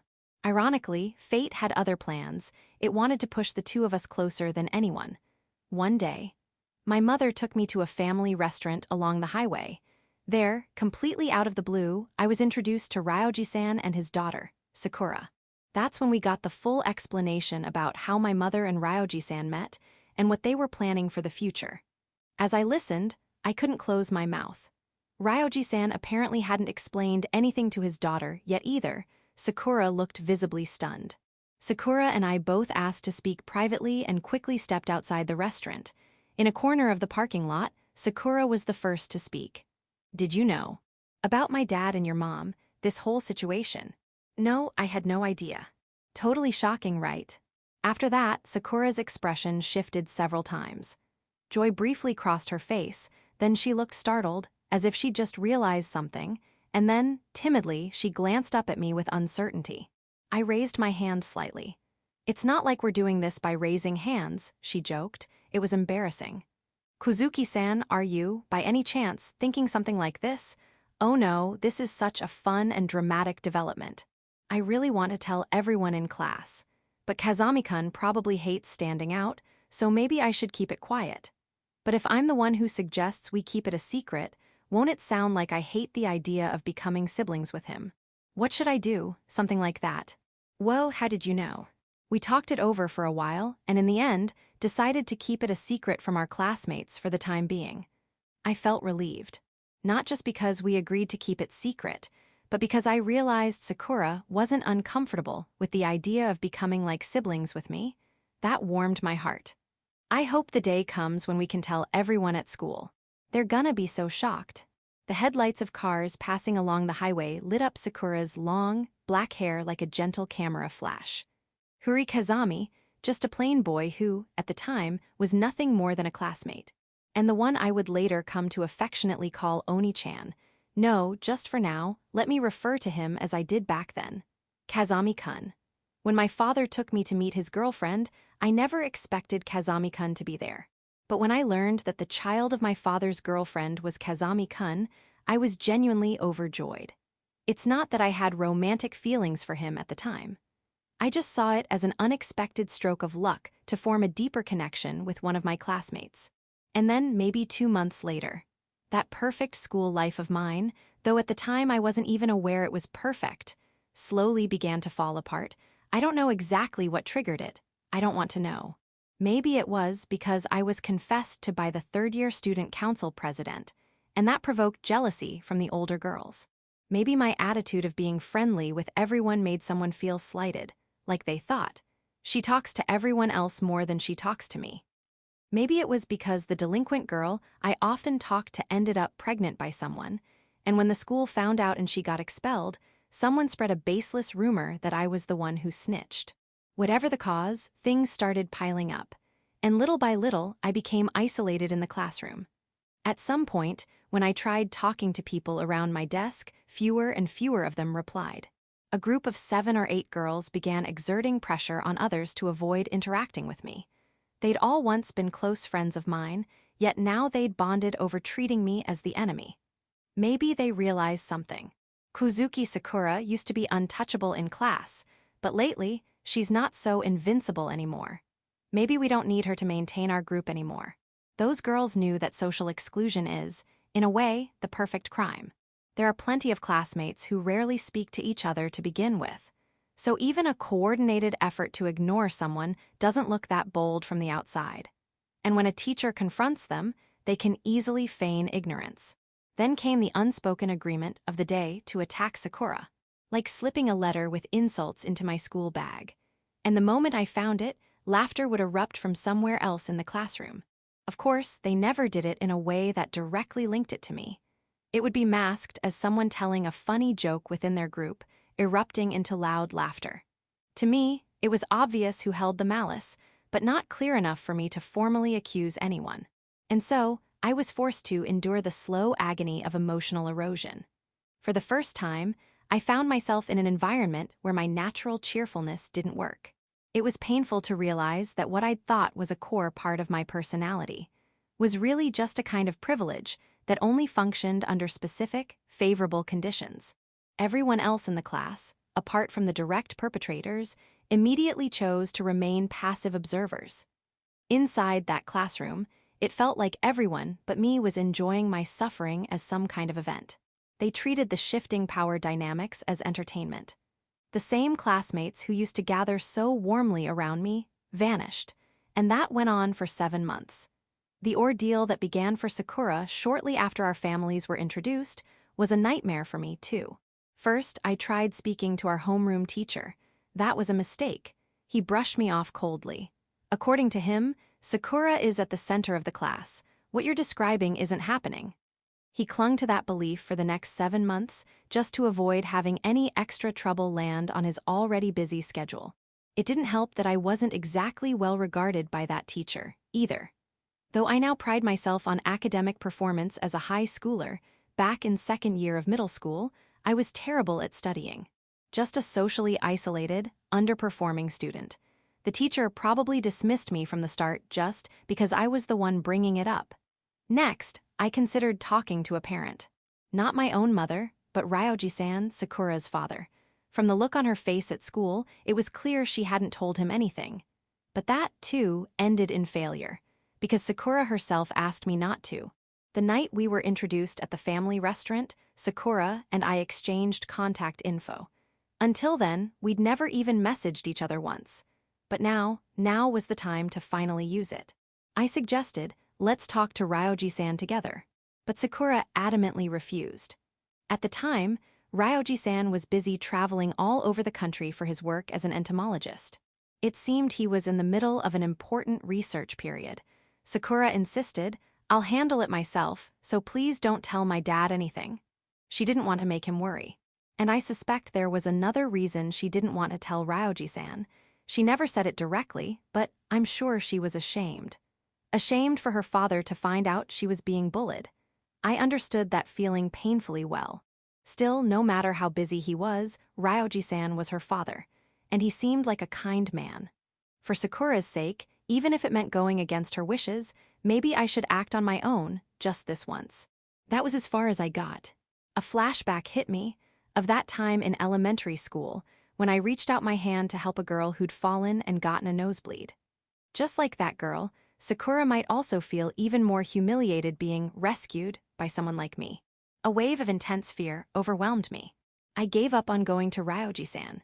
And worse, from then on, I couldn't even bring myself to speak to Sakura anymore. Haunted by the trauma I'd carried since elementary school, I stopped talking to her altogether. There was no one left I could rely on. Inside that classroom full of malice, I imagined it over and over in my head. I'd push my chair back hard and rise to my feet. Then I'd shout, "You're in your second year of middle school. Cut this childish crap out already." There was no way I could ever say that.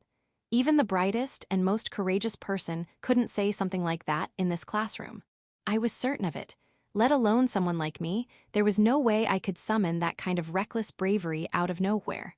What should I do? I want to save Sakura. I want to help her smile again to restore her pride. The moment I truly wished that, something strange happened, and a fire ignited in my heart. Not the pure passion of youth, but a cold, serpentine kind of resolve. It was time to change myself. So that no one would notice, I quietly started forming a plan, entirely in my head. The next day, I stepped into the hallway and approached a student from the neighboring class. "Hey, what's up?" He didn't reply. His expression clearly said, "Huh," a perfectly normal reaction. We were in the same grade, but we'd never spoken before. For a moment, panic gripped me, but I forced myself to stay calm, clenching my core. It was the first time since entering middle school that I'd tried starting a casual conversation with another student. To cut to the chase, it went terribly. He looked at me like I was a suspicious stranger and brushed me off. But the next day, I approached him again. "Sorry for yesterday. I've noticed you always spend lunch in the hallway. I was curious. Do you not feel comfortable in your classroom? I'll kill you." The words themselves were violent, but they lacked any force. He wasn't the kind of guy who could pull off threats. In fact, kids who can't handle language like that tend to sit lower in the class hierarchy. I invited him to join a club with me. His response was, of course, a no. "Hell no, dumbass." But maybe because of the mere exposure effect or something, he eventually agreed to lend his name to the club, even if only on paper. And that same approach I used on a few others. I focused on students who looked just as suffocated by the classroom air as I was and started reaching out. Eventually, I gathered 5 names, the minimum number required to form a new club. And so, using an unused classroom on the 3rd floor of the old school building, the second manga research club was born. Luckily, 2 of the students who'd lent their names actually started showing up after school. Both of them had family issues and didn't want to go home right away. They seemed to view the club as a free space to hang out. To those 2, I said, "If you're even a little bit interested in manga or anime, you're welcome here. There's no real goal for the club. You don't even have to draw. Wanna study together?" Snacks. I kept reinforcing how low the bar was to join. All of us in the early days of the second manga club, myself included, were lonely. But loneliness is one of the easiest emotions to connect over. Those 2 told the few acquaintances they had about the club. And from there, like attracting like, it began to grow. What seemed like a pointless club started drawing people in. Even underclassmen and third years began to visit. The club I built gradually earned its reputation as a haven for the weird and the unwanted. Inside the clubroom, I acted as cheerful as I could. Among a group of misfits, most of whom struggled with communication, I tried to shine as brightly as I could. Before I knew it, I had become the king of the school's lowest tier. By the time 6 months had passed, our club had 23 members, including me. Among them were some irregulars, like a former soccer team starter who'd injured his leg or a girl who fought with her friend over a boyfriend and left her group out of awkwardness. Unlike the others, these students weren't exactly weird. The fact that ordinary students were starting to use the club as a casual hangout meant something. That even to them, the club I'd built was becoming somewhat acceptable. The time was right. It was late October, less than a week until the school festival. At last, I could finally go see the one person I'd made wait far too long. For the festival, the second manga club planned to exhibit a bunch of our so-called artwork, really just doodles gathered by the few enthusiastic members. With a stack of illustrations in hand, I turned the corner of the hallway and nearly collided with someone coming from the other side. The papers spilled from my hands, scattering across the floor. The girl who had almost run into me crouched down and helped gather them. She paused when her eyes landed on one of the worst drawings in the bunch. "Cool, right? I drew that one. It's the protagonist from a novel I like." I had spent half a year preparing to say this one line smoothly. Kozuki-san, you weren't in any club, right? If you'd like, would you join ours? In that half year, I'd worked to build the bare minimum of confidence. The kind of dignity I'd always longed for since I was a kid. The confidence to care about someone without making them feel pathetic for it. I wasn't the same person anymore. Even if I was the leader of the outcasts, I'd carved out a presence for myself in this school. I'd even overheard students I didn't know talking about me a few times. At the very least, I was no longer the kind of person who would make someone uncomfortable just by talking to them. I wanted to be the kind of person who made others think, there's something to gain by associating with him. Crushing the fear of others that had grown so large from years of failure, I'd used this club to expand my connections across grades, for that one purpose. Because no matter the reason, in a closed-off society like middle school, people who have wide networks are always respected. If it's me now, I can save you, without ever making you feel ashamed. I tried to convey that through my gaze. Sakura looked at me as if she were staring at a ghost. Then, she nodded. Let's fast forward a little. The cultural festival ended, the year turned over, the third term wrapped up, and it was now spring break. As I had hoped, the cultural festival became the turning point for Sakura. She began using the second manga club as her personal refuge within school life. Our relationship as brother and sister resumed as well. Right now, I was visiting Sakura's house. Ryoji-san was, as ever, busy with his academic work away from home. At the moment, it was just the two of us here. And the time, 1:05 am, why we were both awake at this hour. To catch a late-night anime broadcast in real time. Maybe it was because the second manga club branded itself as an otaku club. Sakura had started developing an interest in otaku culture. The anime we were waiting for would start at 1:15. We sat close on the sofa, shoulders touching, wrapped in a single blanket. As we focused on the TV, fighting off sleepiness, I saw something glint in the darkness beneath the blanket. Sakura's nails. She'd recently gotten into that kind of fashion. That tiny, bright color, I felt like I'd seen something like it long ago. A fish tank, tropical fish, swimming together, scattering as if to give meaning to their small world. Their tattered fins moving until they had no strength left. Right now, the room we were in was filled with nothing but air. And yet, it felt like the darkness of night itself had seeped into every corner. Sitting together in the dark, I felt like everything ahead of us might just go well. The second manga club would continue to grow. Sure, right now it was just a shelter for outcasts, but by the time we became third years and a few months had passed, its role would change. It would become a place where normal people could come and go like any other club. And when that happened, Sakura would no longer be a refugee seeking shelter among the strange ones. I was sure she would smile again. The same smile she wore when we first met. She would remember that she was always meant to live among others, to belong, that she was complete and confident just as she was. Lately, Sakura seemed to be regaining the natural pride she used to feel in her own personality. In the haze between sleep and excitement for the upcoming anime, I felt proud of myself. Before I met Sakura, I never imagined I could have done any of this.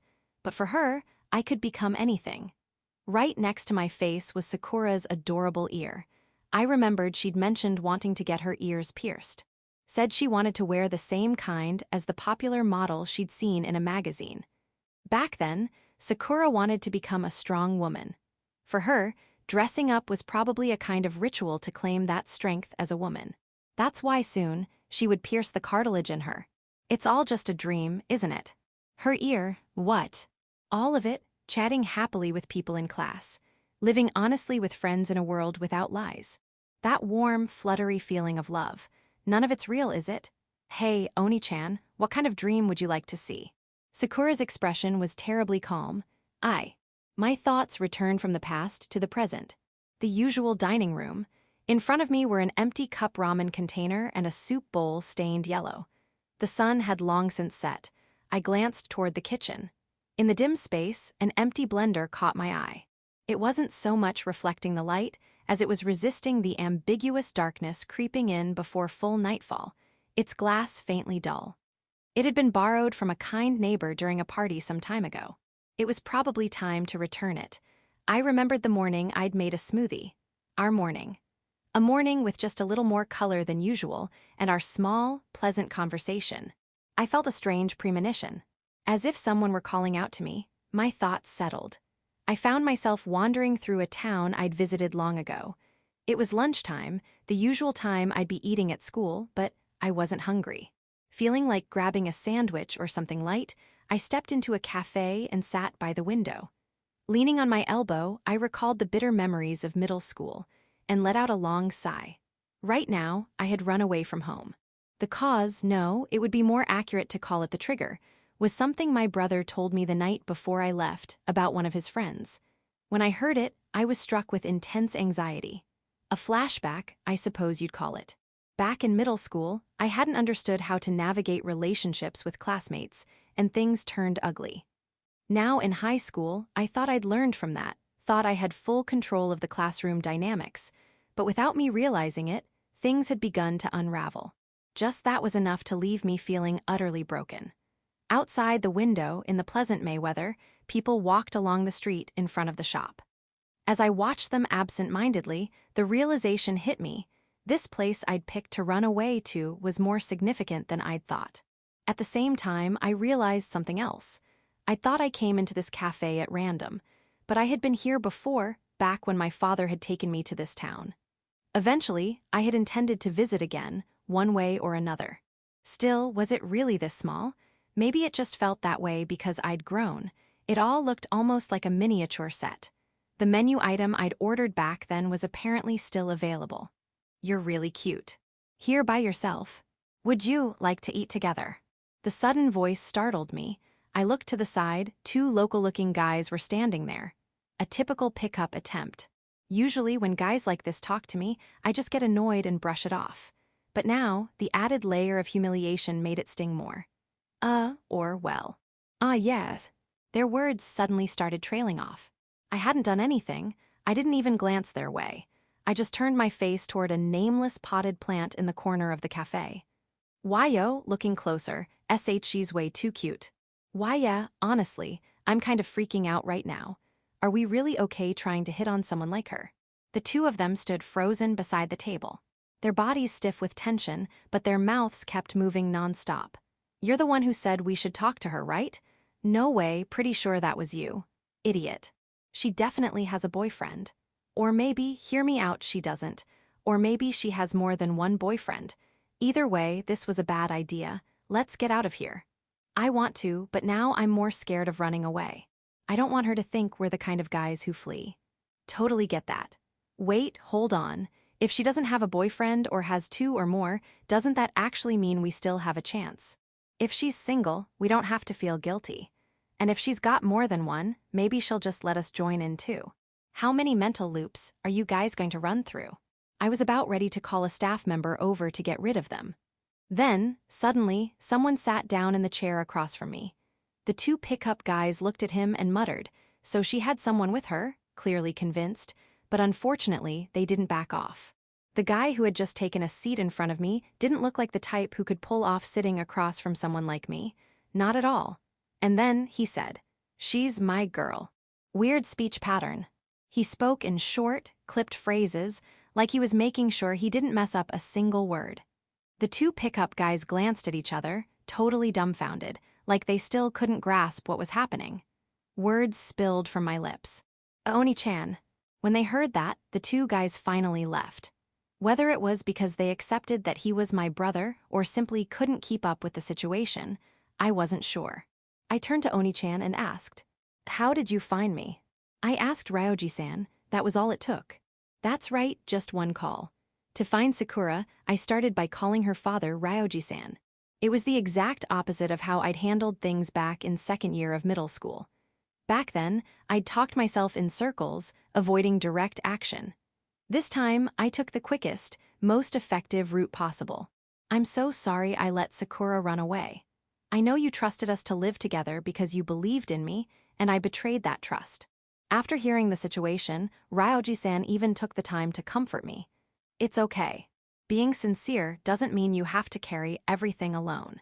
Thinking you need to solve everything by yourself isn't the only way to show responsibility. I told him I had an idea where Sakura might have gone. The morning we made smoothies with that borrowed blender. Sakura mentioned a hot spring town she'd once visited with her father. If I ever feel like I need to cry from the bottom of my heart again, I'd like to go back there. That expression on her face hadn't left my mind. At first, I thought it was a ridiculous place to run off to. But the more I thought about it, the more I became convinced that's exactly where she'd gone. Turns out, I was right. Of course, I wasn't sure Sakura would have been okay with me telling Ryoji-san. Back in middle school, she hadn't wanted her father to know anything about her problems. But this time, I chose to prioritize seeing her as soon as possible. The time between Sakura leaving home and me calling Ryoji-san. It felt like a vast, unbridgeable distance had opened between us. But it vanished in an instant. I was here now, and she was right in front of me. I was really worried about you all the way from Italy. I brought your phone too, so make sure you call and thank him later. Never thought you'd leave Tokyo. I heard there's a ryokan around here that has close ties with Ryoji-san. Since you're his daughter, they probably let you stay without asking too many questions. Why is an entomologist even friends with a ryokan owner, though? Apparently, when this area was undergoing redevelopment, he helped them study the local geology and ecosystem. Also, Dad kind of has this mysterious charm with women, so maybe she's an old flame or something. Hi. Onii-chan, what about school? I ditched. That line you said to those guys earlier, what was that?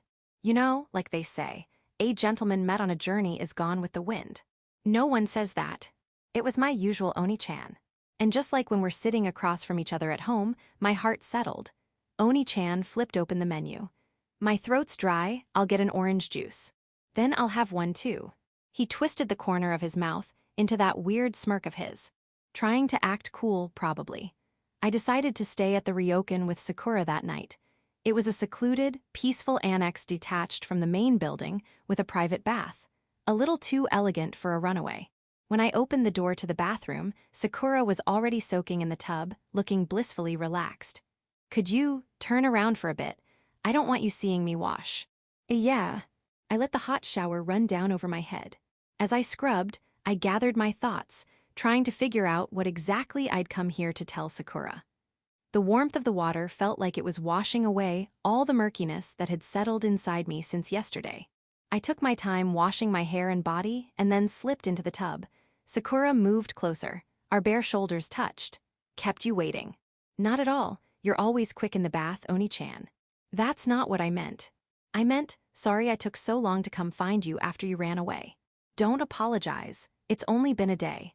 And really, I should be the one saying sorry for running off yesterday. I'm always the one making you wait, Sakura. Can I talk to you about what happened back in middle school? Yeah. That time, Sakura was hurting, and I was a coward.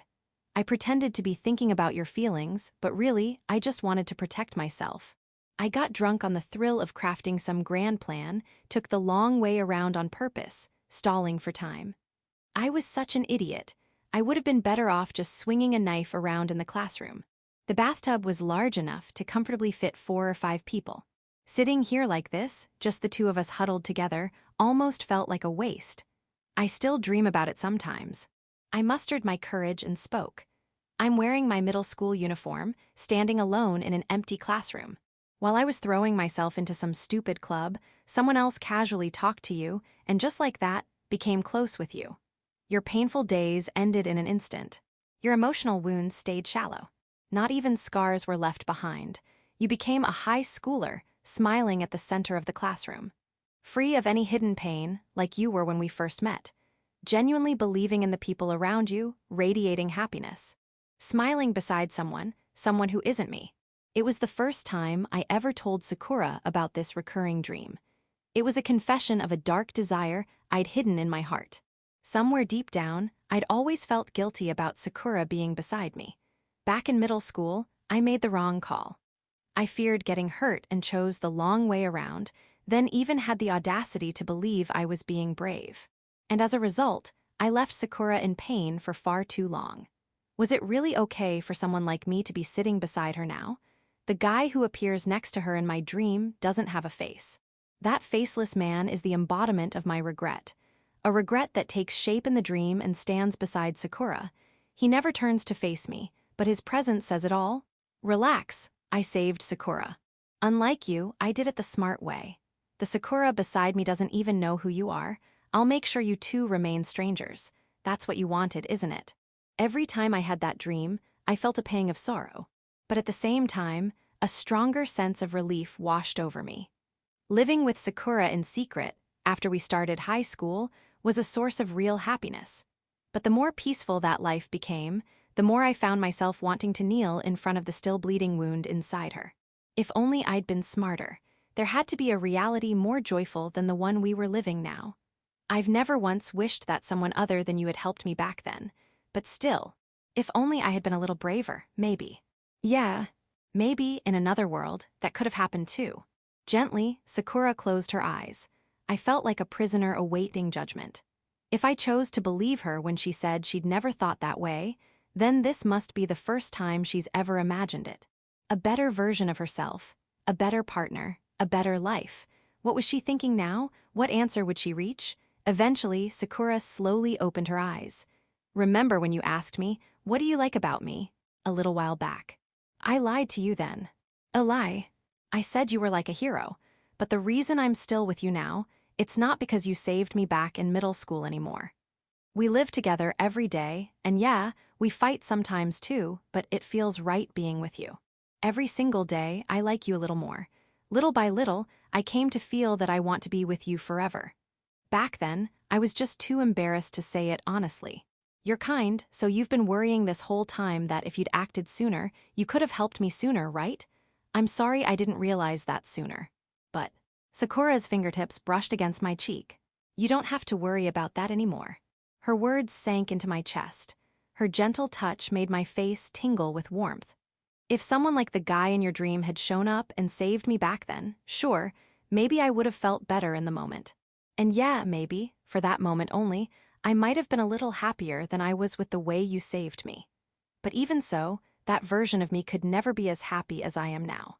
Happy now, watching anime with you, reading manga with you, eating delicious food with you at our little dining table, going to school together, eating more delicious food. Sometimes our secret almost gets exposed and you get mad at me.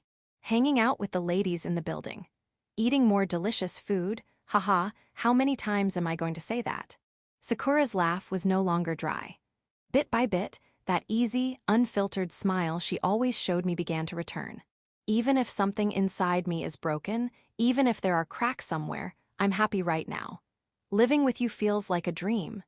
Even if someone better than you had saved the past me in an instant, they could never make me as happy as I am now. They'd never catch up to the me who keeps becoming happier, step by step, because of you. It felt like something inside me was melting away. Right, how did I get so confused? I'd always thought Sakura had been changed by what happened in middle school. That because I didn't save her properly back then, I could never make it up to her. I was convinced she would always carry that pain with her, and I'd always be pained watching her carry it. But maybe it was me who was still trapped in those memories of middle school. Maybe even more than Sakura was. While she was out there fighting, trying to step forward from that past. What had I been looking at this whole time? Even with contradictions, even when she took irrational paths, Sakura had been doing her best to stay strong. Yesterday, when we talked, I got scared. I realized that the version of me you love is the one from when we first met. You always look out for me. And after thinking about so many things, I just wanted to run away. I started to wonder if I was wrong to ask you to keep our relationship a secret from everyone at school. Sakura dipped her chin into the water. Even the warmth of the bath felt too sharp, like it was shrinking her into herself. Maybe I was starting to feel lightheaded from the heat. Somewhere along the way, I just stopped knowing how to live right. If one of her friends heard her say that, they'd probably tilt their head in confusion. Picture the Sakura at school, laughing in the center of the group, bouncing freely from one classmate to the next. She looks like the very embodiment of freedom. But in truth, that's not who she is. No one but me knows. Somewhere in that painful middle school experience, she cracked, something shifted permanently. The Sakura in that high school classroom isn't the real her. That cheerful brightness everyone sees isn't real. A jolt ran up my spine, more intense than the heat of the bath. A sweet, dark jolt. I'm the only one who knows the truth about Sakura. I'm the only one who can save her. And I'm the reason she became like this in the first place. There's guilt inside the sweetness, and sweetness inside the guilt. As I chew on that complex taste, I'm overwhelmed by a mix of desperate urges, one to throw everything away, and another to cling to it all with everything I've got. I keep thinking I need to be stronger. If I act cheerful and lively around the popular kids in class, maybe I can get back to how I used to be. If I work as a model and dress flashy, maybe I'll grow strong like a lion with its mane, but part of me just wants to forget everything and cling to you forever. Haha. Sakura leaned against me. I wrapped my arm around her. She hadn't asked me to, but somehow I think she'd known I would. She didn't say a word. She just settled quietly into my embrace. Let's keep it a secret. About us. From now on, let's try not to talk about our relationship to anyone else. After hearing what you said, that's how I honestly feel. No matter how unreasonable it may seem, that's what I want. If pretending we're strangers at school and watching anime together at home helps us stay close, and that's what you want, then that alone is reason enough. We'll keep it a secret. I said it clearly. Back before Sakura ran away, I hadn't been able to make up my mind, but now it was different. There was no hesitation.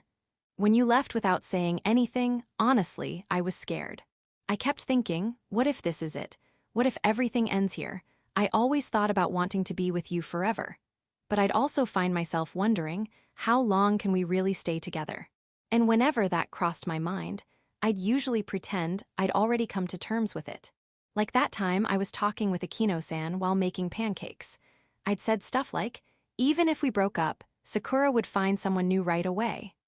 Or imagined some version of my life after we'd separated, just a dull, lonely version of me moving on. But the truth is, those visions weren't something that naturally came to mind. Imagining life after losing Sakura and saying things like, well, that kind of future's possible too. That was all just a way to ease the pain before it even happened. My weak heart made up those scenarios to give myself false comfort, but that's not good enough anymore. Sakura's runaway had completely destroyed that pitiful mental defense I'd kept up inside. You can't prepare to lose someone. No matter how you try, it just doesn't work, and that's what I realized. If I can be selfish, I want forever. Even if, someday, we end up breaking up, maybe I'll spend the rest of my life alone. Or maybe someone else will come along, and I'll settle down and have kids. Maybe it'll be a peaceful life, even. But no matter how peaceful it is, I don't want it. I don't want to grow up, look back on the past, and tell someone I once had dinner with the cutest girl in class. I don't want this, our present, to ever become just the past. I looked into Sakura's eyes. When I think back, yeah, I have regrets. But I no longer believe anyone else would have been better for you. What you said earlier made me realize that all over again. That day, back in the second year of middle school, when we first met in class, when you turned around in your seat and looked at me, ever since then, you've been the only one that's mattered to me. Sakura's face flushed red. As for me, it felt like the warmth of the bath had finally reached my core, setting me alight from within. If you'll come home with me tomorrow, then from now on, always. Sakura nodded. I placed my hand gently on her head. The warmth and damp softness of her hair felt incredibly comforting, and for a while, we stayed just like that. Epilogue. After spending the night at the ryokan, we returned home the following morning. Sakura, having just finished getting ready, walked into the living room. Her usual loosely worn uniform was perfectly styled today, strange way to put it, but true, and her earrings were sparkling, gaudy and glittery as ever. Well, I'm heading out now, Onii-chan. Yeah, take care. In contrast to Sakura, I was still in pajamas, with bed hair sticking out in all directions. It was a strange, new feeling. To avoid letting our classmates find out we lived together, Sakura and I usually stagger our departure times. Normally, I leave first, and Sakura heads out just in time after finishing her makeup. So this was the first time I ever saw her off like this. Today, I was staying home. Only Sakura would go to school. I planned to return to school tomorrow. We'd both missed the past few days of school together. If we returned at the same time, it might raise suspicions. Even spacing our returns by just one day might help soften how our classmates perceive things. Missing one more day wouldn't affect my studies, but it could affect Sakura's. So it made more sense for her to go back first. Not the most logical plan, maybe, but given our need for secrecy, it was a reasonable compromise. We talked about it yesterday and agreed on it. And yet, despite that, Sakura's face looked vaguely displeased as she came all the way to the living room just to say goodbye. You look like you've got something to say. Let me guess, you think it's not fair that Onii-chan gets one more day off, but you can't bring yourself to actually say it. Right. I thought for sure Sakura would react with a surprised, "How did you know?" But she didn't. Instead, she looked a little sulky and turned her gaze downward, glancing up at me with a hint of pout. Not exactly unfair, but she mumbled it under her breath. The softness of her voice naturally made me feel like I had to listen closely. A classroom without you in it feels kinda lonely. The reason I care about fashion, or smile at the center of the class, or even hang out with people I don't really want to is because I'm trying to figure out how to be strong. But even then, I still want you to see me doing all that. If you're not watching, I start to wonder if any of it is even helping me live my life with you. She played with the ends of her freshly done hair as she spoke. The silky strands, wrapped around her finger, slipped free and returned to their rightful place, just another part of the beautiful girl known as Sakura. Then she suddenly clasped her hands together in front of her face, like she'd snapped out of it. Sorry, forget I said that. I mean, come on, I ran away and left you behind and now I'm whining? That's so selfish of me. Seriously, I can't believe myself. Just ignore everything I just said. Sakura frantically waved her hands in front of her flushed face, trying to hide her expression. Honestly, it's all probably just self-satisfaction. I don't even know if I'm doing it to reassure myself or to make you feel better. I don't really understand what I'm doing right now, or what any of it means. If I could just spend my whole life here with you in this room, that'd be enough. Morning follows night, and we get hungry. That stuff's all normal, but it's kinda cruel, isn't it? I'm so tired. Adahata. She tried to laugh it off. But I could sense it. The lingering melancholy that had built up during her time away was starting to peek through again. Her nails were painted blue today. She turned to head toward the front door. It was almost time for school. I felt an overwhelming urge to say something, anything to her back. What should I say? There wasn't much time. Let's have something good for dinner tonight. The words just slipped out. Sakura turned around. Even I didn't know why I said it. And to justify blurting something like that out, I scrambled to keep talking, patching together an excuse that might make it sound like those words were worth stopping her for. I'll make something special. Something that takes effort, something way more elaborate than I'd usually cook. I'll have it ready, waiting for you when you get back. No matter how many words I strung together, all I could come up with were mundane sentences, one after another. Sakura had a vacant, almost dazed expression on her face. But soon, that expression softened into a smile. Then I'll come home even hungrier than usual and look forward to dinner. I'll do my best today. She disappeared beyond the living room door. The sound of her shoes, the front door opening, then closing, Sakura's presence vanished from the house. Now I was alone. I sat down on the sofa. I reached for the TV remote, but stopped halfway and pulled my hand back. A weekday morning, lounging around during a time I'm usually out the door left me feeling strangely restless. Contrary to the buzz in my chest, time itself passed slowly. My heart was pounding, but my mind felt hazy and light. Sleepiness crept in. I lay down on the sofa. I don't even take naps on holidays, let alone fall back asleep like this. I tried to understand why my body was craving rest. Sakura's brief runaway, it had given my heart more to process than I'd expected. She had gone off to school, and I was set to return tomorrow. This moment, right now, felt like a strange in-between, where the return from the unusual overlapped with the return to the everyday. Maybe I still had a lot inside me that could only be digested today, in this moment. Not through conscious thought, but through something deeper, unspoken, unconscious things that wanted to mix and settle quietly in the realm of sleep. In my drowsy head, fragmented memories and emotions drifted in and out. My place at school. The friends I'd met in high school, their awkward kindness. The way neighbors in our building could see right through our connection. The dining table without her. The sunset pouring through the window. The clumsy, pathetic way my middle school self tried to save her. That blood-colored season, where stretching out my hand and taking the long way around were somehow the same thing. My first love. A girl with long, black hair. pure, untouched, someone who would become my girlfriend, and someone I would never again meet for the first time. I'd been afraid that maybe she would have been better off never meeting someone like me. But she herself had dispelled that fear. In high school, she was cheerful, bold, seemingly moving through the classroom without a second thought. But in reality, she carried a fragile glass heart and a cold indifference toward the people around her. She had changed since the day we first met. I smiled faintly. Let her keep changing forever. That's what would highlight the part of us that would never change. I was finally able to think that way now. Will there ever come a day when all of this, every memory, every emotion, blends into one single flavor deep in my mind? Probably not. Maybe not even by the time I die. And even so, I'll keep stirring it forever. What kind of adult will I become? I still don't make my own money, still just a high school student. It may be arrogant to think I've figured out anything at all. But I think this is what living is. And the life I share with Sakura is just beginning. Lying on the sofa, I slowly closed my eyes.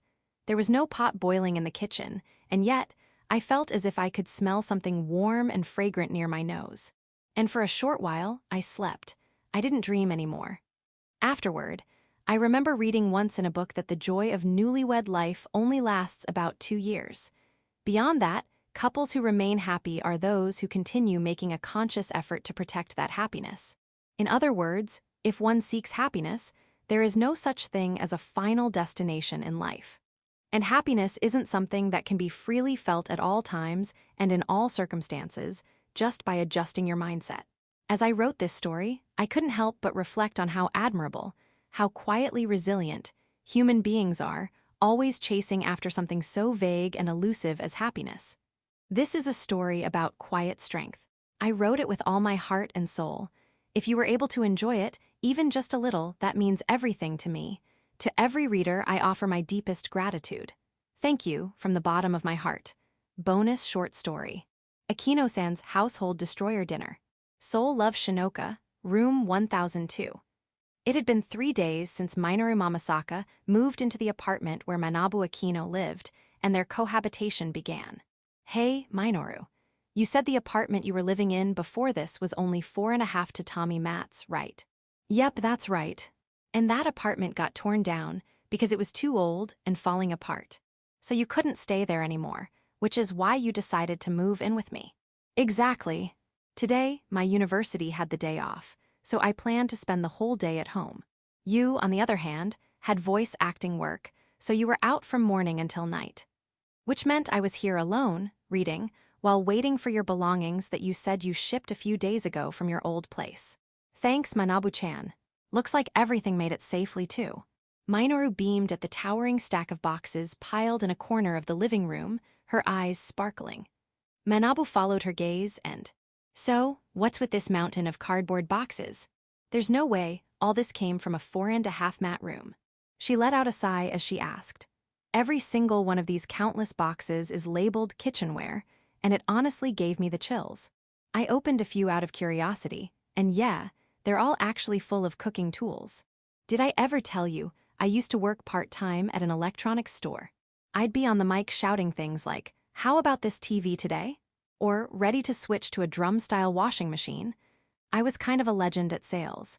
If I started pitching, even a rusty rice cooker would grow wings. Figuratively, of course, it'd sell like crazy. Anyway, about a week ago, that store went under along with its parent company.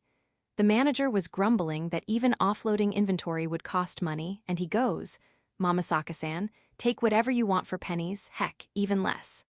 And I figured it sounded fun, plus I felt bad for the guy, and you know, I used to work there, so I just went ahead and bought as much as I could.